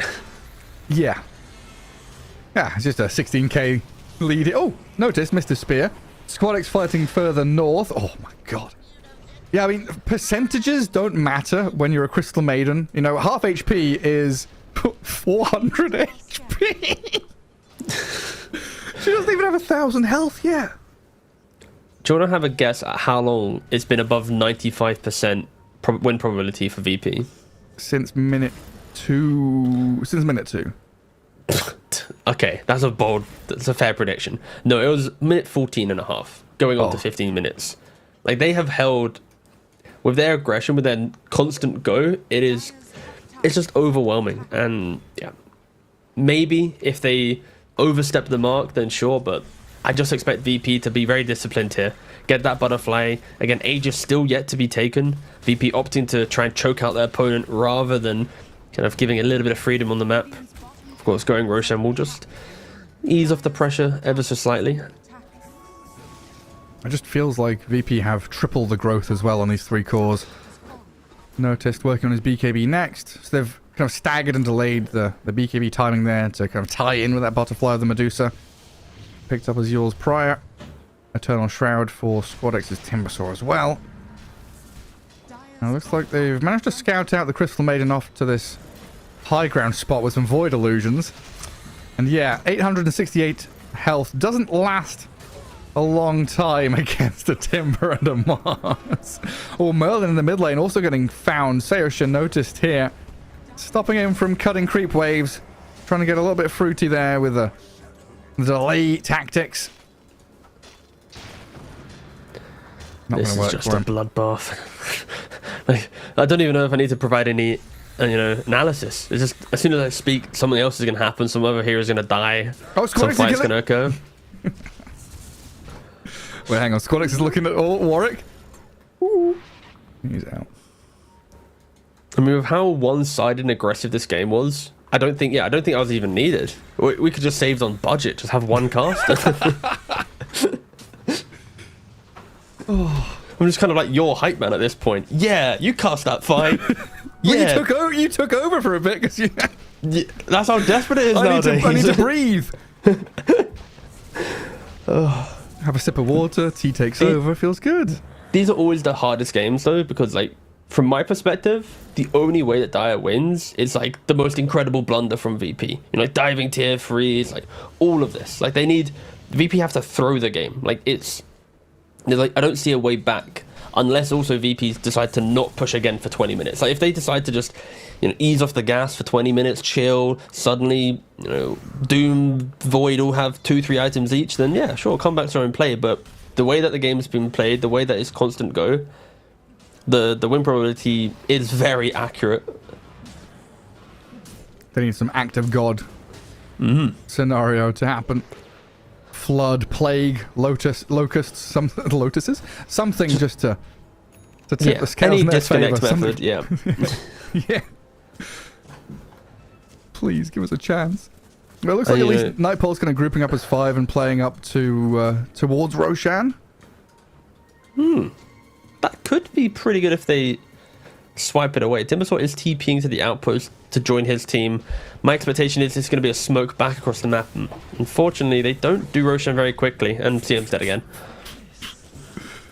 Yeah, I mean, Crystal Maiden just cannot show her face. That's the 11th death so far.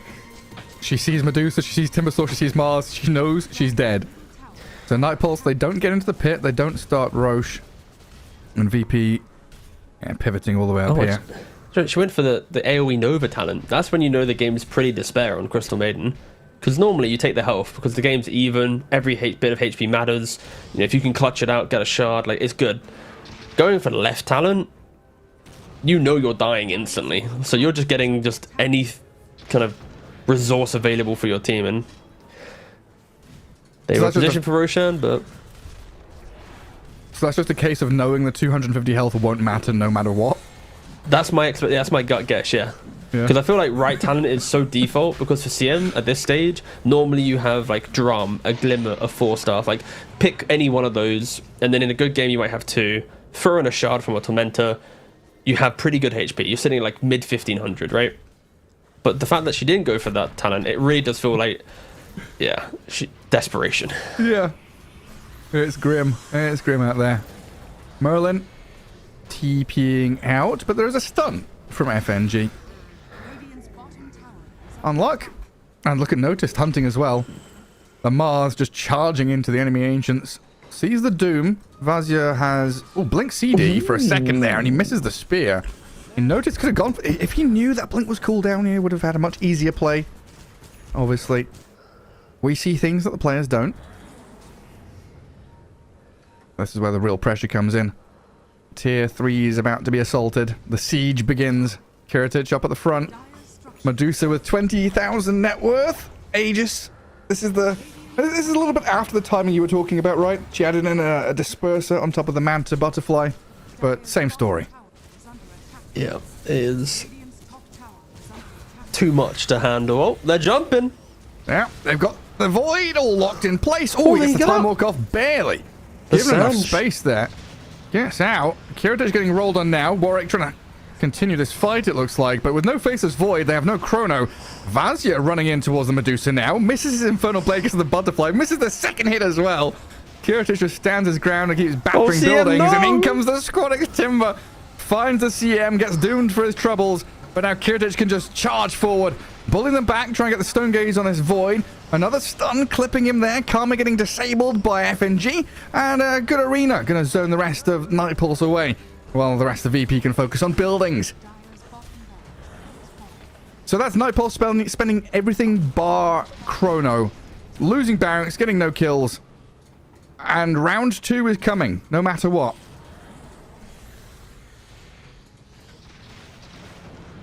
It is, but inevitable.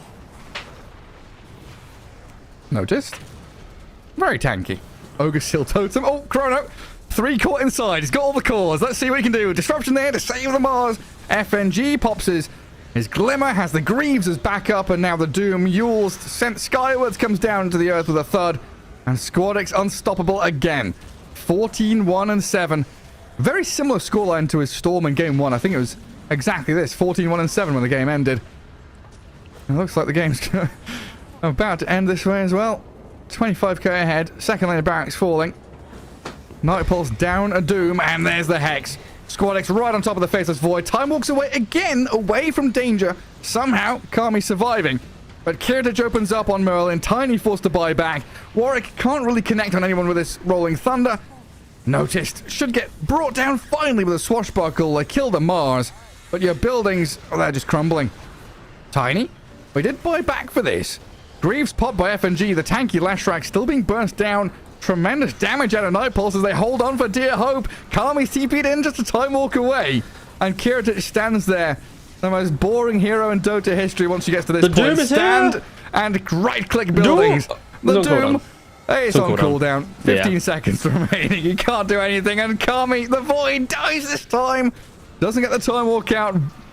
Almost had it.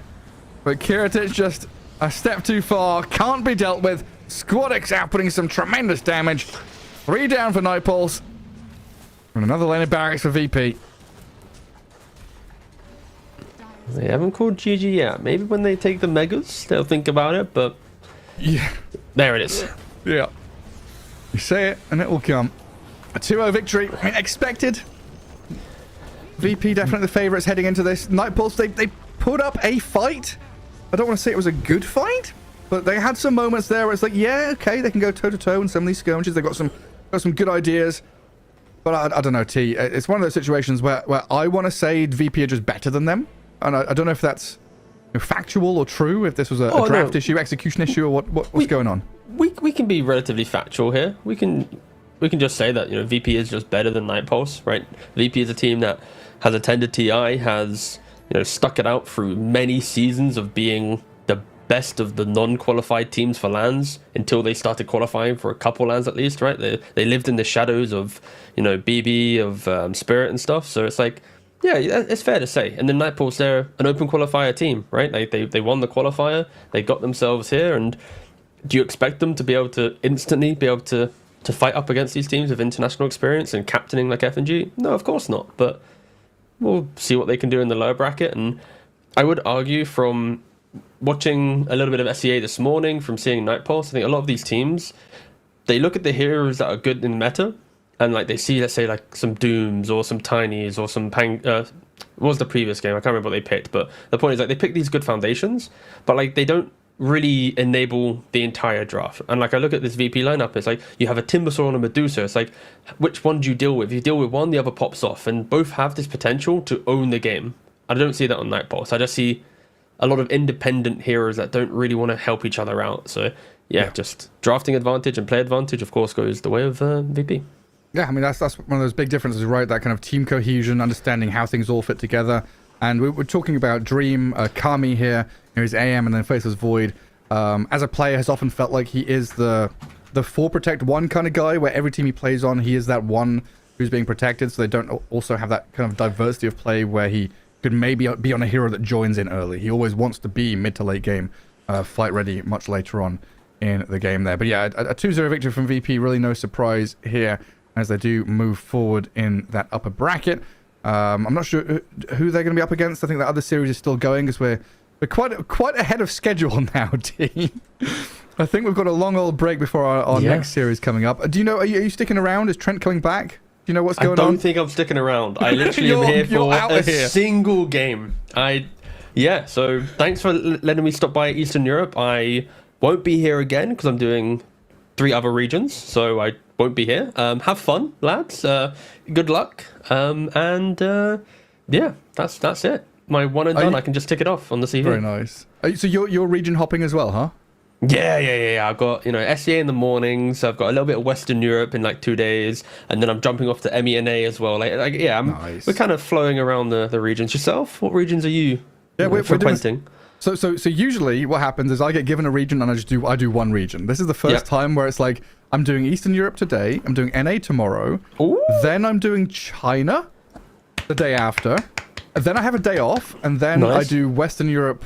One of the games in Western Europe on the final day. So I'm doing 4 out of... Because there's 7 regions now, not 6, right? Because Mino was added. Yeah, so I'm doing 4 out of 7 regions. All right. Again, didn't realize we were comparing sizes. You're flexing. I said 3, you said 4. Wait, technically I'm on 4 too now. Yes, we're the same size. Nice. Yes. Good job. Yeah. Size does matter. Quantity matters. All right. Is there a break thing? What do you normally do here on the Eastern Europe show? I don't know. Production, can we go to a break? Is that something we can... No. Actually, I was expecting a yes. 2 minutes. They really liked our conversation, so we can continue it. Which all right, let me look at the region. Which region is the most competitive, do you think? Competitive? Let me check. I mean, Western Europe is a cheap answer, so I won't say that. Can we just exclude this from the conversation? Because for me, it's Eastern Europe. I think Eastern Europe is the hardest one to call. Sure. I think Eastern Europe is a region that always has like fake levels of competitiveness to us, because it's like the top teams are so good that when you look at like the next level of teams, they just don't match up. So it's like, even if they're good in the qualifiers, when they get to LAN, they live in the shadows of like the next, right? Like Spirit, BetBoom, like they are like the powerhouses. So like, even if, let's say, like a 1-win qualifiers, it's like, okay, they were competitive, so, and now like Spirit drops into the qualifiers. As much as I'd love to say it's competitive, I think it's competitive from like maybe like 3 down. Like 2 VP could probably contest, but I expect Spirit to win, and everything else is like anyone's game. A region I would love to see be competitive would be probably... Actually, no, it can't be South America. I just don't think... No. Nouns has 2 teams. No, Nouns has 2 teams. Sorry, North America has 2 teams. I mean, Nouns, I would like South America to be stronger, because when I look at like the players, the history on them, the whole expectation of this will be their time. People have been saying it for like 5-6 years now. I do think that maybe having some pressure on Heroic in the region would help both Heroic and whoever it becomes that like pressuring team, because SA has 1 slot to tournaments. The one team that qualifies has been underwhelming. Like Heroic did okay, but like they didn't do well enough to actually impress anyone. It was more like we respect you being here, but we don't remember you in like a month's time, right? And I kind of want a team from SA, especially now with how hard it is for teams to get to LANs. I want whoever qualifies from SA to be a statement team, to be the one that like captivates the entire community. And I don't think Heroic has really got to that stage yet. Maybe in like 3 tournaments time or something, but I'd like to see that region just be a little bit more competitive, because they have fallen off quite a lot recently. Yeah, because it was like getting there, right? It was like Thunder Awaken, No Ping, and then Beast Coast, and it was like getting closer and closer to them. Lima Major was a point where it's like, okay, they're getting towards that playoff, almost at the finals kind of situation, and then they had the shuffle, right? So now we've got Boom, we've got Heroic. We can just blame Coast. EG, it's fine. Yeah. Then EG happened. All right, they dipped their toes in the region, shuffled it around a little bit, and they left. But now they've got Leviathan as well. They've got a new team. So that now I think there are 4 teams from South America that are all going to be fighting each other. But this kind of ties back to the Eastern European point where, okay, some of these South American teams, they can take a game off of the big dogs, but you can't take a whole series. You in a best of 3, you're going 2-1, but you're losing 2-1 consistently. And that's the the bridge you've got to cross to become a top flight team is to make sure you can actually close out a series, get some victors. I just remember the new Na'Vi team, the whole Yuragi Sanctity team, like couple Ukrainians, got some Malady. Like that team, I think they also did extremely well in their first series today. Like it was 30-minute game, 40-minute game, but I think Yuragi did get quite a lot of social media attention on his departure from OG, being maybe a little more reserved, quiet carry player when people expect louder bodies to be in the team potentially. So it would be cool to see Yuragi, OG does well, Yuragi leaves, joins Na'Vi, and now suddenly elevates Na'Vi from being an existing team that just kind of plays Dota and qualifiers to now turning up. That'd be a pretty cool storyline. Yeah. So yeah, take it away, Gareth. I know exactly what's coming. Yeah, it's break time. We could talk about Na'Vi and Na'Vi Junior for days. Na'Vi for 2 hours, back let's do it. For let's 2 hours. Production. Because you do have 2 hours in chat to talk about your favorite teams, who's the most competitive region, and what's going on in Dota. Well, I'll be back in 2 hours. T's going to pop off and have a bit of tea, have a bit of dinner. We'll see you in a couple of hours with our next series after an extended break. See ya.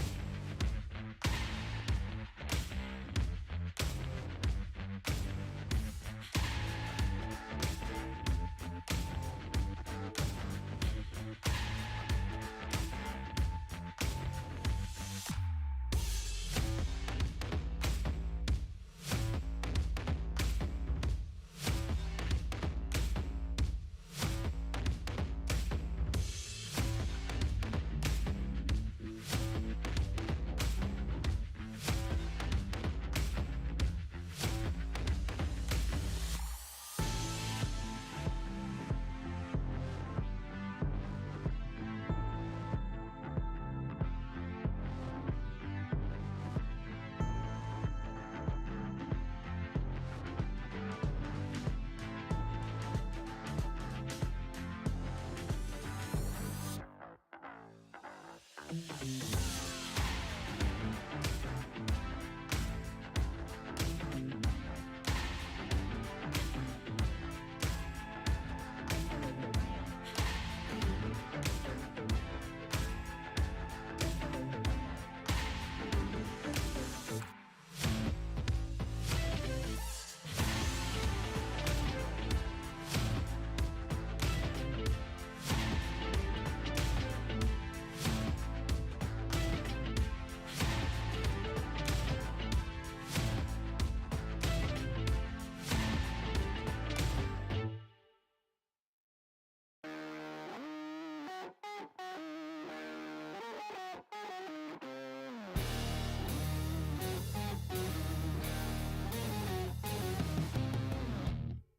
a creature with no skeleton inside your hands.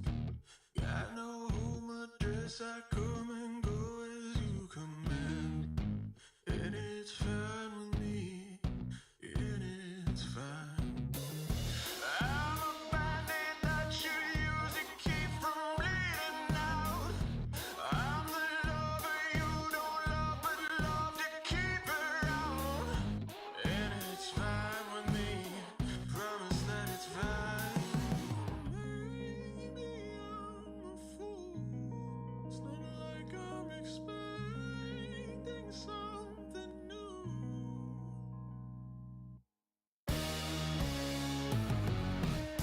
You need examination. I'll be your medication. Whatever, whenever, I'll never tell you no.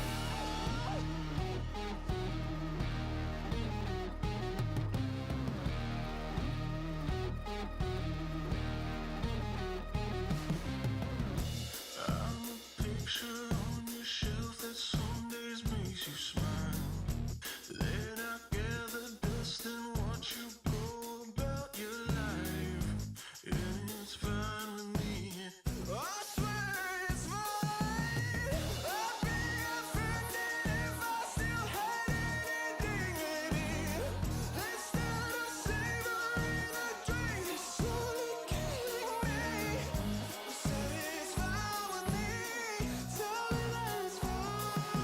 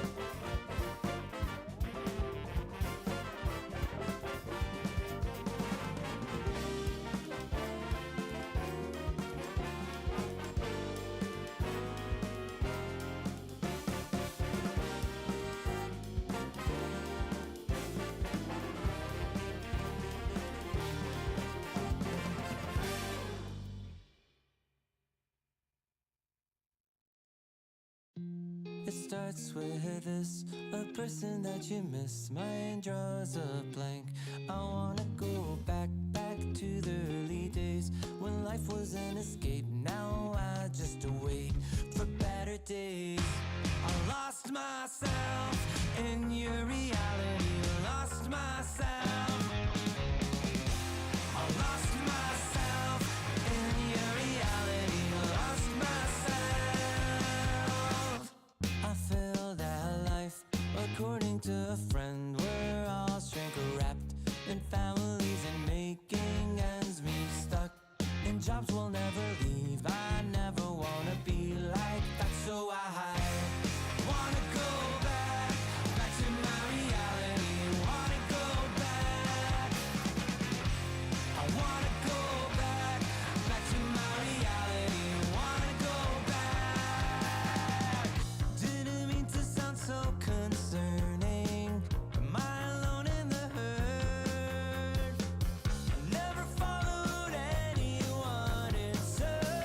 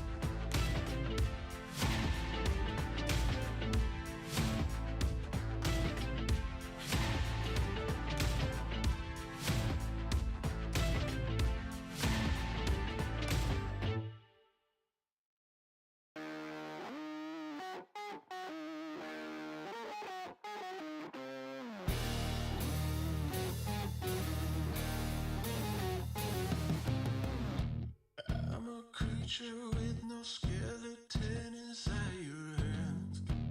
Got no home address, I come and go as you command. And it's fine with me, and it's fine. I'm a bandit that you use to keep from bleeding out. I'm the lover you don't love, but love to keep around. And it's fine with me, promise that it's fine. Maybe I'm a fool, it's not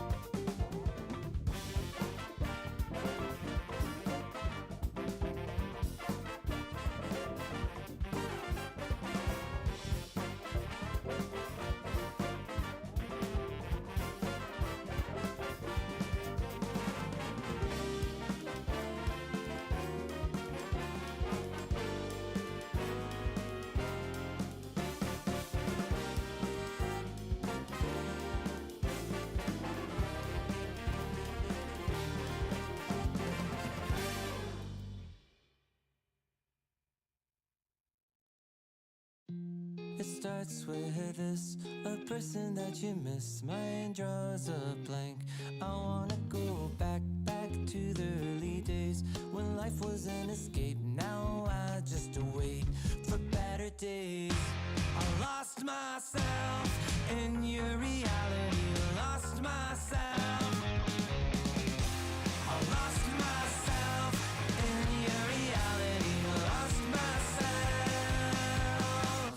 I feel that life, according to a friend, we're all shrink wrapped in families and making ends meet, stuck in jobs we'll never leave. I never wanna be like that, so I wanna go back to my reality.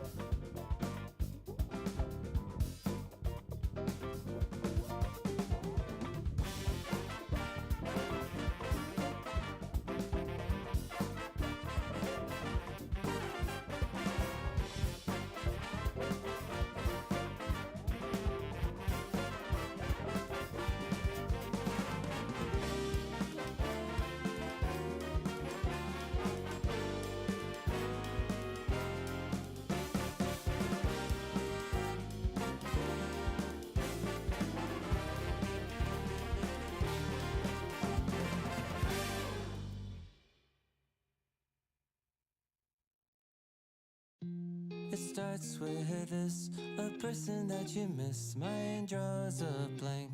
I wanna go back to the early days when life was an escape. Now I just wait for better days.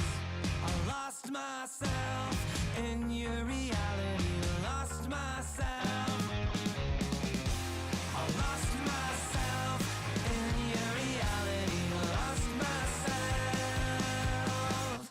I feel that life, according to a friend, we're all shrink wrapped in families and making ends meet, stuck in jobs we'll never leave. I never wanna be like that, so I wanna go back to my reality.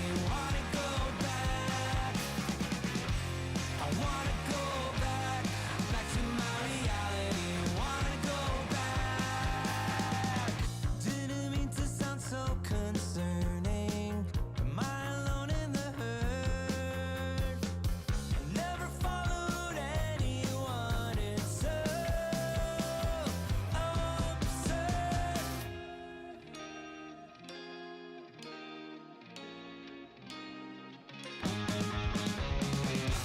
I wanna go back to my reality. Wanna go back. I wanna go back to my reality. Wanna go back. Trying to go back. Gotta go back. Gotta go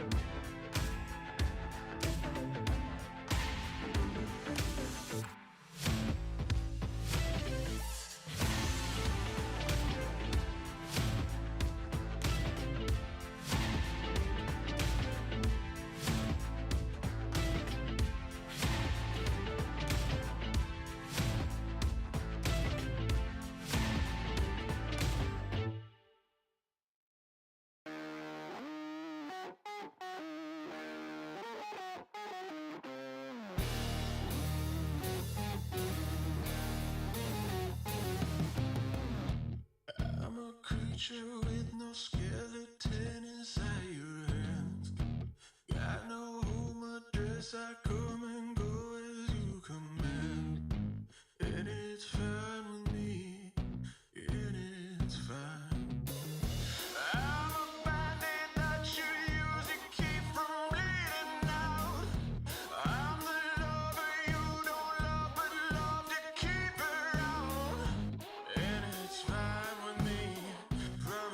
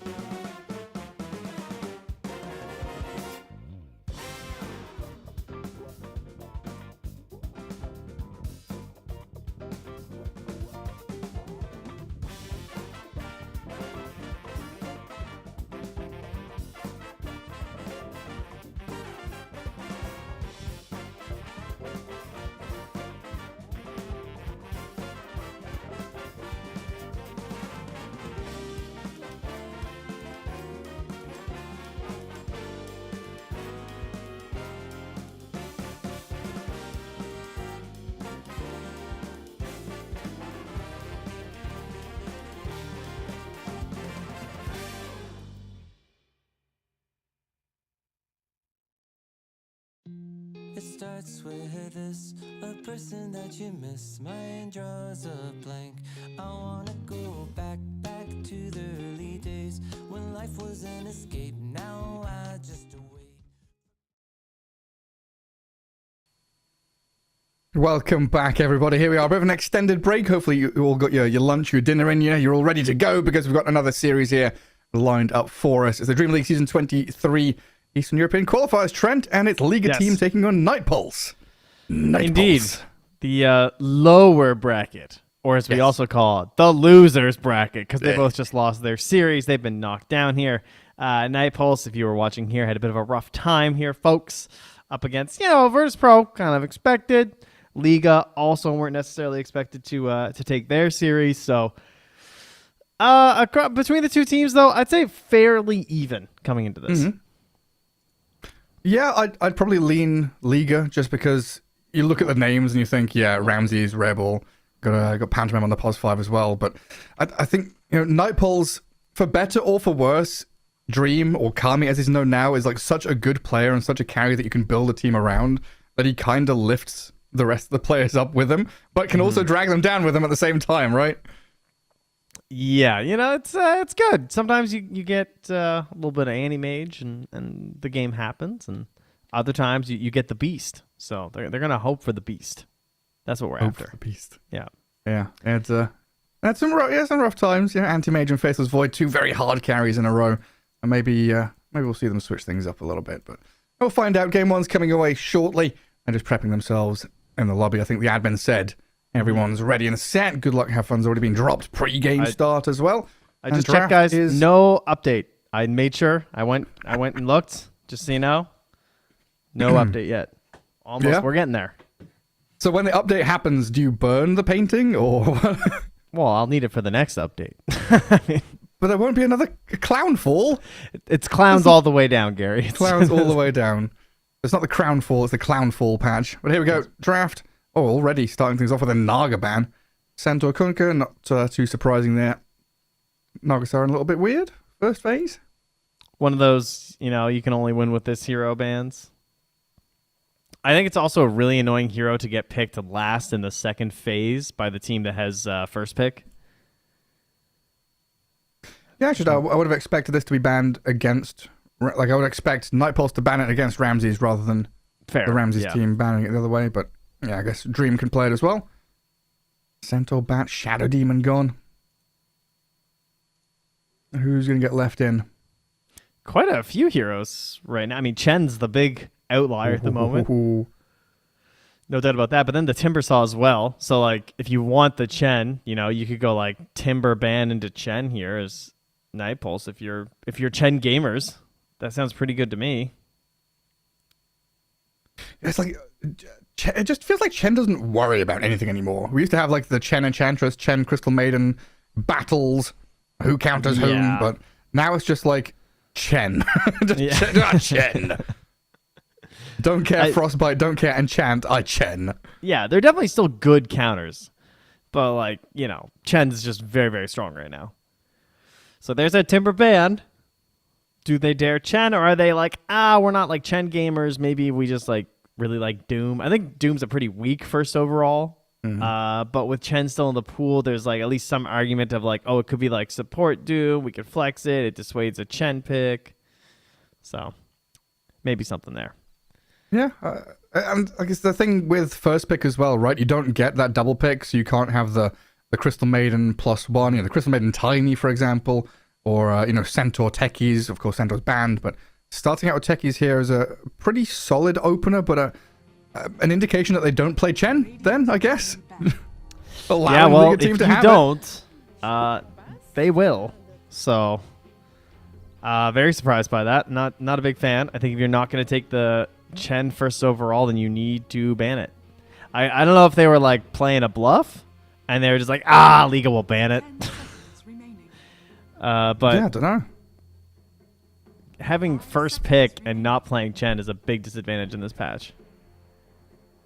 And then banning the Timber as well. Like what? Yeah, I don't know. Could have banned Chen there instead. We'll see where they head with a draft though. A couple more bans to go. Sven out. I wonder if they'll ban out another Ramses hero like a Terror. Like I don't know, Chen just allows so many of these carries and squishy, agi heroes, whatever, just to play out of the lane faster, safer, easier in every scenario. They ban the Mars. Like, no matter if you're Luna or TB, whatever it is, your carry's gonna have a good time. I mean, I'm just looking through. I don't think they've even gotten many opportunities to play Chen. I'm like going back through their games. And Chen has not been a very common option. They haven't played it in a month. To no surprise, they did win that game, and it was gross. It was versus Extreme as well, so not an easy opponent. That was at the Games of the Future. They played it in combination with a Huskar, Bristleback, Skywrath Mage, and Viper. Is that a real draft, or is this a bugged lobby? That is a bugged lobby. Oh, thank goodness. I had to make sure. That is a... Well, is it bugged? Or did that lobby just not work? It's kind of hard to tell because the drafts actually look relatively normal. What's the kill score? Because usually it's just 0-0, right? Yeah, it's just 0-0. It was a bugged lobby. No, we're good. Bugged lobby. So yeah, I don't think they've even had a chance to play it. Damn. Well, first time for everything. I mean, Primal it's Beast to been follow. banned in every other draft, so they're just like, oh, thanks. I guess we finally get our opportunity. Yeah. The gross heroes for me, I mean, Meepo is the big one with 10th pick. Like, if you make, because like no one ever gets Chen second pick lately. So the fact that you have it now opens up for the cheese and the final pick, which is the Chen Meepo. Because that's just a disgusting combo in pretty much every single way. I mean, you get penitence, you get like Meepo's just healing, you have AoE heal, fits the tempo pretty well, does everything you want. So I'd be a little bit wary of that heading late. Wait, what was this? Oh, a Betboom Dacha Liga team. Oh, they had that weird swap, right? Where, so the only Meepo game Liga team have on their record is when Kiyotaka, Kasane, and Roger were playing for them a month ago at BB Dacha. Yeah. They had that weird swap with like 9 pandas and everyone like going back around and through other teams. Yeah, I don't know. I'm curious. Like, does Ramses play Meepo? They're gonna pull it out for their mid laner. We'll see. Crystal Maiden and Doom now. So Night Pulse, they do fall back on this Vazia Doom. And two pretty satisfying heroes to get versus Chen. No doubt about that in the second phase. They're going to be at least a little bit happy with that. Liga instead choosing to focus on the Life Stealer as their ban of what they really didn't want versus this Chen. You go Radiance, you have the Infest versus Creeps. Just generally pretty frustrating matchup for the hero. Yeah, it's irritating as hell. Damn, I really like the draft though. Chen Primal Beast. Like, these are two of the absolute best heroes right now in the entire patch. Not to say that the heroes on Nightpulse are necessarily bad, but that's just like, these are like the guys. These are the two dudes I want on my team. Yeah, and they've still got flex with the Primal Beast as well. Yeah. Throw him mid, throw him off lane. Maybe now we're going to be off lane with a Skarath Mage, but we'll see how that goes. Yeah, I mean, I like picking the one here. You see the Doom, you see both supports, and then you keep the flex of the Primal Beast to potentially be mid. Yeah, that looks good to me. 10 seconds remaining. Not a lot of heroes that you can flex between 3 and 1, unfortunately, so it's kind of hard to like keep it super open. Time to pick Dusa. The Deucer versus the Doom. I think Yeah. I saw that earlier in the Team Spirit series, I think it was. Oh, we had it in Night Pulse against VP as well. VP had Medusa, Night Pulse had Doom. Oh, in that game. That's right, in the game too. Yeah, so it happened twice, yeah. Like Vazia had a really rough time on Doom because he was what, against Timbersaw, Medusa, and Mars as the 3 cores. So he didn't want to do Medusa. If he doomed Timbersaw, that was okay, but then just not contending with anyone else. So if Liga here are able to offer like too many targets for Doom, it gets pretty challenging. Trying to pick one. Oh, Weaver. Well, speaking of heroes, I mean, I said there's not many heroes that can flex between the 3 and the 1. This is actually one of them. One of the rare heroes that is actually still capable of doing that. But very likely to just be position 1. Not expecting the flex here. 10 seconds remaining. And, I I mean, there was also Morphling too. Could have been kind of good, but Weaver's a little bit better with the Chen, I think. Where do we go now for Night Pulse? Crystal Maiden. I think you I could guess focus on Crispin killing five. the Weaver because they don't really have good saves. Like you could, I mean, they have Chen heal obviously, but like, is it Faceless Void the craziest thing? Like a Faceless Void into a ranged nuker mid laner? Like there's lots left. Like Void Invoker is your last picks. Yeah, Void I don't know, Invoker, Void Lina. I just worry about them getting banned out in that last stage. Radiant I team. mean, surely the Void would get banned out. Dire team ban. And Pango shows their mid.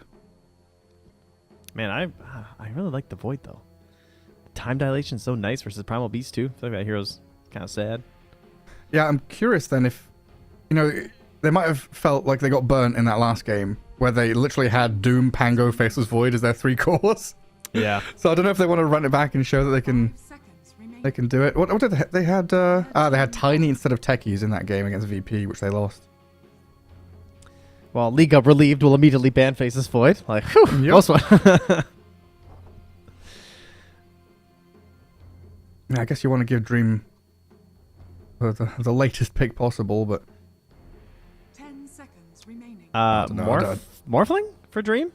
you still think Morph? 5 seconds I remaining. think. I mean, there's Skywrath Mage Silence, kind of annoying, but your versus Weaver, which has some pretty cool stuff. Your versus Primal Beast, which I think is generally pretty good. Except, I guess the lane's kind of iffy if you get caught with a good pair, and they do have a good pair of Primal Sky. Yeah, maybe the lane's an issue. Yeah, it's just like last hitting against Primal Beast as any half-ranged Yeah. hero is so hard, right? He just puts his body on the range creep, and you have to get It's right, so like annoying. right on top of it to try and last hit. Is so obnoxious. Oof, dude, the Faceless Void was so nice. It The was a Life pretty Stealer pick. too. That was a good ban. Like then going immediately into the Primal Beast. Radiant team ban. The Dream Slonk. Not going to be shown off in this game. Ooh. Do we... Liga have last pick, right? Nightpulse have to pick... Yeah. Yeah, Nightpulse have to 10 pick seconds first. remaining. And every time I hear myself say their name, I'm telling myself I've missed something because Midnight Pulse. Oh, I say Night Pulse and I think, where, I forgot to say mid. What's happening? here? losing syllables. I'm like losing syllables, just catching myself. Oh, Monkey King. All right, so they found their melee hero. Okay, and they banned the Viper. I was wondering if Huskar comes out for Liga because they can shove him against the Pango. Mm-hmm. Play fast. 10 don't know, seconds remaining. Hmm. I mean, you can probably just play safer and faster with a Spirit Hero, though, right? Yeah, I mean, you don't have to be super concerned about the matchup. Obviously, if it goes really poorly and the diffusal's out early, it can mess up some of those heroes, but overall, it would fit their game plan. Like Ember, for example, is the classic with Skywrath Mage. You just slight, chains, sky spells, easy kills. Plays pretty fast for Chen timings. Can piggyback Yeah. off of Primal's initiations really well. It's Wind a lot of physical damage, Ranger. though, so they might be thinking Void Spirit. Oh, they're doing it, You dude. said, Dude, if there's ever a Chen second pick, you have to know they will do. Every team should be able to do this. I was literally looking at the statistical matchups right now. I have the Meepo page open because I was like, is it bad versus Pango? Because that seems kind of bad. And I was trying to see if there was like a really bad correlation, but it doesn't seem to be. But you would think that, you know, Pango and Monkey King actually have pretty good tools versus Meepo in the sense of like large AoE stuns and disables. So there's a chance they might have considered this. Monkey King is in that top 10 of heroes that wreck Meepo statistically. Which makes sense. Again, a lot of reasons for that. Being inside the arena, hard to catch, has that long boundless strike that hits all your meepos. But will it be enough? Yeah, I don't know. With like Chen creeps, Swarm, Primal Beast chopping down your trees and munching you, it could be a difficult one for the Monkey King. Like we talked about this in the series that Night Pulse had against VP, and it feels again the same story where lanes matter so much. They've got to come out of the lanes with, you know, some kind of advantage. You've picked a Monkey King here. He needs to step up, get things going. He's against what Primal Beast, Scarth Mage, so potential is there alongside the Crystal Maiden to get kills and start spiraling. But yeah, I don't know. Doom as a hero now doesn't hit the spot for me. Yeah, I know, he's I been feel that. nerfed and it feels bad, but this guy, he was such, a giga viable pick. First pick material, such a strong hero. Doom is so good against everybody. He counters everyone with his ultimate. And now he's just like, yeah, I buy Veil. I blink War Stomp. We're back to the old days. We'll see how it goes, though. Game 1. Best of 3 in the lower bracket for DreamLeague Season 23. Can you believe that, by the way? Like, I remember DreamLeague Season, 4. Yeah, that's a big number. 23 already. A long smoke here from Night Pulse. They're going to come under dire vision and the smoke breaks. Meepo gets away from them. Nice sentry. Yeah, that's a great one. Immediately Ramses. planting their own vision down. Yeah, I wonder, do they want to block any Chen camps? They've got another sentry on Techies, so I guess the goal here, is probably try and get further north, block some of the Chen camps if they can. I think that's what they were playing against on the side of Liga. And now you've got Ramses taking advantage of that coming in behind. Sir, that is not a courier. So he smacks that Monkey King. What's his name? Cluckers? Cluckers the chicken or something? Cluckles, I think. Cluckles. It just says courier. Well, Cluckles is under a ward right now. Yeah, he is scouted. The battle begins. BB3PX. Does Ramses go for this? Always going. Oh, the Shikuchi steal. Oh, Merlin, Warwick. They grab a couple. 2 for 2. They're chasing Ramses, though. They've, bullied him and might even get the kill. Shikuchi's ready in a second. Jeez. Oh, man. That's a lot of damage. Oh, that was so cheap for them, too. That cost them, nothing. That cost them 1 Scorched Earth and a bomb from Merlin. And Ramses loses his entire HP bar as he's tangoing up with all his items out of his inventory right now. Let's see if he misses any CS. Range creep could get denied. And meanwhile, we've still got that chase, Merlin and Pantomime wandering around, figuring out how they're going to re-enter the lane. And him keeping him back again is going to ensure that small camp spawns in behind for the Chen. So that'll be nice. That's true. Techies didn't actually get to use the sentry yet. Ramses. He's got 1 tango left, but I guess with Divine Favor, got a bit of heal amp there, a bit of regen added onto the Weaver. It's been difficult Other so lanes, far, we though. have some shenanigans happening here. What's going on mid? 4 Yeah. heroes here. Shenanigans. Crystal Mage is chasing a Skyearth Mage.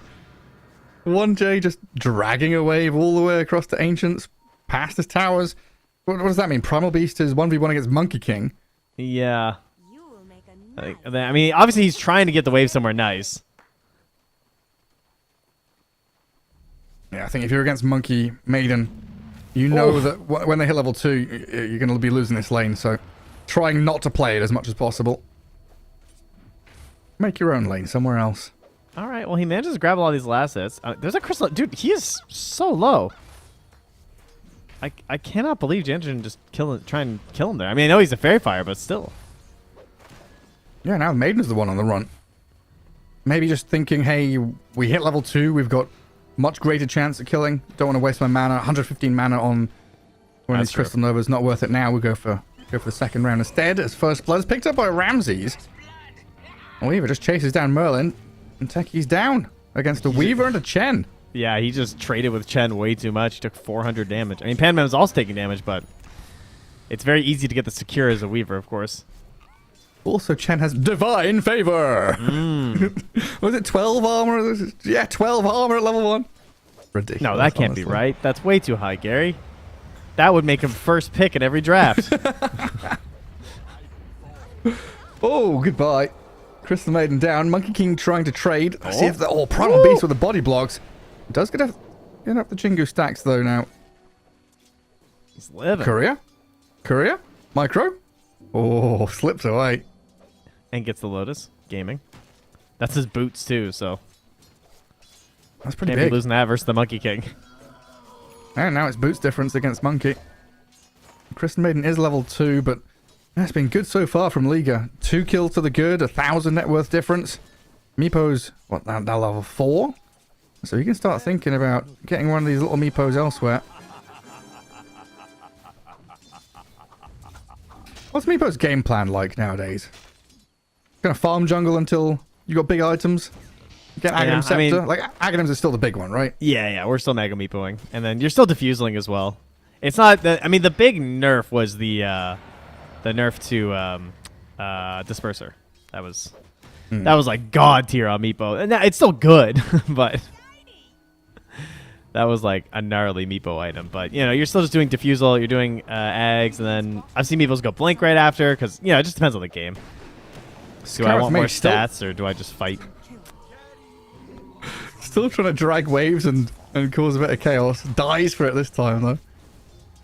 Monkey gonna have to gather up some creeps under tower. And first death for Liga. Primal's got the same amount of assets almost as the Monkey King, though. Yeah, he's 4 down with a couple coming his way. But, you know, overall gold, pretty close. I'd say it's impressive how well it's going, considering. Yeah, against the Monkey Maiden, like these little moves they've made, skydive there, it feels like it's for the greater good. Yeah. Get this Primal Beast into a good spot. Like, he's got Lotus, Fairy Fire, 7 stick charges, so it feels like he's never dying. And then you can start playing into his lane as well. You know, we could have that Chen Twin Gate rotation, the classic. Could wrap around, have Meepo come down here if you want to. Lots of options.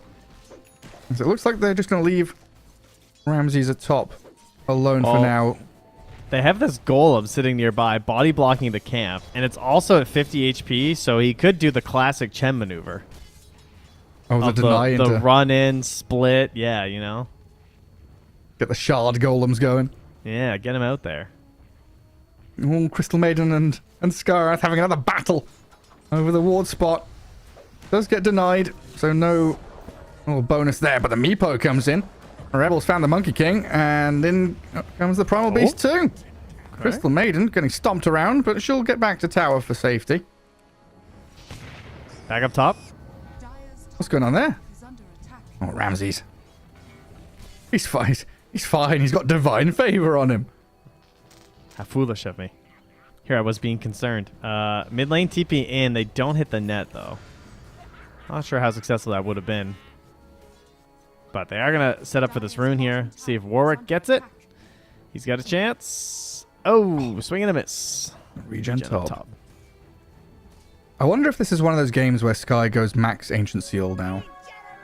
Like 113 or 114 build?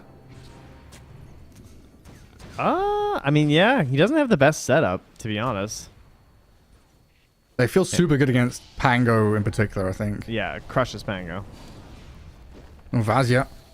A long rotation from this Sky, from bottom through mid into top. The Doom still alive, gets the swarm off him, and now the Pango rolling in towards the Skarath Mage, gets pushed down to low ground. Still getting chased by the Techies, and the Swashbuckle to finish him off, gets Warwick the kill. Interesting game here as Ramsey just dives under tier 1. He wants some urn charges, and it looks like he's gonna get them. Oh no! Maybe no! Oh, Ramses! What have you done? I can't believe he's not getting tipped. I mean, that's Ramses. You guys, he gets tipped for everything in his games, and that doesn't get him a tip. Too much focus right here for Night Pulse. And now Rebel's diving. Oh, the root. Oh, he thought thought that was free. Okay. Yeah, that's two pretty big kills for Night Pulse. Quite large. That was a 1,000 gold swing at 7 minutes. What? This is one of those games where like the building blocks were being placed for a stomp out of Liga. You know, they're winning all 3 lanes, looking good, starting to make moves, getting some kills. Night Pulse with a nice, I don't know, a nice read, just understanding that the aggression was coming and having men there. Yeah. Walk into the meat grinder. Yeah, dive out tier 1 against the Maiden with a Frostbite. Level 3 Frostbite as well. I mean, maybe that's the unexpected part. Weaver's like, why am I rooted for freaking million seconds? It's all right. Chen will come and save everything. My thrift rewarded. As he does. You know, hop yourself in towards a Vlad's nice and early. What a disgusting item. Chen Meepo is just so synergistic. It's crazy. Like, you can't let it happen. I'm pretty sure, I mean, he's a bronze Meepo. I don't know if Rebel has any Dota Plus, but, like, you don't have to be a master Meepo to make this combo work. Just a move. Get ready to Mega Meepo, and that's about it. We've been taking care of all the hard parts of Meepo. Yeah, that's right. Yeah. You don't need to have all these activatable items and blink tab toggling to your next one for the spam of the ensnares. It's all easy now. Well, Chen making his first big move. He's swept through the jungle. He's gathered an army. And he's ready to play into this tier 1 top again. Finding Merlin. Techies has to blast off away. Ramsey's rooted, dusted as well. Timelapse ready with 12 wand. Pops the timelapse. Still dusted though. Trying to Shikuchi himself away from the rest of them as the Monkey King going to swipe down on the Chen towards the north of the fight. Ramsey's still getting hounded by the Maiden, but Shikuchi's the Doom is back. up now. Oh, this could be close then. The Doom is there. You're right. Vazzy just straight onto the Weaver. Might die for it. Oh, the Swarm. Minus armor. The miss and a kill on Ramses.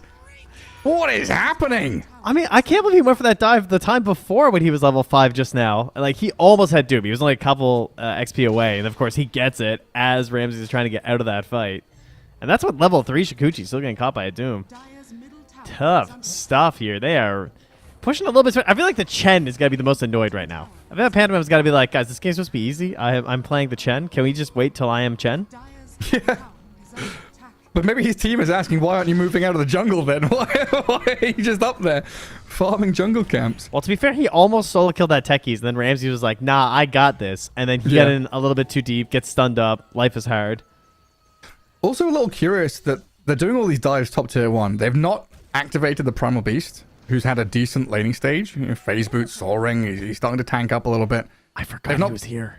Yeah, they've not played bottom. They've not played into tier 1 bot, which is very low. Twin gates haven't been used.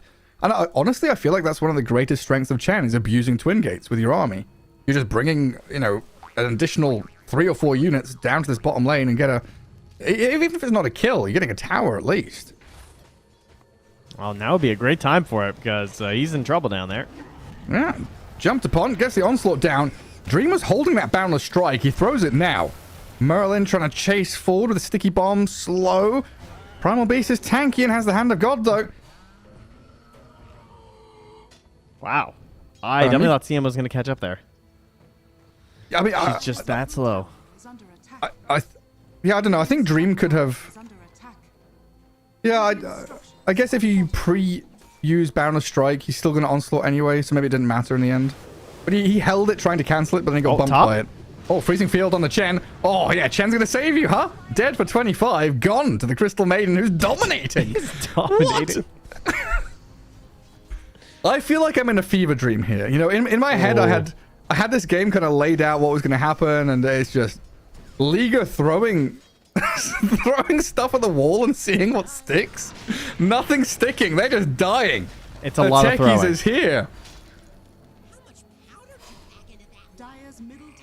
All right, well, Ramsey has cooled down. He's trying to relax a little bit here and just has bought a Maelstrom and is hitting jungle creeps. There are some stacks here, too, so Meepo will continue to stay on top of the chart very likely here. Their own tower push isn't fantastic from Nightpulse. It's quite risky to be doing this, but they're going to try to take advantage of the fact that they nuked some of this Chen's army down. Panamem is busy, but even with 3 versus 1, they can't really pressure this tower.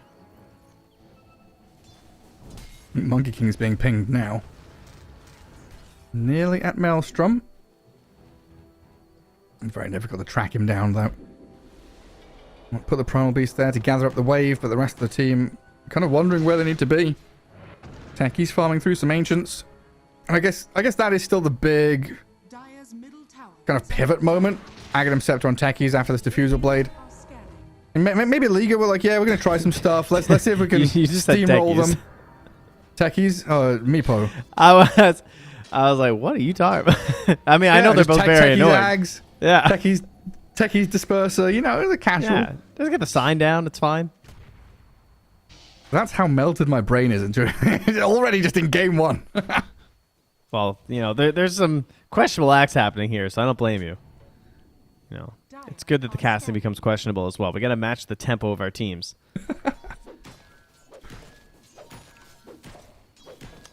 Vazia, very poor for a Doom, by the way. He had 1 point Devour for ages. He's like trying to deal with this Chen and hold his tower, I think is part of it.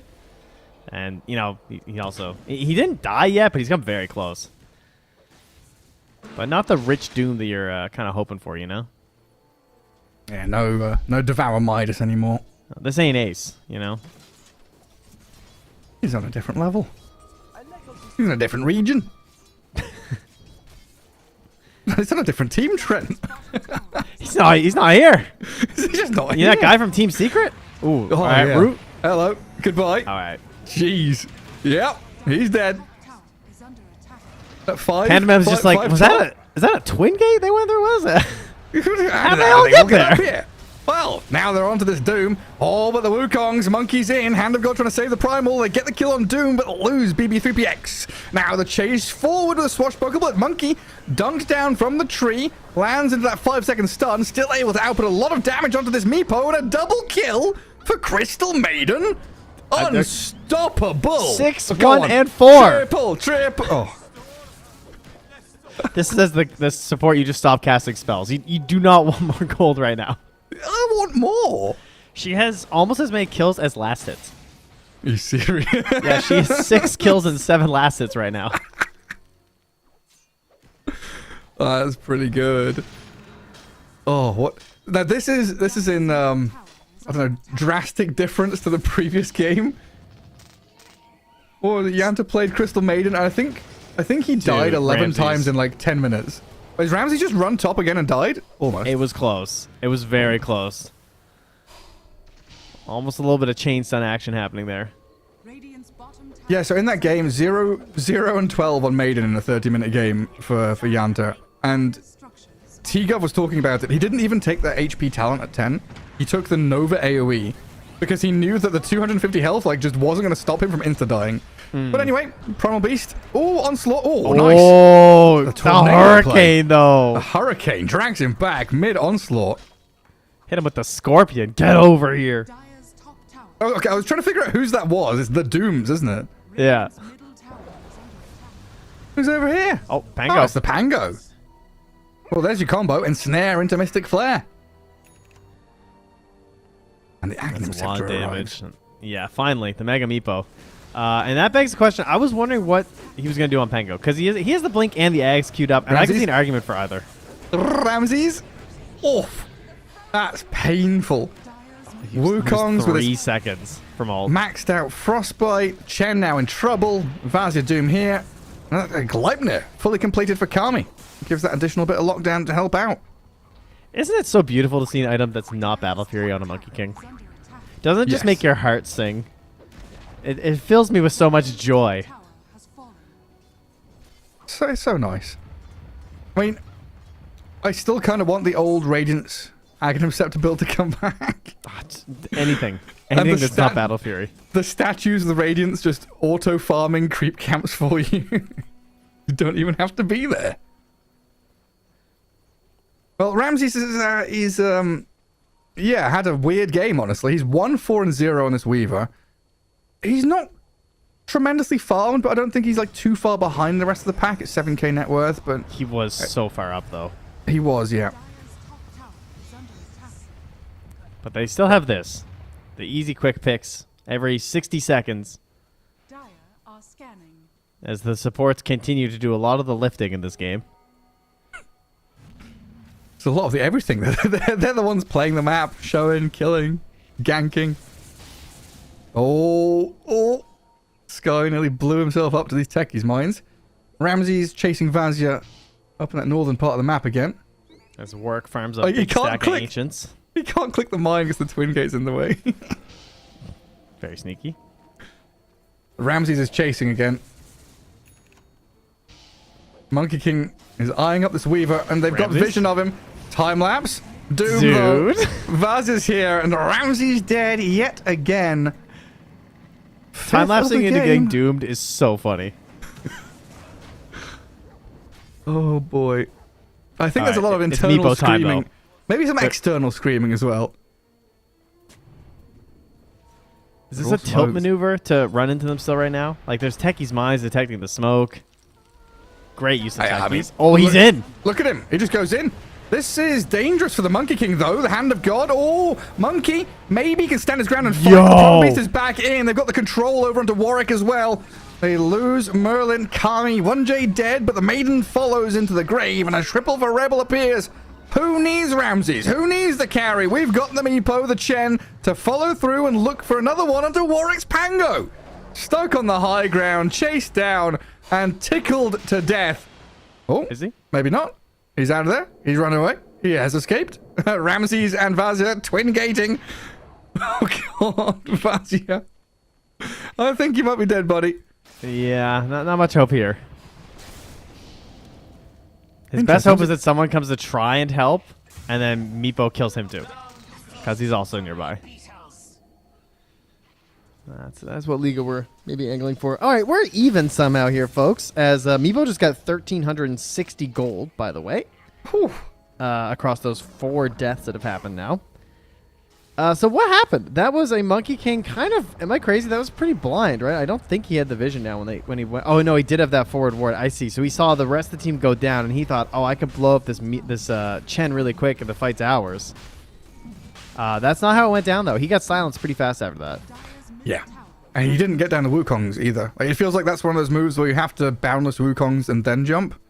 Yeah. But he was like, nah, I'm going to get the cheeky kill He on was Chen. also, he was holding his boundless for the longest time. I think because the blade mail, because he was so low, he was trying to, like, dodge it. And it almost worked. He was mid-cast animation when he died, and the blade mail was down. So that would have been pretty sick. But They've just used Wukongs and Pango roll because they thought Liga were in Roche. I mean, I don't blame them. I would have immediately gone Roche's Liga. And they did, obviously. Then decided to back off because the fight didn't look that good. Mega Meepo's online, though. They could certainly go back for it. I wish this Monkey King was going BKB before the Ags. I feel like this is a little bit greedy. I agree. Yeah, that BKB could be a big difference maker. You know, it's one of these games. Oh, in a second. Kami is getting roped here. Oh, Wait, he lives into this? a tree. Nah, you're not escaping from this. How did they know? The tree just gets bumped. A little nudge. And there's so many games we're talking about, you know, map reading and understanding, experiencing and expecting. Techies, looks like he's just dead here to Ramses. A little blast off and a fizzle as he dies. But this is one of those matches where it feels like both teams are getting the complete opposite read of what's happening in the first 20 minutes. You know, that you can see what they're trying to do is like, oh yeah, we can go for this, and just fully flopping and not understanding what the opponents are going to bring, and what they're up to. It's just fluctuated so much. I mean, we talk about Ramses. He's almost ahead of the Monkey King at this point. Not that long ago, he was like 3K down. I know, rush time. Wait, is Night Pulse thinking about contesting This is a long Rolling Thunder. Yeah, gets onto the Scarth Mage. He's going in. The timing? Pango. Oh, maybe. He's going to bonk around a couple of Meepos. Wukongs is ready again. Kami's here. Oh, the Roshan grabs it. Ages for the Pango, and Meepo's going to die. Rebel dead. Doom is out. They've caught the Primal Beast on the northern side. Chen in trouble. Too? They're going to get 3-4 kills plus Aegis and Roshan? No way. The Radiant even killed Roshan. Okay, well, maybe this time you did need Ramses. He just wasn't available. They're going to get their Wisdom Rune as well. I don't think they're going to get a steal. That would really be the cherry on top here. As Ramses grabs a camp and escapes. But, I mean, what a victory here for Night Pulse. Oh, no. Kami? Oh, good Glimmer. Classic item versus the sky. Tons of heal out of this Techie's mech as well. Ramses still charging forward. Chen army behind? Gets What out are with we a doing? frostbite. Chen army coming in onto Techies. Yeah, dropping low, but cleared out. The majority of it cleared out by Warwick. I'm calling him Warwick, by the way, but I don't know. Vorik? Vorik? I have no idea. Call him Ricky. Oh, Ricky. Yeah. I don't know. Whenever I think of Warwick, I think of Warwick Davis, the actor. I know the name. I can't picture the face. He played a bunch of the oh yes, Ewoks and the Harry Potter and yeah. He's been in a lot of stuff. Yeah, whenever I see this player's name, that's who I imagine is playing. Did you know that he was in Leprechaun, Leprechaun 2, and Leprechaun 3? What's He was. He was also in Leprechaun in the Hood in 2000. So he had a pretty illustrious career for his size. Wow. Happy St. Patrick's Day, everybody. Oh my god, Leprechaun in the Hood, are you serious? Leprechaun 4 in space. Oh no, BB3PX dead. Back to game time. Kami's found the Scarth Mage. 1J just gonna get slapped around, and it looks like Night Pulse. Fingers on the pulse. They're ready. Catching out Ramses in the bottom lane. Does get off a Shikuchi, and no Doom comes. Picking him out. They want though. it bad, though. Oh, yep. Come here, Ramses. They know the mental power of getting that kill, but they're not going to grab it this time. Kami, though, Agnim's complete. Cleans up kills across the map. This is exactly what you need to, like, get yourself right to that BKB. That's why this Roche fight was so important. Getting this Aegis on their team gives them control of the whole map, and it means that Kami gets away with his Agnims without it being a total disaster. Because if he had have gone for... If they had have lost that Roche fight, or maybe they just didn't contest at all, then they're the ones who are pressured to kind of, like, hide it out and farm up the little corners of the map. Get their little farmy crumbs the whole time. But... And then it takes so long to not only get this Agnes, but then get the BKB after. But you win that fight, and now Kami's just sitting pretty. Doesn't go farm like crazy towards his BKB now, too. Easy game. Yeah, you're just swarming Dire side of the map, and you're making sure that there's even less room for these greedy... Oh, Chent just disappears. Monkey and look at this push they're doing mid. It's just 3 of them. There's nowhere safe. You know, they're trying to defend this mid tier 2 now. Meepo's come in, but that's an Agnes Pango. This is too so much. much stuff and damage coming out of the swashbuckles from him. Crystal Maiden is still standing there and snared, but doesn't care. Doom arriving again with the BKB and the Doom ready. The dig from Meepo underground into his little tunnel dwelling like the mole person he is, trying to run away back into Mega Meepo, but he's doomed up now. Half HP and bombs being thrown at him. The artillery's landing and the Meepo's dead. Well. Where's Ramses? He's mid lane cutting waves. Am I crazy? But Jenter lived that whole time, right? The CM? How? I don't know. He did an entire freezing field. Glimmer Cape, too good. He did the most damage in that fight.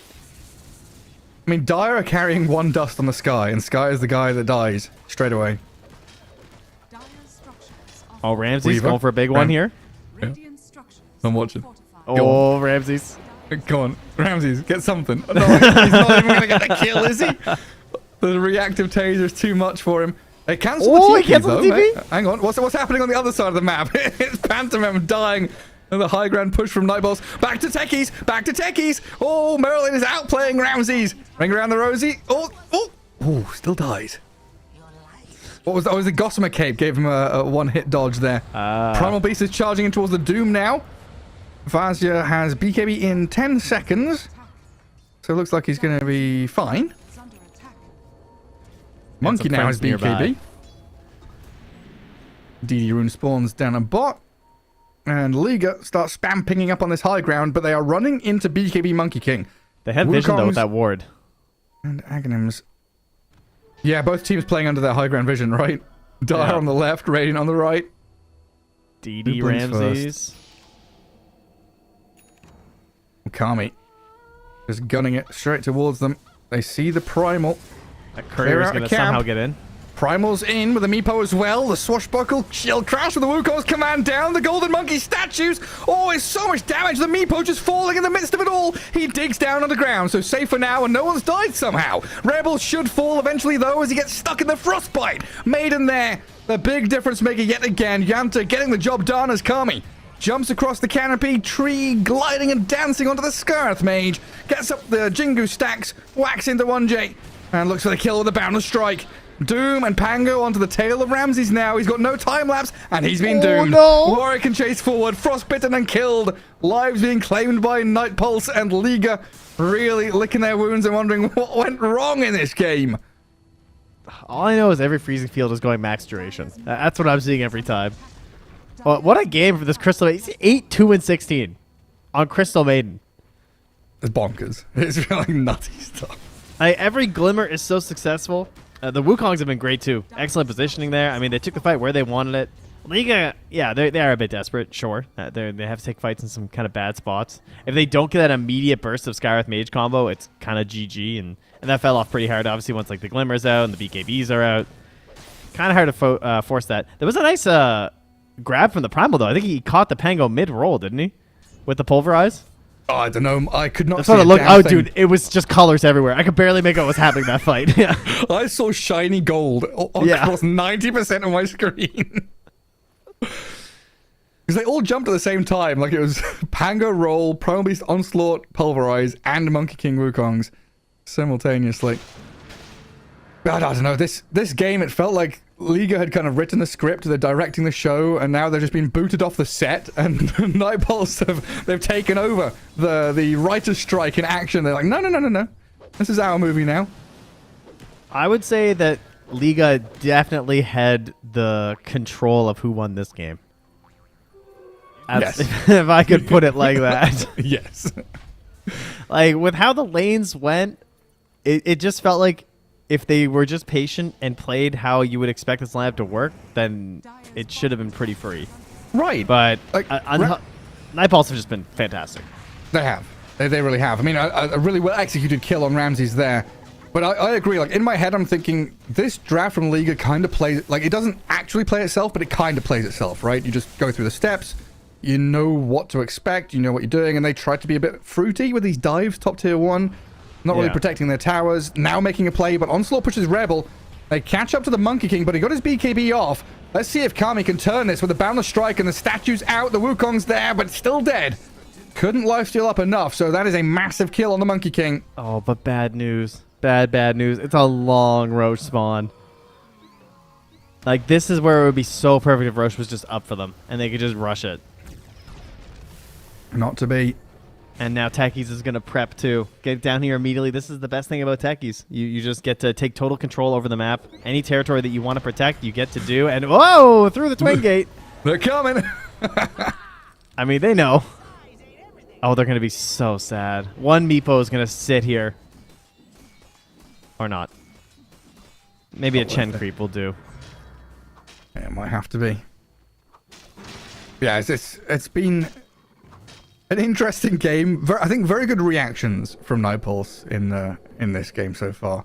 And they're responding, respecting Liga with their moves up top, making sure that this Weaver and the Meepo have been shut down pretty significantly. I think, yeah, you said it best. This game, the outcome of this game was in the hands of Liga from start to finish. I mean, if they can get a couple more picks, they might come back. Why is this bounty run? I mean, I know why, but like every game, there's like 4 of them there. 1J gets one and done there. It's blown up. This part of the jungle sucks, man. Yeah, it's just like you never come back. It's just like small camp, medium camp, and then the Arteezy large camp. And you do not want to farm the Arteezy large camp unless you're like a pos 5. The spooky place. It's where carries die. that's where carries go to die. There's just these graves everywhere, you know? Little like voodoo dolls stuck on the trees. Dead Chens. Yeah. What's the right? Is that the graves? The cemetery? What's it called again? Oh, what is? We have the well. We have the mines. I was so good at these. I memorized them all. Dude, I had a Microsoft I think Paint it's just picture. called the graveyard. The graveyard, yeah.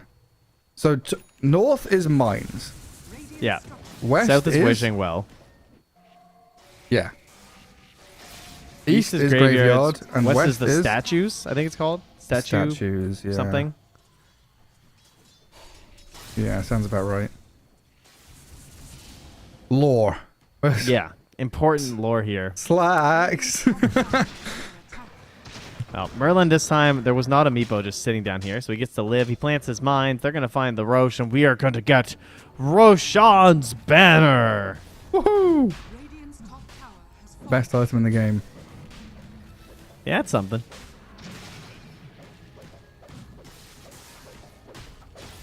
A little bit of help with the Scorched Earth there for Vazia. So he hits level 20. Gets the cooldown reduction here. Ramses being a sneaky little bug, like one does, as he doesn't sneak through that Techie's mine. He has been scouted. So Vazi's gonna. Oh, he's all right. Vazi's gonna know he's at that camp. He's gonna TP out. Oh, yeah, he's out of there. Still, they keep Liga away from Roche. So, Aegis for the Monkey King. Middle tower is under attack. Kaya Sanj Doom. Yeah, alright. We have the beast mode, primal beast as well, where he already has the shard. He has the Aghanims now. We are now in Aghanim's labyrinth. Boss mode activated.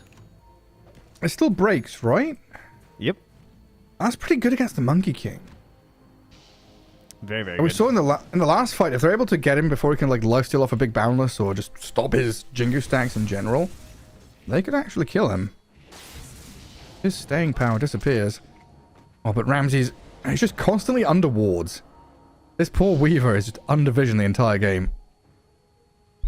He's doing a great job of cutting their waves, though, because they're trying to get a cohesive push going right now. They want like the mid and the bottom pushing at the same time kind of idea, hold the high ground, pressure and go for the pickoff play, and they're not quite able to get it. Instead, they're just chasing. Shiva's with the gem. Easy. They got him. Lincoln's popped. Doom is used. Warwick and Vazi get the kill, and a 70-second timer on the Weaver now. At the same time, Rebel does kill the techies up at top, it looks like, but now he's being chased down by this Monkey King. Boundless strike to try and slow him down. Rebel gonna poof away back to his other members of the family. And off he goes. After. They were trying. Not fast enough, though. So the push has been delayed. Just a little bit. Ooh, the Skywrath eggs. I haven't got to see one of those in a while. What the hell does that do? Oh, it upgrades It's everything. the doubles. Yeah, the multiples. It's pretty sick. Actually, one of my favorite eggs of the game, I have to say. Mostly because of that giant text box. A But little light reading before sleep, huh? yeah, it's nice. But I don't know, it's just kind of crazy. It just feels like they tried one of these and like it wasn't quite good enough, and they're just like, "Does anyone pick Sky?" Like, nah. All right, I'll put them all in and we'll see what happens. And somehow he's just kind of kept it since then. Never look back. And wait till you guys see the new Arcana and what that's gonna look like too. I mean, whew. Am I right? Crownfall, let's go. Meepo. Oh, Mega Meepo, Frostbitten. Oh, Monkey King, Doom, techies, everybody. Right on his head. A dig for a while. Oh, maybe slip away here. The Boundless Strike's going to hold him back. Ramses. Techies and Doom still chasing forward. Ramses into the back lines. The Meepo's still alive with the Hand of God. Imagine. Rebel still going. Kami can't catch up to him fast enough. They've guarded the Meepo. Got him out of danger. Ramses went deep there to hold them back as well. Nobody dies. I can't believe that Gleipnir saved him. Incredible. I mean, that would have been Meepo with no buyback. Yeah, he's 100 gold short of it. They're still going to dive in here. Oh my god, Ramses disappears. Where'd he Primal go? Beast caught up in the Wukongs. I don't know, Ramses just gets tipped. Warwick says bye-bye.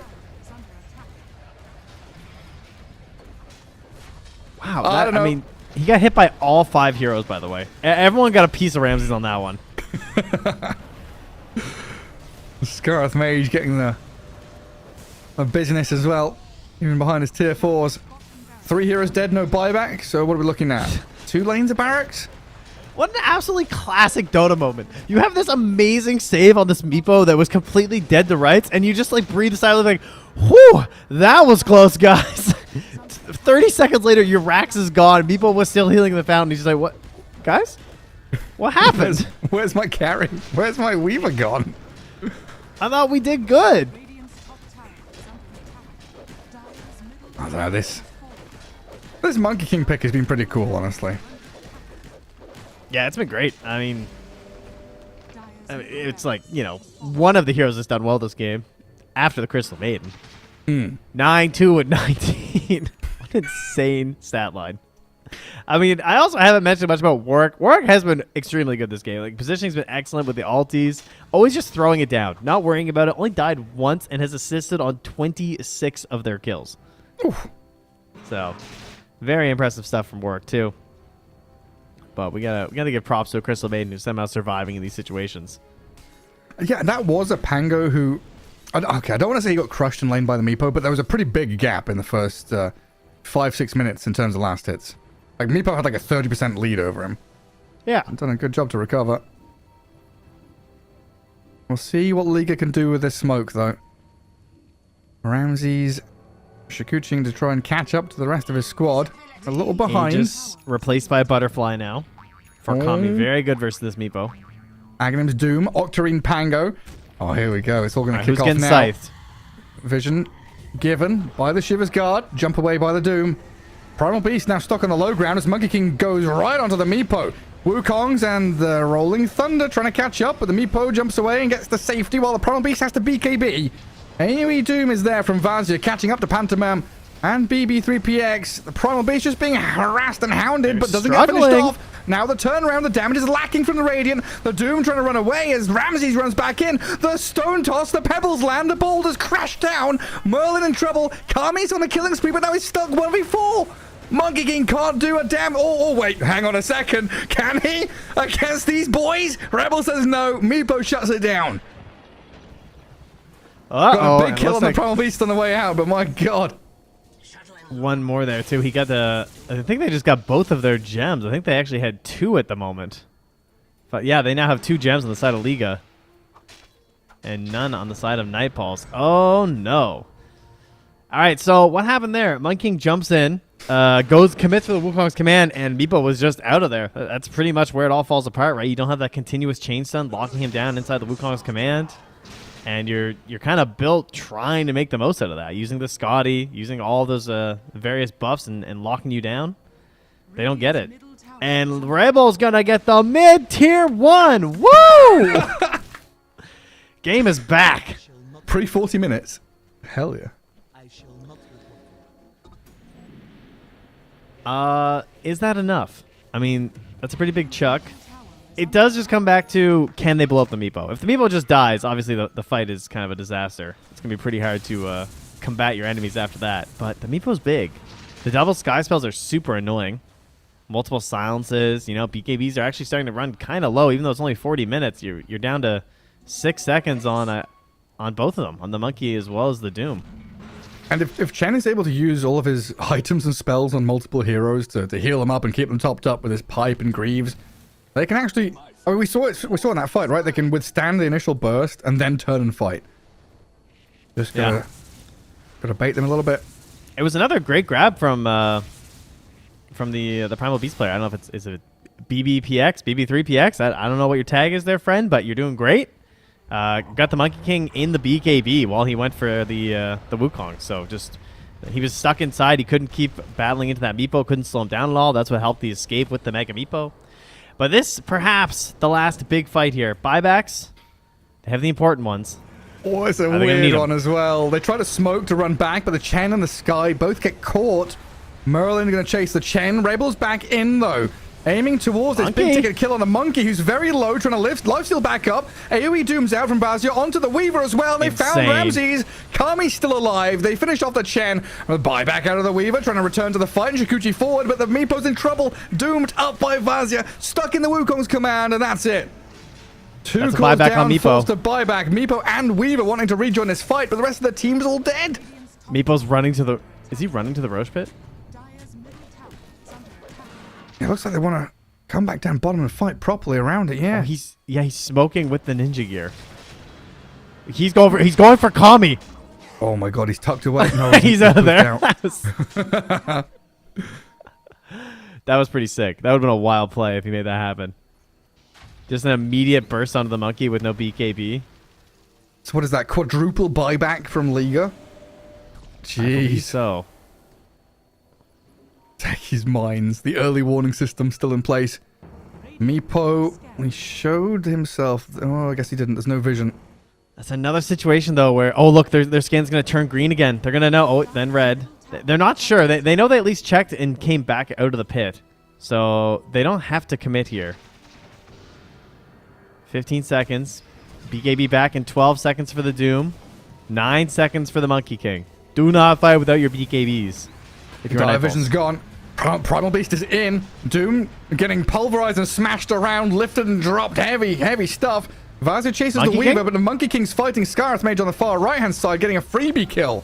Sky dead. Ramsey's BKB's up at half HP and chases into the Maiden, but inside the pit, the freezing fields let go. Still dies, though. The stuns on the Weaver could be a problem for Ramsey. Gets the double kill, trying to run away, but the Techie's mind's going to blow him up.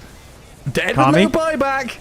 Meepo, it's all on his shoulders now. Rebel trying to fight back into Kami. The 1v1 battle in his bottom right corner. Meepo against Monkey King. No, Pango, fuck off. Leave him to 1v1.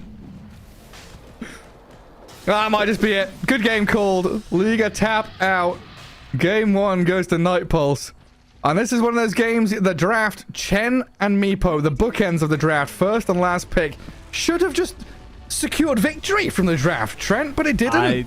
I would say so. I do think that Liga should have been able to take this one based on the position that they held after the laning stage. Night Pulse really tightened up. And they took full advantages of the mistakes that Liga made. I mean, when they overextended, they were there to punish. When they needed that Roche so bad, they managed to win that fight. You know, getting the kill on Roche, getting the Aegis on the Pango, killing the Meepo. That really was the last time where I felt like, oh, Liga are still going to win this game. Like, they'd made some mistakes up until that point, and I was still like, doesn't matter. Doesn't matter. Small mistakes. It's okay. But eventually it just becomes too much. The Meepo's name, Psych, that's a wrong number. What does that even mean? Funny stuff. That's a lot of last hits. 526 CS for the Meepo. All that farming for nothing. Not victorious in the end. Ramses, he had a time, Trent. He had a time. He did. He played some wild stuff. He was getting in there. He was being pretty aggressive. You know, he was certainly taking a lot of the attention from the side of Night Pulse as well. You know, very busy chasing him. He did help extend this game because there was a point where the lead was growing so fast for Night Pulse where it kind of like they were going to steamroll and end it, and Ramses did get in behind several times, catch some waves, didn't die every time. You know, he did manage to escape a few times. But he spent a lot of his time in the late game having to manage the creep waves because no one else could really do it that well at that point. And so that certainly put a tax on him in terms of, like, you know, trying to keep up with the Meepo.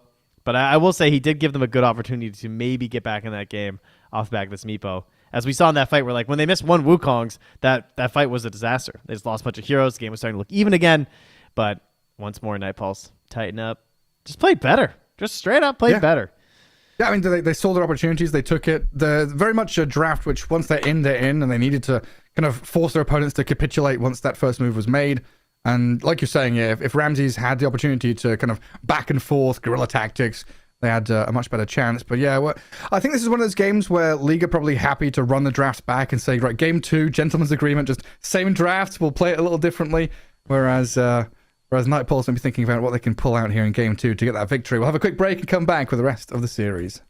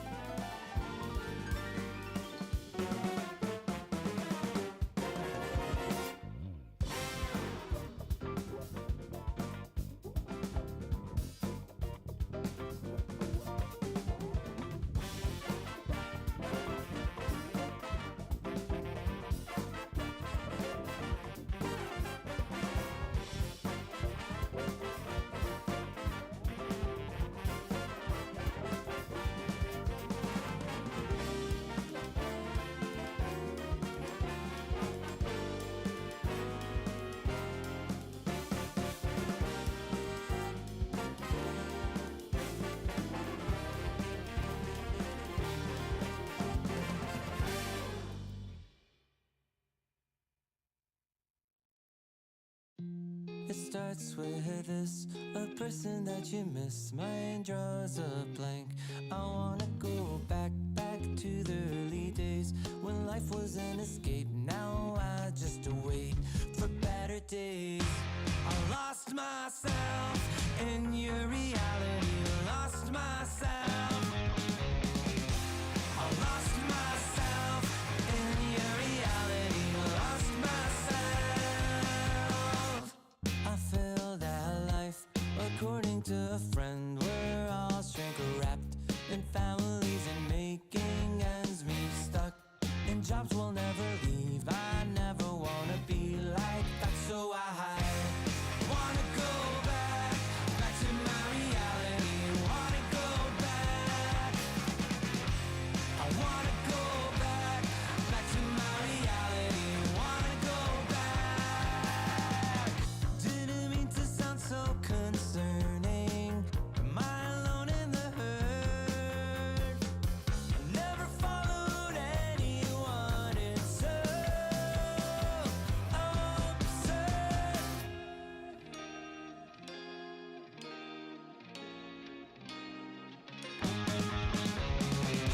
I wanna go back to my reality. Wanna go back. I wanna go back to my reality. Wanna go back. Gonna go back. Gonna go back. Gotta go back.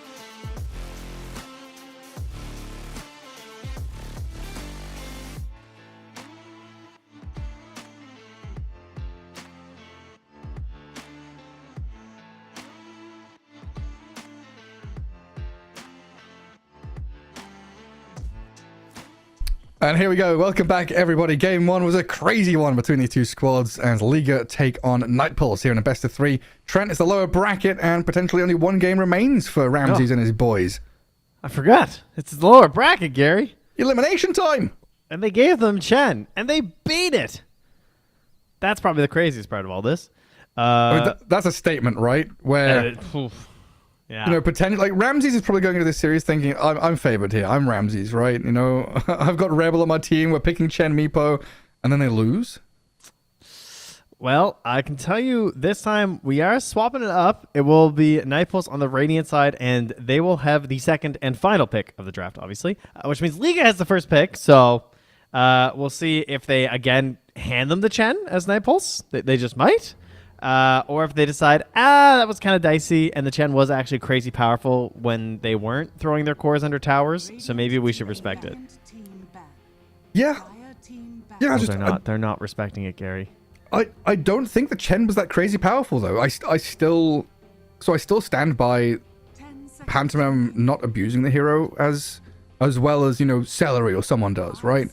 Where you're going through twin gates at like 2 or 3 minutes and you're wrapping around an enemy safe lane, you're getting kills or at least pressuring.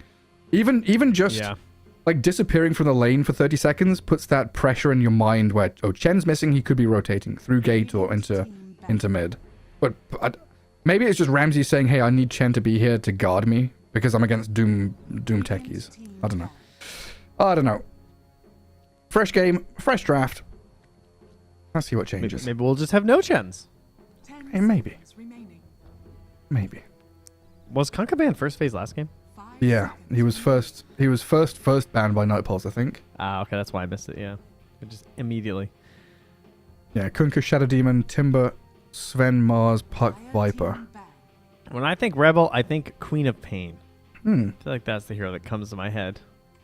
Yeah. 10 seconds remaining. Yeah, Leshrac, I think, for me. And Leshrac's been coming back. He's I don't know if it's just on the rise anymore. He's like a stable part of the meta now, it feels like. Well, you know, when they pre-nerfed Tinker with some of the changes to Bloodstone and they didn't do it to Leshrac, I felt a little bad. For the Tinker players. I know, which is the only time I'll ever feel bad for them. Like, ever. Dire team back. Well, Crystal Maiden's back. Let's see what she can do. So Batrider first pick for Liga team. Crystal Maiden first up. No Centaur, no Timber, no Dragon Knight. So we're still left with a Doom out there. As well as this Lesh and Mars. Yeah, Mars is the other one that I was trying to grab with my brain. I'm definitely a big Bat fan. I think this hero is still absolutely insane. I think it shuts down a lot of heroes. I think almost every carry hero wants to do the exact same thing in the game right now, which is farm the camps by the cliff on their side of the map for the first 12 minutes of the game. And these Batrider players that just get going, get moving, they get some levels up in Firefly, they farm some stacks on their own side of the map, and they go hunting. Like, I think Crit has made it look the most broken out of any of the players right now. It just looks impossible to deal with. It's just way too strong, and it scales into a core relatively easily. Yeah. Not a hero I would want to play against in this patch. And I think the best part is he has fallback plans. Like, if you can't do those aggressive moves, you can still, like a Kotl, stack and farm jungle. Does tremendously to catch up into games as well if needed. Well, I've got to say, I was a big hater of position 3 Bat for the past 6 months, 9 months or so. I was only thinking, hey, Bat is a support hero now. But having seen, Whisper bring it back, Davai Lama play it quite a bit, some of these squads, with the position 3 Batrider players, it can do a lot of work in specific matchups, depending what the enemy carry is. Always got to keep that in your mind as well. Because a farmed Bat, level 6 at 5 minutes or something with max Firefly, he shreds. Yeah, he's still in the right matchups. Yeah, I think it's definitely something people should still look for in terms of a core role. Who goes with the Maiden? Who do we pick? Do we just go Maiden Techies again as your opener? Maiden Techie supports, or do you want Primal Beast or something narrow instead? What do we have? We have Mars is still in the pool too. I still think that hero is really strong. It's kind of a nice one. Encha. Wow. Okay. We don't pick or play Chen, but we pick and play Enchantress. What's going on? What?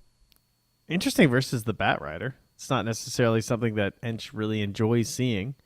And like you said, the Primal Beast is still in there, which it's a bit of a good-bad matchup. I think the immediate thought is that Primal Beast absolutely crushes, just stomps Ench, which is true because, he doesn't have to attack. He does a lot of damage. But if you enchant him, then it stops he can't onslaught, which is also kind of cool because he's just constantly dispelled. Or, well, you can dispel the onslaught to stop him. Not necessarily constantly. Not Shadow Demon level. Yeah, not quite that good. And I guess it gives you options as well because Crystal Maiden is also decent against the Primal Beast. So depending on if it comes and what lane setup they're going for, both of these heroes could lane match up against it. Mm-hmm. But yeah, I feel like they're probably going to grab the Primal. It does still look pretty good to me, to be honest. And I thought he played quite well despite them losing. Yeah, it looks solid. This is where they say, nah, I'm picking Brewmaster or something, just completely random. Sometimes you do have to go there. I think that's a completely valid choice when, like, even if the hero still looks kind of okay, you just want to forget that last game ever happened and pick something that's basically just as good or a little bit of a different style. And they'll be the ones to grab the Mars here. They have the Techies, they have the Bat Rider. Both heroes, a super solid pairing in lane.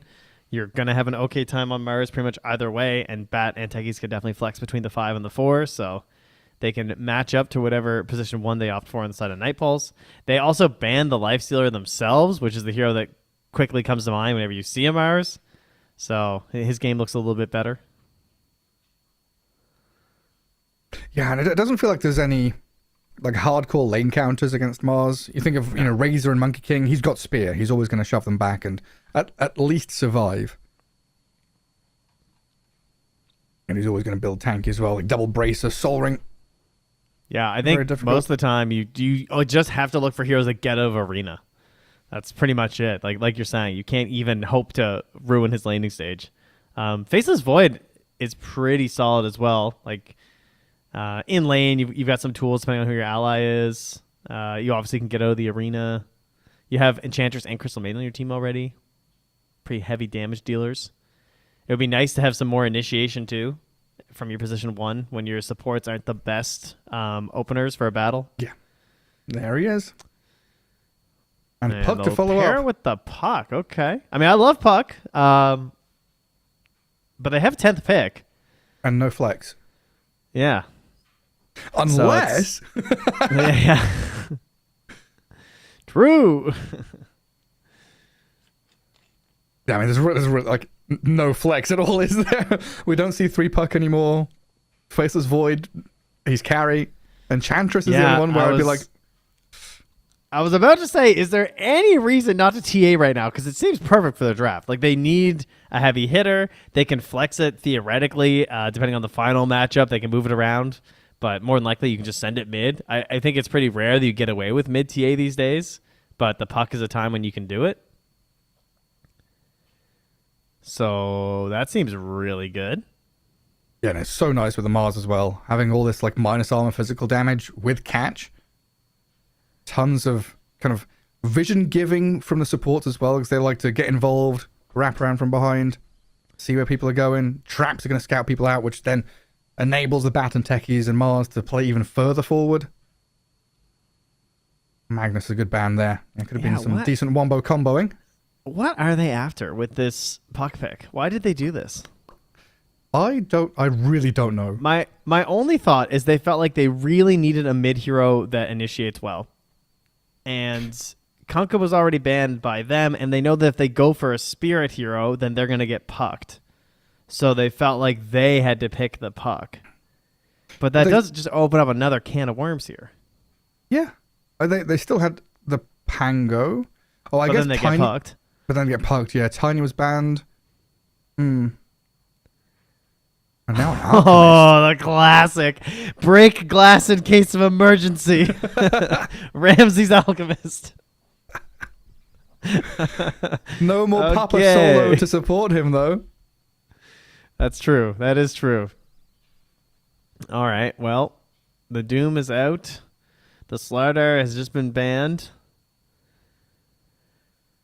The Mag was a nice ban, too. That would have been really solid here. All right. What do you got for us, Nightpulse? Time for the Core AA. Remember that hero? No. Let's see. Oh, it's Pos 3.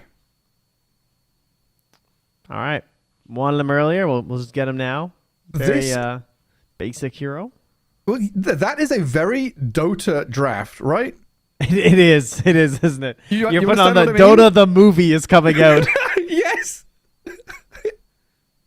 Maiden, Enchantress, Void, Puck, and Tide. It's like if you were explaining roles to people, position 5, position 4, position 1, 2, and 3. These are like top tier heroes to explain what you're talking about.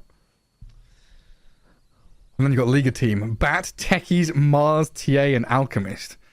Some cheesy stuff. So what is that? Bat 5, Pos 4, Techies. Yeah, so Techies, Mars together. TA against the Puck.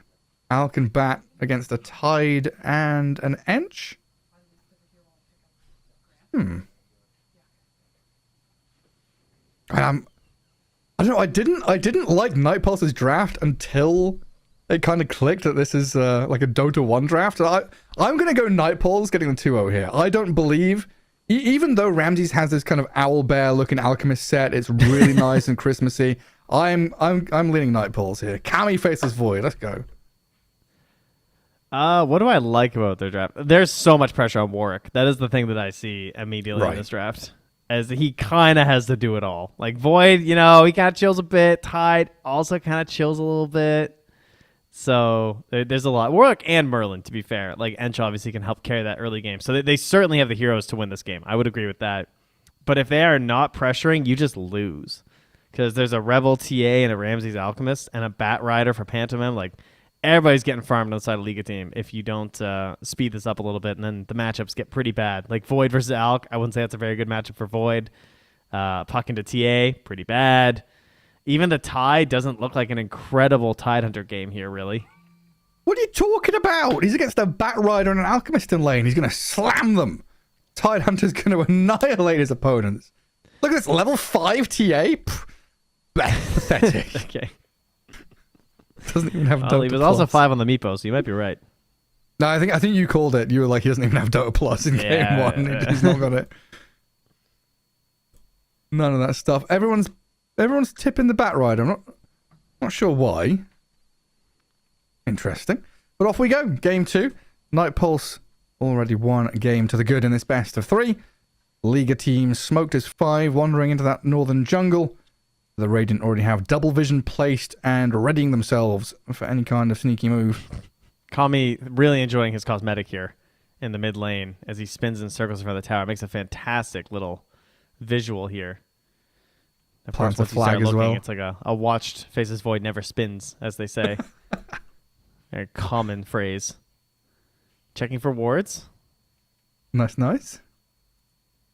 There is one right to the very far left. Yeah. Yeah, technically he did notice, but it was kind of hard to judge in the moment. Difficult to pinpoint exactly where it is. Alchemist is out on his own in that top river, but 3 allied heroes just offset to the right-hand side. Looks like it could be like a big 5v5 clash almost over this top rune. Look at this. Maiden Enchantress just charging forward. Gush to start things off. Alchemist the target. Jumping forwards towards Ramses, who concocts up a nice little potion here to deny. the Tide. Ramses, the final touches, the Tide. I told you, Trent. The Tide Hunter's going to slap him, annihilate his opponents, gets the first kill, gets first blood, and onto Ramses. Dude, I think he was in range for the deny. It looked so close. I can't believe he didn't go for it. Oh, the concoction deny? Yeah. Oh, you're right. He was so close. Like I think he would have had it. But he threw it. He chucked it off. He did. I don't know. He didn't believe. No, he didn't. No trust in himself. And down at bottom, Techies has already been kind of bullied away from lane. But yeah, eyes on that mid lane.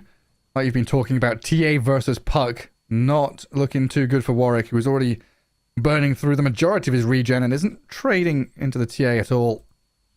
Got a couple of big hits early here by the looks of it. Merlin also in a bit of trouble top. Gets away from the Bat and the Alchemist. Allows Vazzy then to play forward.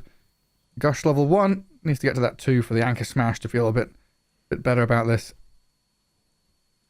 Yeah, we'll have to keep an eye on stacks a lot this game as well, as we were kind of mentioning during the draft. But for the most part, Dire side looking to feed as many as they can into TA and Alchemist. And then, of course, Tide Hunter. Pretty dependent on stacks and something you can rely on when you have an Enchantress on your team as long as that's part of the focus. But there's a balance for the Ench of how much do I want to pressure mid, how much do I want to pressure through Twin Gate, and how much time do I have to afford stacks. Because unlike a Beastmaster like we had earlier today, Tide Hunter not able to do a lot of stacking himself unless he's getting really bullied. Yeah, and then you also have the other option, right, of do I want to farm jungle myself as the Enchantress? Just playing off map and hiding, being a hidden threat while accelerating can be an option as well. Wondering what the Tide's going to go for here in terms of skill build. Because I guess a value point in Kraken is nice, but he wants to max out. Like, you want to max out damage in this kind of lane, surely. It's like 4-1-4 build. Just go slam people. Get real crazy with it. I mean, it would be pretty gnarly to try and ruin an alchemist. But it can also be risky. Yeah, I guess the Kraken pop threshold is always nice against heroes like Bat. Well, we'll see what he does. A lot of it comes down to your stacks, too. At least that's what I'm always thinking when I play Tide. It's like, what do I need to farm that whole ancient stack and be happy about it? Right. Yeah, need that Kraken shell to tank up. Well, they're trying again top. Concoction and Firefly over on Vazia. Merlin's arrived with the Nature's Attendants, though. Keep him topped up and a good amount of damage back onto the Bat Rider himself. Very back and forth in this lane. After that one death of Ramses, he's trying to give as good as he got. So far, Dire doing very well on the last hits, and Techies diving in with a blast off onto the Crystal Maiden, getting the snipe with the Mars. Kami trying to get forward. Nice body block there. Gets in front of the Techies between the trees. But Techies, 300 move speed against Faceless Void, 300 move speed. Void, 15 seconds. Oh, time dilation's there, though. Roche is there, though. 239? Oh. Dead. What did he just say? What? Did you hear the Faceless Void hero line? No. It sounded like he said immortal fungus. I mean, that's pretty accurate if you're talking about Techies. He is mold. He is fungus on the face of the earth, plaguing us. He does lose his courier under tower there. Nicely spotted by Kami. Ramses has to throw a concoction onto Vazia up top because he takes a lot of damage. Whew. There's some strugglers in this game now. Faceless Void not last hitting particularly well. Alchemist under a lot of pressure, same kind of story. The difference between Puck and TA becoming very apparent now. And yeah, Ramses, he's going to gather up some CS here under tower with Acid Spray, so that's always nice. And even a pushback on Vazia, allowing Pantomime get some good damage in this top lane, but no real kill threat. It's just pressure. Might even get turned around on here as well. Thankfully, Gush on cooldown and no mana for the Tide. But everyone's towing that line between life and death so delicately in this top lane. Yeah, there is another flame break here, and I don't think this is enough, though. He's a very tanky boy. With 3-1 charges, level 2 Anchor Smash. And Pantomime just getting right-clicked down by the Enchantress. Ooh, the stick. Nah, it's not going to be enough. The spears just keep on flying. Jeez, the value of this Ench in this lane has been crazy. So many right clicks. Every time I look, I'm just like, imagine if there's a Blightstone. But now has the boots coming out here to speed up even faster. If she wasn't sprunky enough already. And we'll get back in time for a double stack by the looks of it here. So, oh, never mind. Sorry, Merlin's busy. No time for stacking. Only fighting. Can't spend the 6 seconds that would have taken. She has to go and go and spread her wild oats. Go and throw some acorns and seeds at people. Oh, she tried. She was trying to get the camp unblocked. That would have been a humongous play if that had worked. But she was 1 second off. Ramses circled in around by Merlin. Gets off the Nature's Attendants, but a lot of magic damage coming the Enchantress's way. Tide is here. Gets pushed back. The Siege Shot, the Anchor Smash, and the Warpine Raider. Merlin gets the kill. Honestly, worth it. Killing Ramses there? And that was kind of a sick play, though, by Ramses. Like, he bought himself a lot of time getting to the trees. I thought he was just going to get killed without even getting the Ench in return. So he found something out of nothing. But yeah, this is a bit of the cost. I mean, Merlin is just not worried about the Tides game in terms of like setting up their own farm. They're trying to improve their game by shutting down this Alchemist. Because we've all seen these Alchemist games. It's so frustrating. He just goes to the jungle. He gets a Radiance, 15 minutes, and it just feels like impossible to play against. He disappears into the mines, doesn't he? He yearns. So much mind yearning right now. Junter, I'm back. Yeah. Remember this Crystal Maiden? The wraparound. They've got a TP coming in. Techie's arriving. Ramses half HP with a bat trying to protect this Alchemist straight on towards the Crystal Maiden, burning her down. A Frozen Lady is thawed. And a Flame Break to push back Vazia might enable Ramses here to land this concoction, get another stun. Damage from the Sticky Bomb and Blast Off might be enough, but he pops his one, stays alive. Anchor Smash is still coming, and Merlin get the Lotus. Quite a bit of damage out these Impetus shots. Lotus in the pool, but no one's taking it until Bat comes now. Boo. Oh, look at TA mid. Yeah. Grabbing the wave with the illusions in behind. And then pressing forward to keep right-clicking tower. What a nuisance. Oh, Vazia.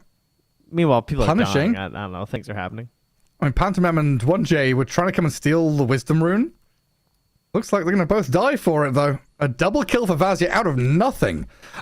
So I was going to comment 30 seconds ago that, hey, Liga, they're not sending cores to top tier 1 to die, but they send 2 supports to do it instead.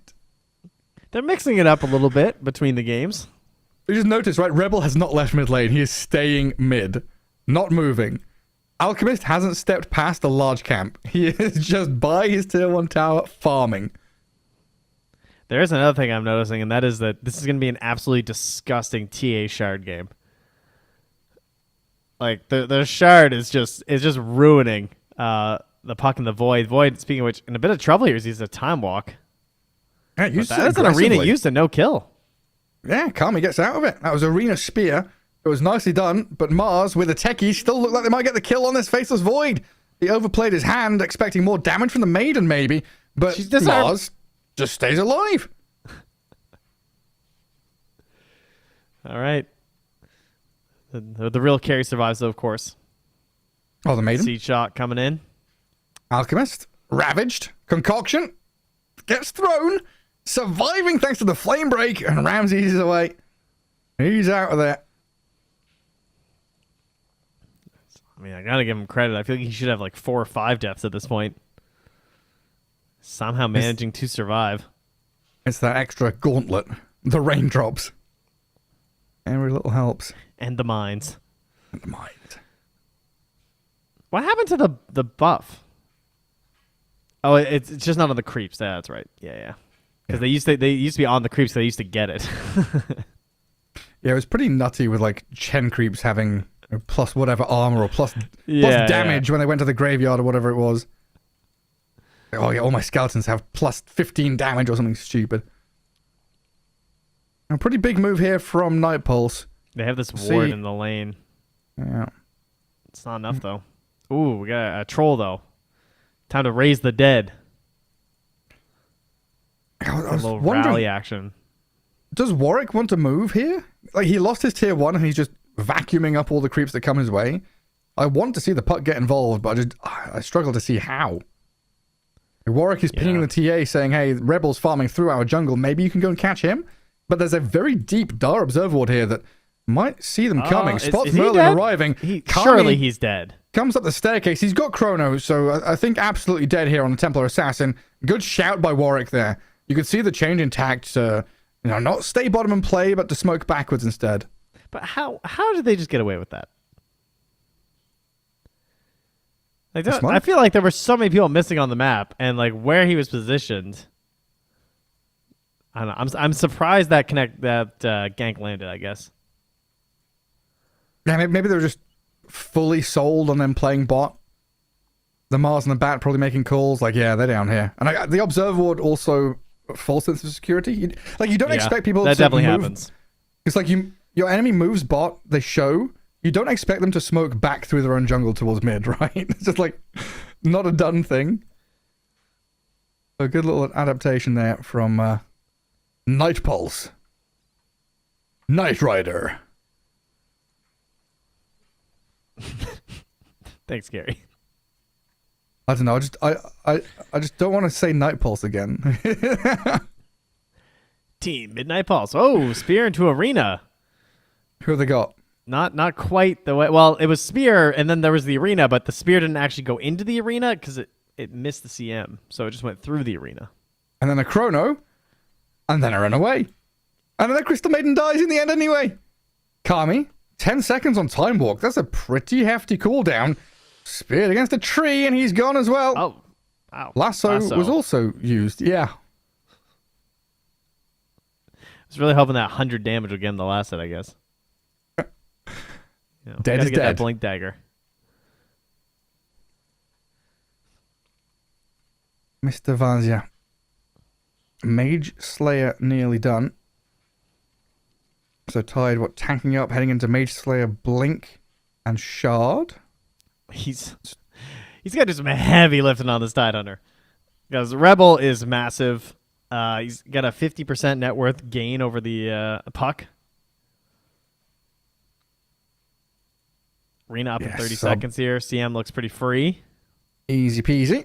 Good coil and kill from Warwick, though. First real involvement of this puck. Grab a couple of kills. Oh, the spree goes to Merlin, though, on the edge. Would have been so good to get that on work.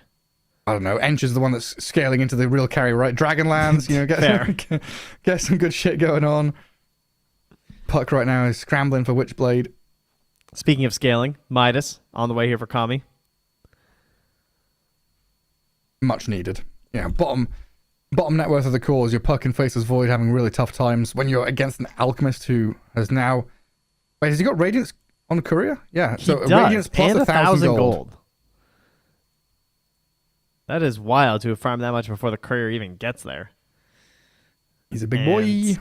I mean, as mentioned, it's a very good Radiance game. Between the evasion and then the burn that it's giving. Puck, of course, uses quite a bit of right-click these days. It's great versus Faceless Void. It's great versus Ench. It's very rare that you have a lot of value versus a support, but you actually get it versus Ench. So that's pretty cool. I mean, it's only 700 radius, so, you know, it's not necessarily you're going to get the burn, but you still have the evasion itself versus her, so it's still super solid.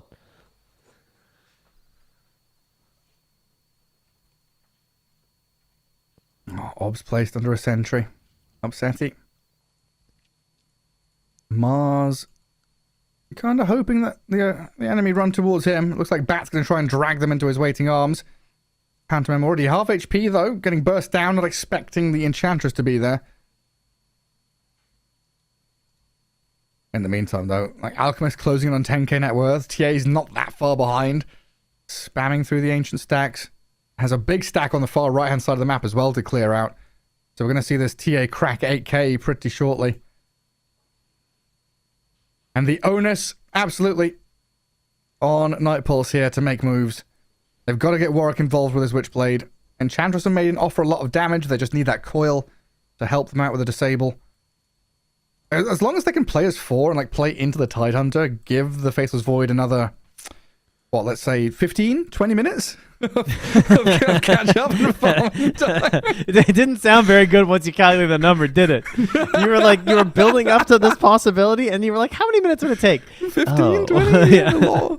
A lot more. All right, but I mean, this is the dream. It's exactly what you want.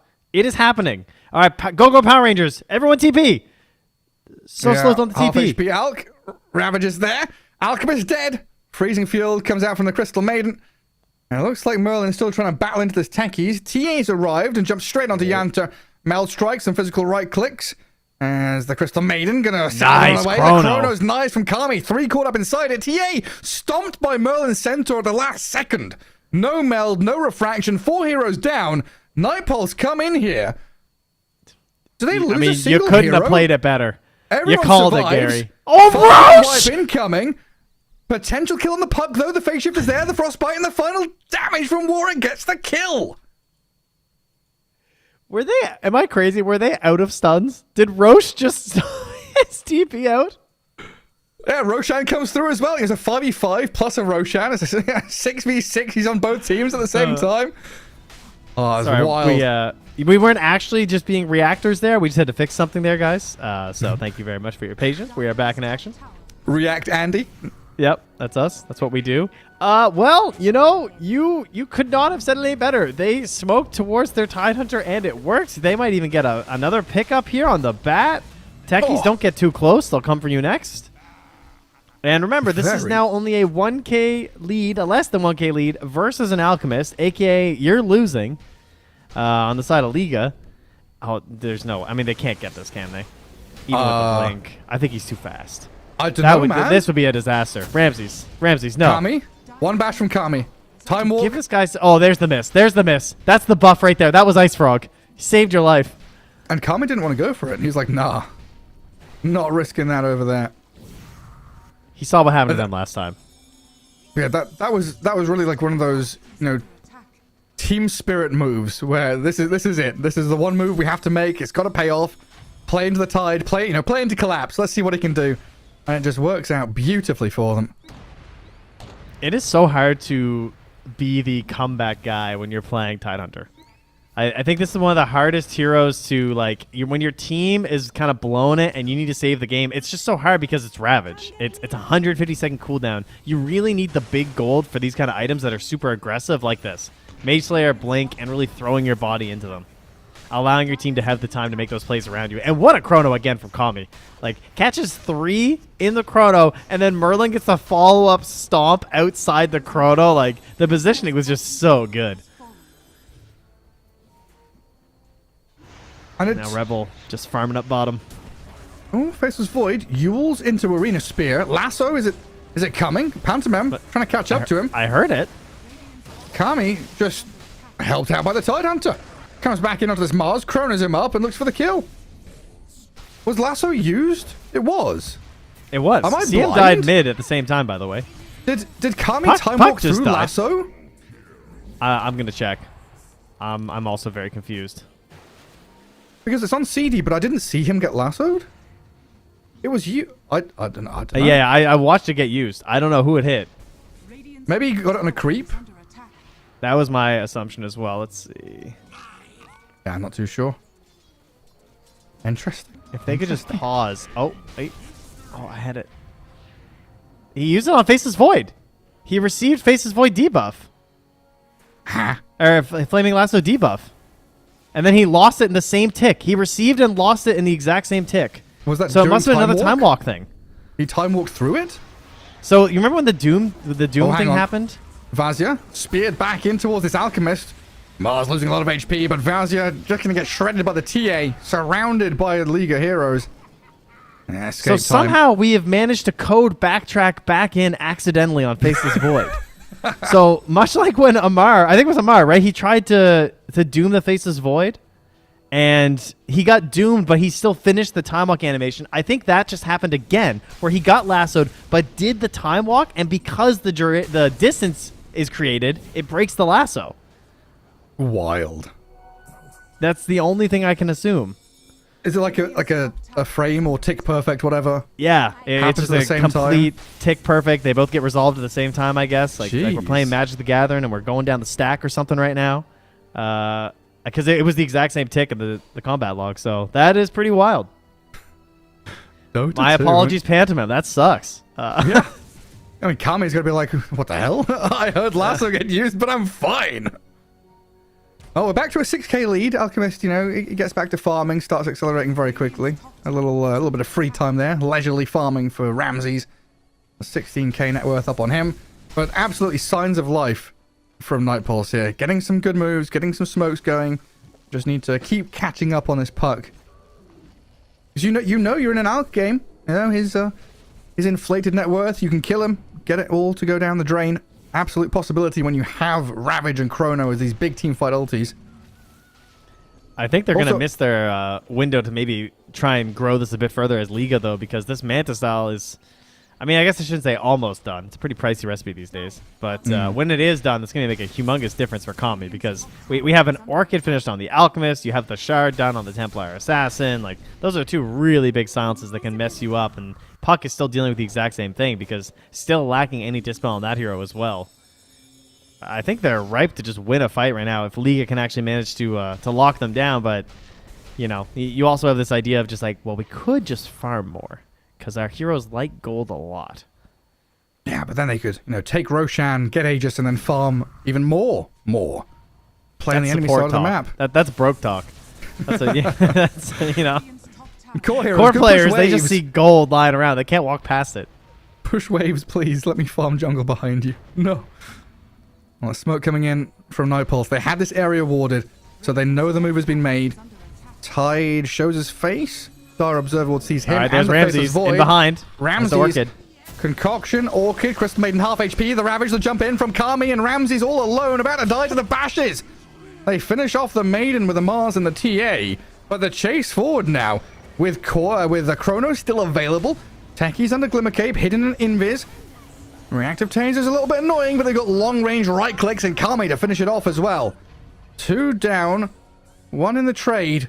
Rebel and BB3PX still looking for the jump with this arena, though. They don't have Blink Mars, though. I keep thinking, Blink Mars is going to come out. No, he's got Yule Scepter, so it's a little more challenging for him until that Blink is delivered on Courier. This whole series, it has looked like Ramses is the 5th person in the unranked game. Yeah. Like, everyone else on Liga is in Discord, and they're chatting it up and having a good old time. And then there's just, what's this Alk doing?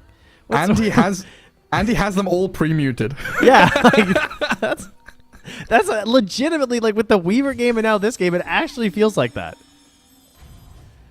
Vazia. Ooh. Blink, blink. BB3PX. Phase boots. Thinks about going. Holding. Goes on the Void. Silence into stuns. Oh, but Kami silenced again. Doesn't get the time walk off the Mana Style. Now jumps away.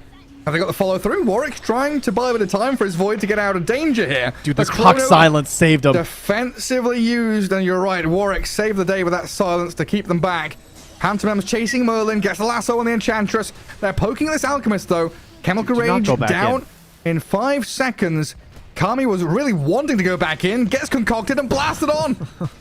You're not going to win a long fight versus this Alchemist who is still at ulti, and you had nothing.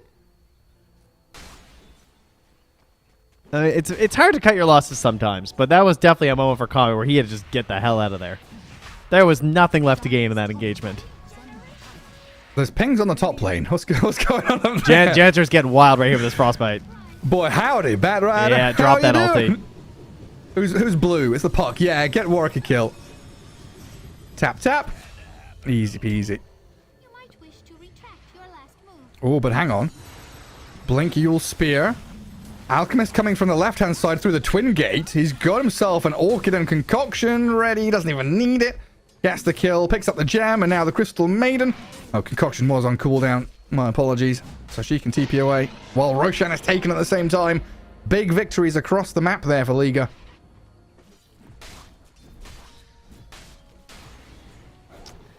All right. Well, the grip of this game was certainly slipping. You know, things going the way of Nightballs for a while there. Life was looking good, but I'm kind of feeling it now with the Radiance, or sorry, with the Aegis now picked up, and then TA moving towards the BKB. It feels like they should be in control. I think also why I said it's hard to come back as Tidehunter. It's one of these situations, again, where like he has that brief moment where it feels like Blink Maze Slayer can actually do something. Unfortunately, that's kind of gone. Like, if you don't have Ravage right now, you feel pretty weak, I would say. Yeah. He is going to go for the Halberd next, but again, Halberd, not the immediate and easy answer to Templar Assassin that it used to be, now that it can be dispelled with BKB. Something you always got to keep in mind, because it just feels bad now. Radiant structures are fortified. They still have that pretty massive team fight combo, especially with the Chrono coming back off cooldown in a couple of seconds. And Crystal Maiden tries to forces the shard. Leash with the freezing field. They Chrono the Bat and the TA. They Ravage onto Rebel as well. Some big control. In we go with the Void damage as well. Techie's going to fall, and Liga on this low ground going from river to high ground. The staircases are not safe. They lose the Aegis. Maiden's going to get pounded by the Alchemist, but now Ramses is wide open to getting chased down. What, BKB TP time? He's going to try and run away. Concocting, self-stun, not coming, has the BKB. TA's going to blink back to safety as well. Can they chase? Oh, Vazia, he sees Rebel trying to come in here. Flame Break and a Melt Strike, trying to push him around and dish a bit of damage, but the Anchor. Oh, he's taunting on him. Drags her back. Trying to kill it off. Rebel dusted, caught out, went in to save Ramses and dies for it. Now, we call that pulling a Kami. When there's nothing left to gain, and for some reason you stick around. Kami knew it well. He saw it immediately. He's like, that's my move. We can get him. And great grab there from Vazia. Another humongous item for Tidehunter to be more useful. You know, I just talked about how he's useless without Ravage. Well, I should have spoken more clearly, because the Shard also owns now. So, certainly a fantastic item on this hero. That Anchor is so annoying. Like 4 hero attacks to kill it. The slow, the duration's 10 seconds. That's pretty irritating. Oh, Puck. Illusion Rune. Oh, but they've got Silence and Lasso there. This game is just like, whoever has the balls to show on the map anywhere just gets crushed. so many silences and stuns. Oh, it's such a weird one right now. Radiant are scanning. It also Alright. feels like that's like the state of the game recently. Like, how many orchids and Yules do we see nowadays? Just because there are so many silences, so many ways to catch people. Radiant's bottom tower is Well, before that, it was all just dispersers and mantas. So Yeah. I like the Yules. They're a little more entertaining, and I can afford it if I play support. So that's nice. Windlace items are nice. Radiant's bottom tower has fallen. I guess supports can afford everything these days now, though. You know, especially these guys. I mean, that's got to be the biggest difference in the best teams right now are these supports that are just looking like cores. Radiant's bottom tower is under attack. Well, like the Enchantress. Or like 1J right now in this tech, he's looking towards a Scythe next. Feeling very Oh, bold. yeah. Hell yeah. Oh yeah, I realized earlier the draft from Night Pulse, they tried to go for all of their, you know, like master heroes, grandmaster heroes, whatever it is. Crystal yeah. Maiden is the one outlier. So close, too. Like Platinum, you know, just one below. I don't know, man. It's not that close. I've been trying to get Warlock from Platinum up. It's well- just taking so long. Yeah, that's a good point. Although I am exclusively playing turbo games, so it's like twice as long as it should be. Yeah, turbo games are definitely not half of a normal game, you know? Turbo games last freaking 40 minutes in my Yeah, bracket. they might Turbo as well games are give full sweatier points than at this. ranked games. Yeah, yeah. They gotta get full value right now. Just turn that off with the Dota Plus. Let people get their levels. Who cares? Yeah. Also, I found it funny that it was FNG saying a while back.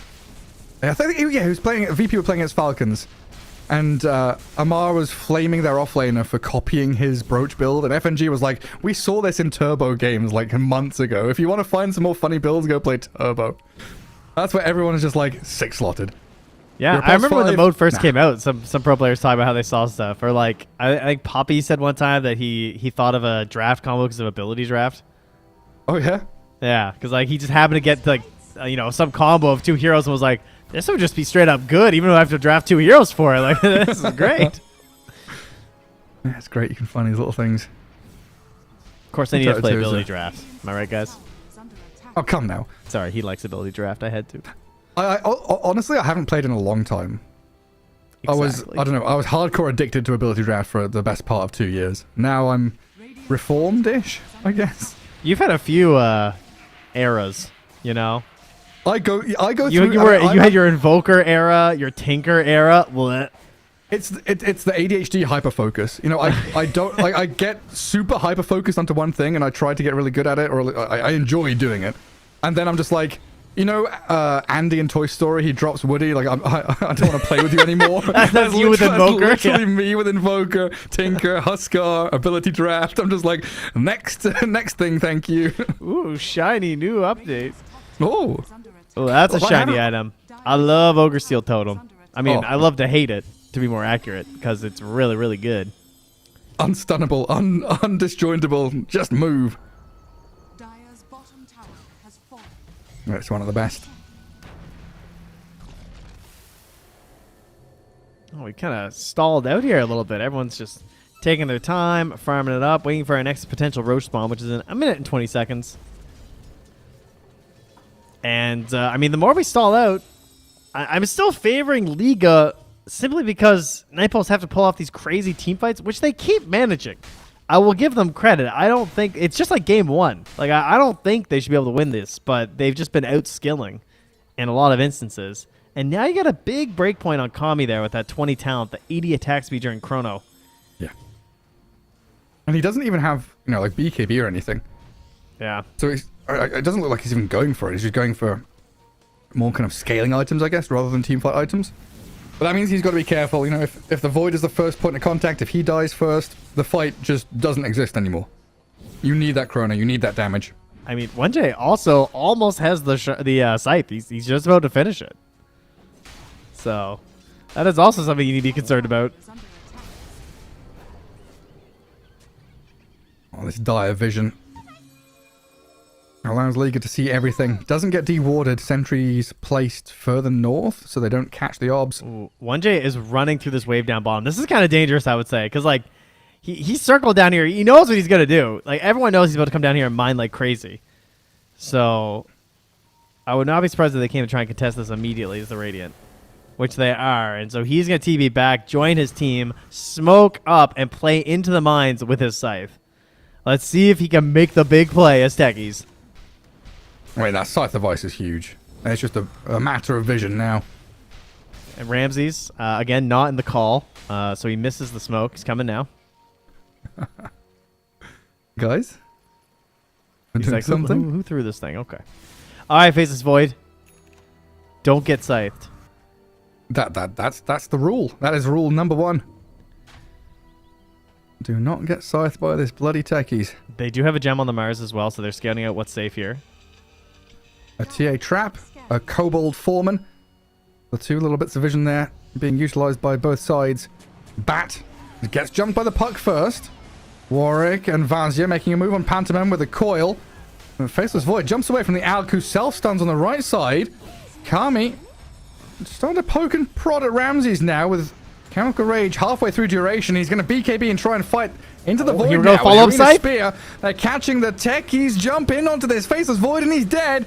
Crystal Maiden got a good freezing field down, but Ramses just opens up with a double kill. Buyback from Yanter, but there's no Faceless Void. He's dead for 70, and Ramses just picks up a triple. Looks like Tide's going to manage to get out of here. So he jumps all the way back, but man, that did not start out well. They lost Pantomime almost immediately, and now Warwick trying to stick around, knowing that he's going to have to try and make some sort of a sneaky play. Just goes down. Looks like he was trying to get a gem out of there. And there's 2 hits, right? Melt Strike, God's Rebuke, down you go. Double gem for the Mars now as well. Drops that off and immediate Scythe value, right? That was the stun up on the Faceless Void, and he blasts off and hits the Scythe. And just, like, done. No chance at all for the Faceless Void. Even without the Scythe, it looked like he was probably dead. They managed to get a good chain stun off on him before he even hopped in with the blast off. So, very well played there from Liga. Just perfect identification of how they lose that fight. And no Ravage. Radiant's courier has I mean, no anything, right? They just got picked apart. Like, it looked good at the start, but yeah, very good kind of isolation from Liga to get onto that Kami Faceless Void. And another situation where Kami is, you know, on that knife's edge, really, really toying with the idea of death. Could pull out some crazy plays, but not to be in that kind of situation. Got to get this guy the shard, you know? If you're one of his allies, it's like, please, dude. It would be too much if you could just put a shard on someone else, I suppose, huh? Yeah. What if it was like 2,000 gold? 3,000. Okay, 3,000 would be too expensive. Then it's fine, I guess. top tower is under attack. It would just be nice, you know? But then if I could Tormentor just value. force my Void to do it. The Tormentor value. Free 3,000 gold item. Oh. More Tenki's mines around the top. Twin Gate. Is nighttime? Yeah, nighttime and 10 seconds away, so Roshan's going to go on a bit of a wander. And everyone's going to go super fast. And smoky smoke. Are they faking it? You know, I've never noticed, how fast does the speed boost initiate? Is it like the second the timer hits? Like when we go nighttime, you know what I mean? No idea. Yeah. I wonder how fast it is. I mean, it's probably the same. You know when creeps spawn a little late? It's probably that same like 2 or 3 second delay, or like Roshan, right? The timer, it hits 0 and he still waits. That's exactly what I was thinking. Yeah, that's why that's what made me wonder it. Yeah, not too sure, but it looks like no contest here from Night Pulse. Liga with the easy Roche, Aegis and Cheese. Any, you know, speaking of gifting things, any value Aghanims to hand out here for our Alchemist? Not real. I mean, honestly, I think Bat is pretty crazy. I think the Bat Eggs is insane now. Techies is pretty good. I don't think there's anything that's so like... rarely see it though. Sight out. Yeah? Who's he got? Kami? It was the Eng. And then Kami showed up. Oh, nice tried to mount a dodge. Not nice. Hurricane. Gets him to high ground, losing a lot of HP, almost dying to the silence out of the Alchemist. Gone to the lasso. Ravage comes too late. Vazia couldn't save his Faceless Void, and now he's going to feel the pain. Templar Assassin right on his back here as Tidehunter getting shoved out of the fight by Ramses and Rebel. Yeah, it's another one of these good target acquisition moments from Liga. They see the Faceless Void, they know exactly who and how they want to kill, and they go straight for it. And then it's just scraps after. It's just like pretty free ones. Oh, a mech picked up from the Bat Rider. Try and help this push along a little bit here. I mean, credit to Liga. This game was looking pretty rough around 15 minutes. You know, I was like, oh, it's kind of like NP are just gonna do it. They had some great team fights, insane chronos so far this game, but in the end, it feels like this is the draft that should be successful if you haven't closed it out by now. Yeah, Especially with how they're targeting Faceless Void. yeah, that's the thing, right? If Kami is the one that's showing and being dangled, he gets gone on, he just dies. He kind of needs to be that. Like him and Tide, honestly, fulfill similar roles in how they want to enter the fight. They don't want to be that first person. They want to be the second wave. Like the second initiation to, catch people post BKB or just to surprise them with a big AoE ulti. Which leaves, Enchantress, who is trying to scale in an awkward position because she has to be the frontliner. Because, my god, Puck and Crystal Maiden are not doing that. No, they got nothing in that regard. A couple of Mind Breakers. Alk and Puck both getting their hands on some nice tier 4 neutral items. It's actually so similar to last game as well with Kami and the BKB between the Monkey King and the Faceless Void. It's pretty much the same situation where it's like, could this BKB have been just like a little bit earlier? I think Void, it's a little bit harder. But we're certainly missing it right now in a lot of these engagements. And also, that corrosive weaponry is just destroying him. Like, the stacks, like, he gets up to 10 stacks so fast. A brand new sentence that I've never heard before. That corrosive weaponry is destroying him. Hey, man, it's good. It's, stats resistance, baby. He's just getting chain stun and dying. Yeah. Yeah, all right. Can't appreciate a good corrosive weaponry, huh? What about a good corrosive haze? Corrosive haze, yes. I just can never tell if corrosive weaponry is doing anything. It just doesn't exist in my brain, It's kind of like arcane aura, I think. Yeah. You don't really see it. You feel it while you're playing, but you don't see it while you're watching. I mean, I feel it when I'm watching his Faceless Void, looking at his time walk, and be like, when the hell is this guy get a time walk? Because he's just chain stunned. Wait, time walk's there. You can farm some ancients with it. Someone smoke Kami. I want to see him get in there. Make a play. Chrono and Aegis. What could go wrong? So one more minute. One more minute. They want to try and wait this out. Obviously, we all talk about there's 2 counters to Faceless Void. Faceless Void's Chrono, and that's Aegis and Buyback. Well, they're on the TA trying to burn her first life. Dude, dead in the water, baby. That was pretty quick. Oh! Coming in. Chrono, the TA, looking for the second kill. Rebel's dead. Ramses has jumped in here, trying to fight back. Difficult times, though. They've got the lasso to catch the Void. He's going to fall. Taken down by Pantomime. Arena's down. The Tide and Maiden getting speared out to the side of the Colosseum. He gets off his Ravage Vazia, sure. And Chandra's starting to unload some damage now, but I don't think it's going to be enough. Merlin left stranded. But Ramses, oh my god! Oh, he popped the cheese. He ate something very tasty, but he's still dying to this Enchantress. Rebel has returned. A buyback from TA needed. Desperately needed, because Warwick with Merlin shredded Ramses. Puck now available to jump away to the orb and maybe escape. Blinks away from the trap silence. Really nicely done. Meanwhile, Who needs Void? Old Mars! Vazia still going to get speared up. Buyback from Merlin going to come back into this fight. Rebel, he's got a DD going, but he bought back for this. Dangerous times for this TA if she can't get away. The anchor is on her. Dead weight in the water. Lasso onto the Puck, though, and the burst. What a lasso. Coming out of the TA and the Mars, but Rebel's dead. 2 minutes, no TA. Mars gone as well. Warwick and Merlin getting a double kill on this Enchantress. How much damage has Merlin done? Fight recap for that Enchantress damage. Mike, that was like 12k damage in a team fight or something insane. Which team fight? All of them put together, maybe? Like, that was... We're not even going to get to see it all, unfortunately. Well, there was 8k in I guess there was the Oh, one mine big looks totally fight. different than that one. That's good. Oh, Dude. does it? What does mine say? I've got the same one as Earson, it looks Oh, like. mine only had like 1,000. Maybe I got fight number 2. Mine had like 1,500. We can add them together, I'd say. It's pretty safe. So At Faceless least Void 10K. was was the just bought- catalyst for the He just bought Enchantress. Delivered Shard as well on the edge. Oh, hell yeah. Spranking time. Did she have a thingy? Specialist array? I don't know why. She didn't. Because I thought I saw, like, I don't know, I three think that frickin- courier just gave it to her. I might be wrong. That might have been CM's courier. But either way, Wait, no, and CM got it over there. Anyway, it doesn't matter. They somehow want to fight, but they're now high ground. Disarm? Alchemist Halberton has to BKB. There's still no TA for 40 seconds. Kami's here Faceless now. Void, yeah, he's respawned. He's back in action. Barracks are falling. So they can't go to any of the other lanes, though. Tier 2s are still standing. So this is a mid lane and runaway situation.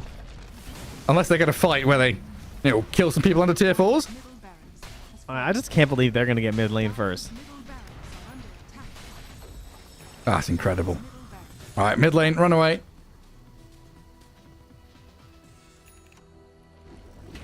Man, great capitalization here from Night Pulse again. Like they don't get that many opportunities. Well, okay, game 1 they got a lot of opportunities for mistakes. This game they haven't gotten as many opportunities for in terms of mistakes, but they've been making the most of them. And oh no, oh god, the cursed item. It's there on Mars. We're doing it. Oh no. Brooch into rapier, baby. Oh no. No. Honestly, I've not seen it in a little bit. I've seen a lot of this Yule's Octarine build with like no brooch, no rapier. Yeah. I like the Octarine build a lot. Or Refresher, obviously, is the other big one. Yeah. I mean, the Refresher also fits well in this build because, double smack.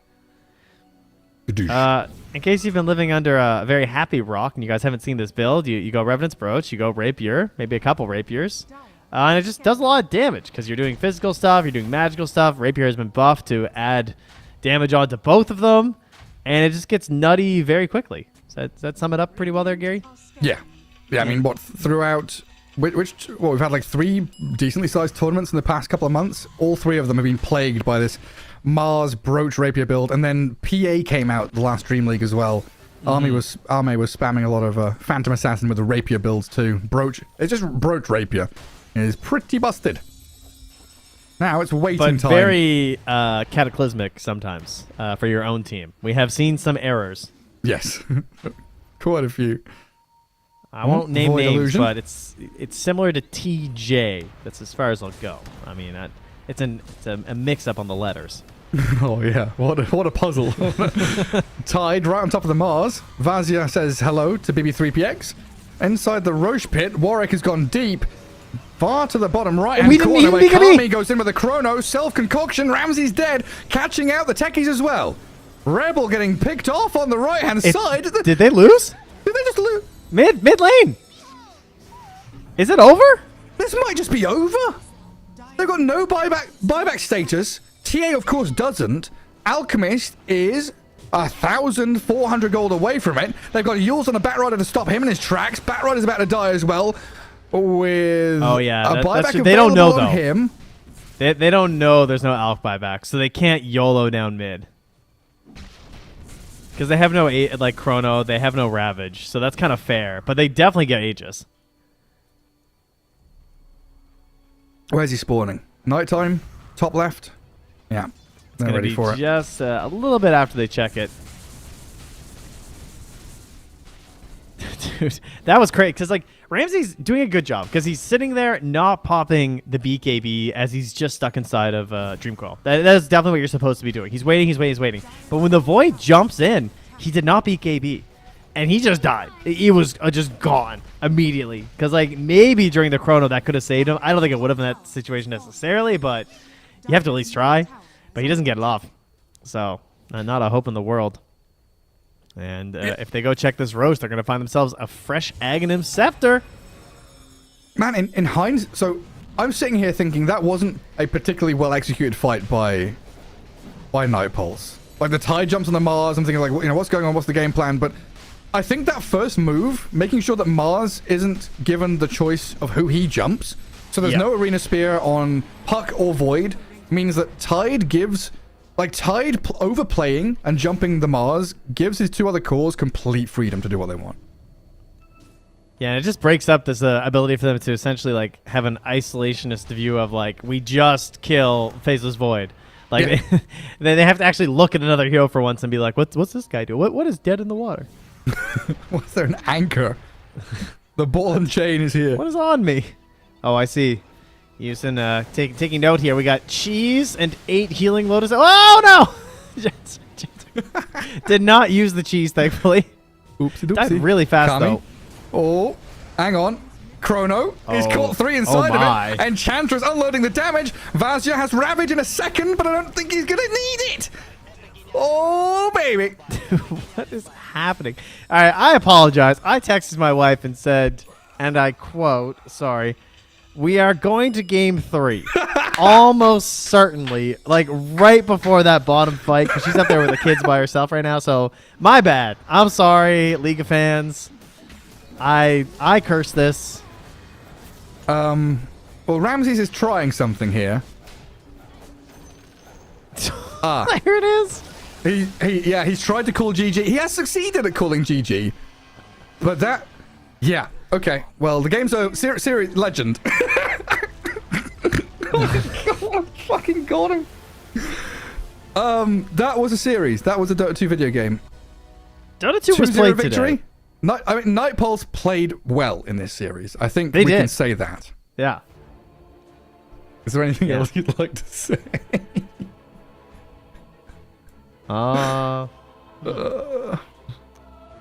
Liga played Dota. They tried. I think they tried. I'm not entirely certain. I mean, it's just one of the, like, they look like they're winning, and then they find these incredible fringe cases where like psych, that's a wrong hero. Psych, that's the wrong It was a lot of initiation. psych. I get the tag now. It's just psych, like the TA said. Oh, we're winning? Psych! That's the wrong hero. I don't know. Like individual plays look decent. The team play, a Liga team, just it didn't seem there. Like we were making jokes a little bit about like Ramses being a bit disconnected from the rest of the squad, but that's genuinely what it seemed like. This entire series was Ramses on, not even just not on the same page, is in a different freaking book to the rest of the team. Yeah, not the team I had odds on taking on that one, I have to say. So especially 2-0 in the lower bracket. So what, Night Pulse are now out, unfortunately. Ramses no longer in contention. You mean Liga are now out. Sorry. No, Liga are now out. Correct, yes. Thank you. And Night Pulse get to go forward. Not sure who they're up against. Well, it looks like I don't know if we know yet, do we? we know tomorrow, I guess. Because we've got, they've got to do those upper bracket games. So I'm sure the other match is probably... Oh, it's actually over 2? Wow. This is two pretty fast games then. So they've... Oh, no, sorry. They haven't done 1-1 versus Pro. That's also tomorrow. Ah, my bad. I thought we were doing both right now. I see. Okay. yeah, so we do upper bracket stuff, or someone does upper bracket stuff tomorrow. So we've got Team Spirit Na'Vi and 1-win VP in upper bracket. Winner of that goes to upper bracket final. The losers come down to play against Nemiga and Night Pulse. And we only have one qualifier to DreamLeague out of this, by the way. This is just a single team out of all of this. So this time, yeah. Yeah, it is a pretty brutal one right now. And, it was Nemiga versus Asakura as well, was also finished up in this time frame. So they wrapped up pretty fast with another 2-0. So, yeah, come back for some more games tomorrow. Right there, bud?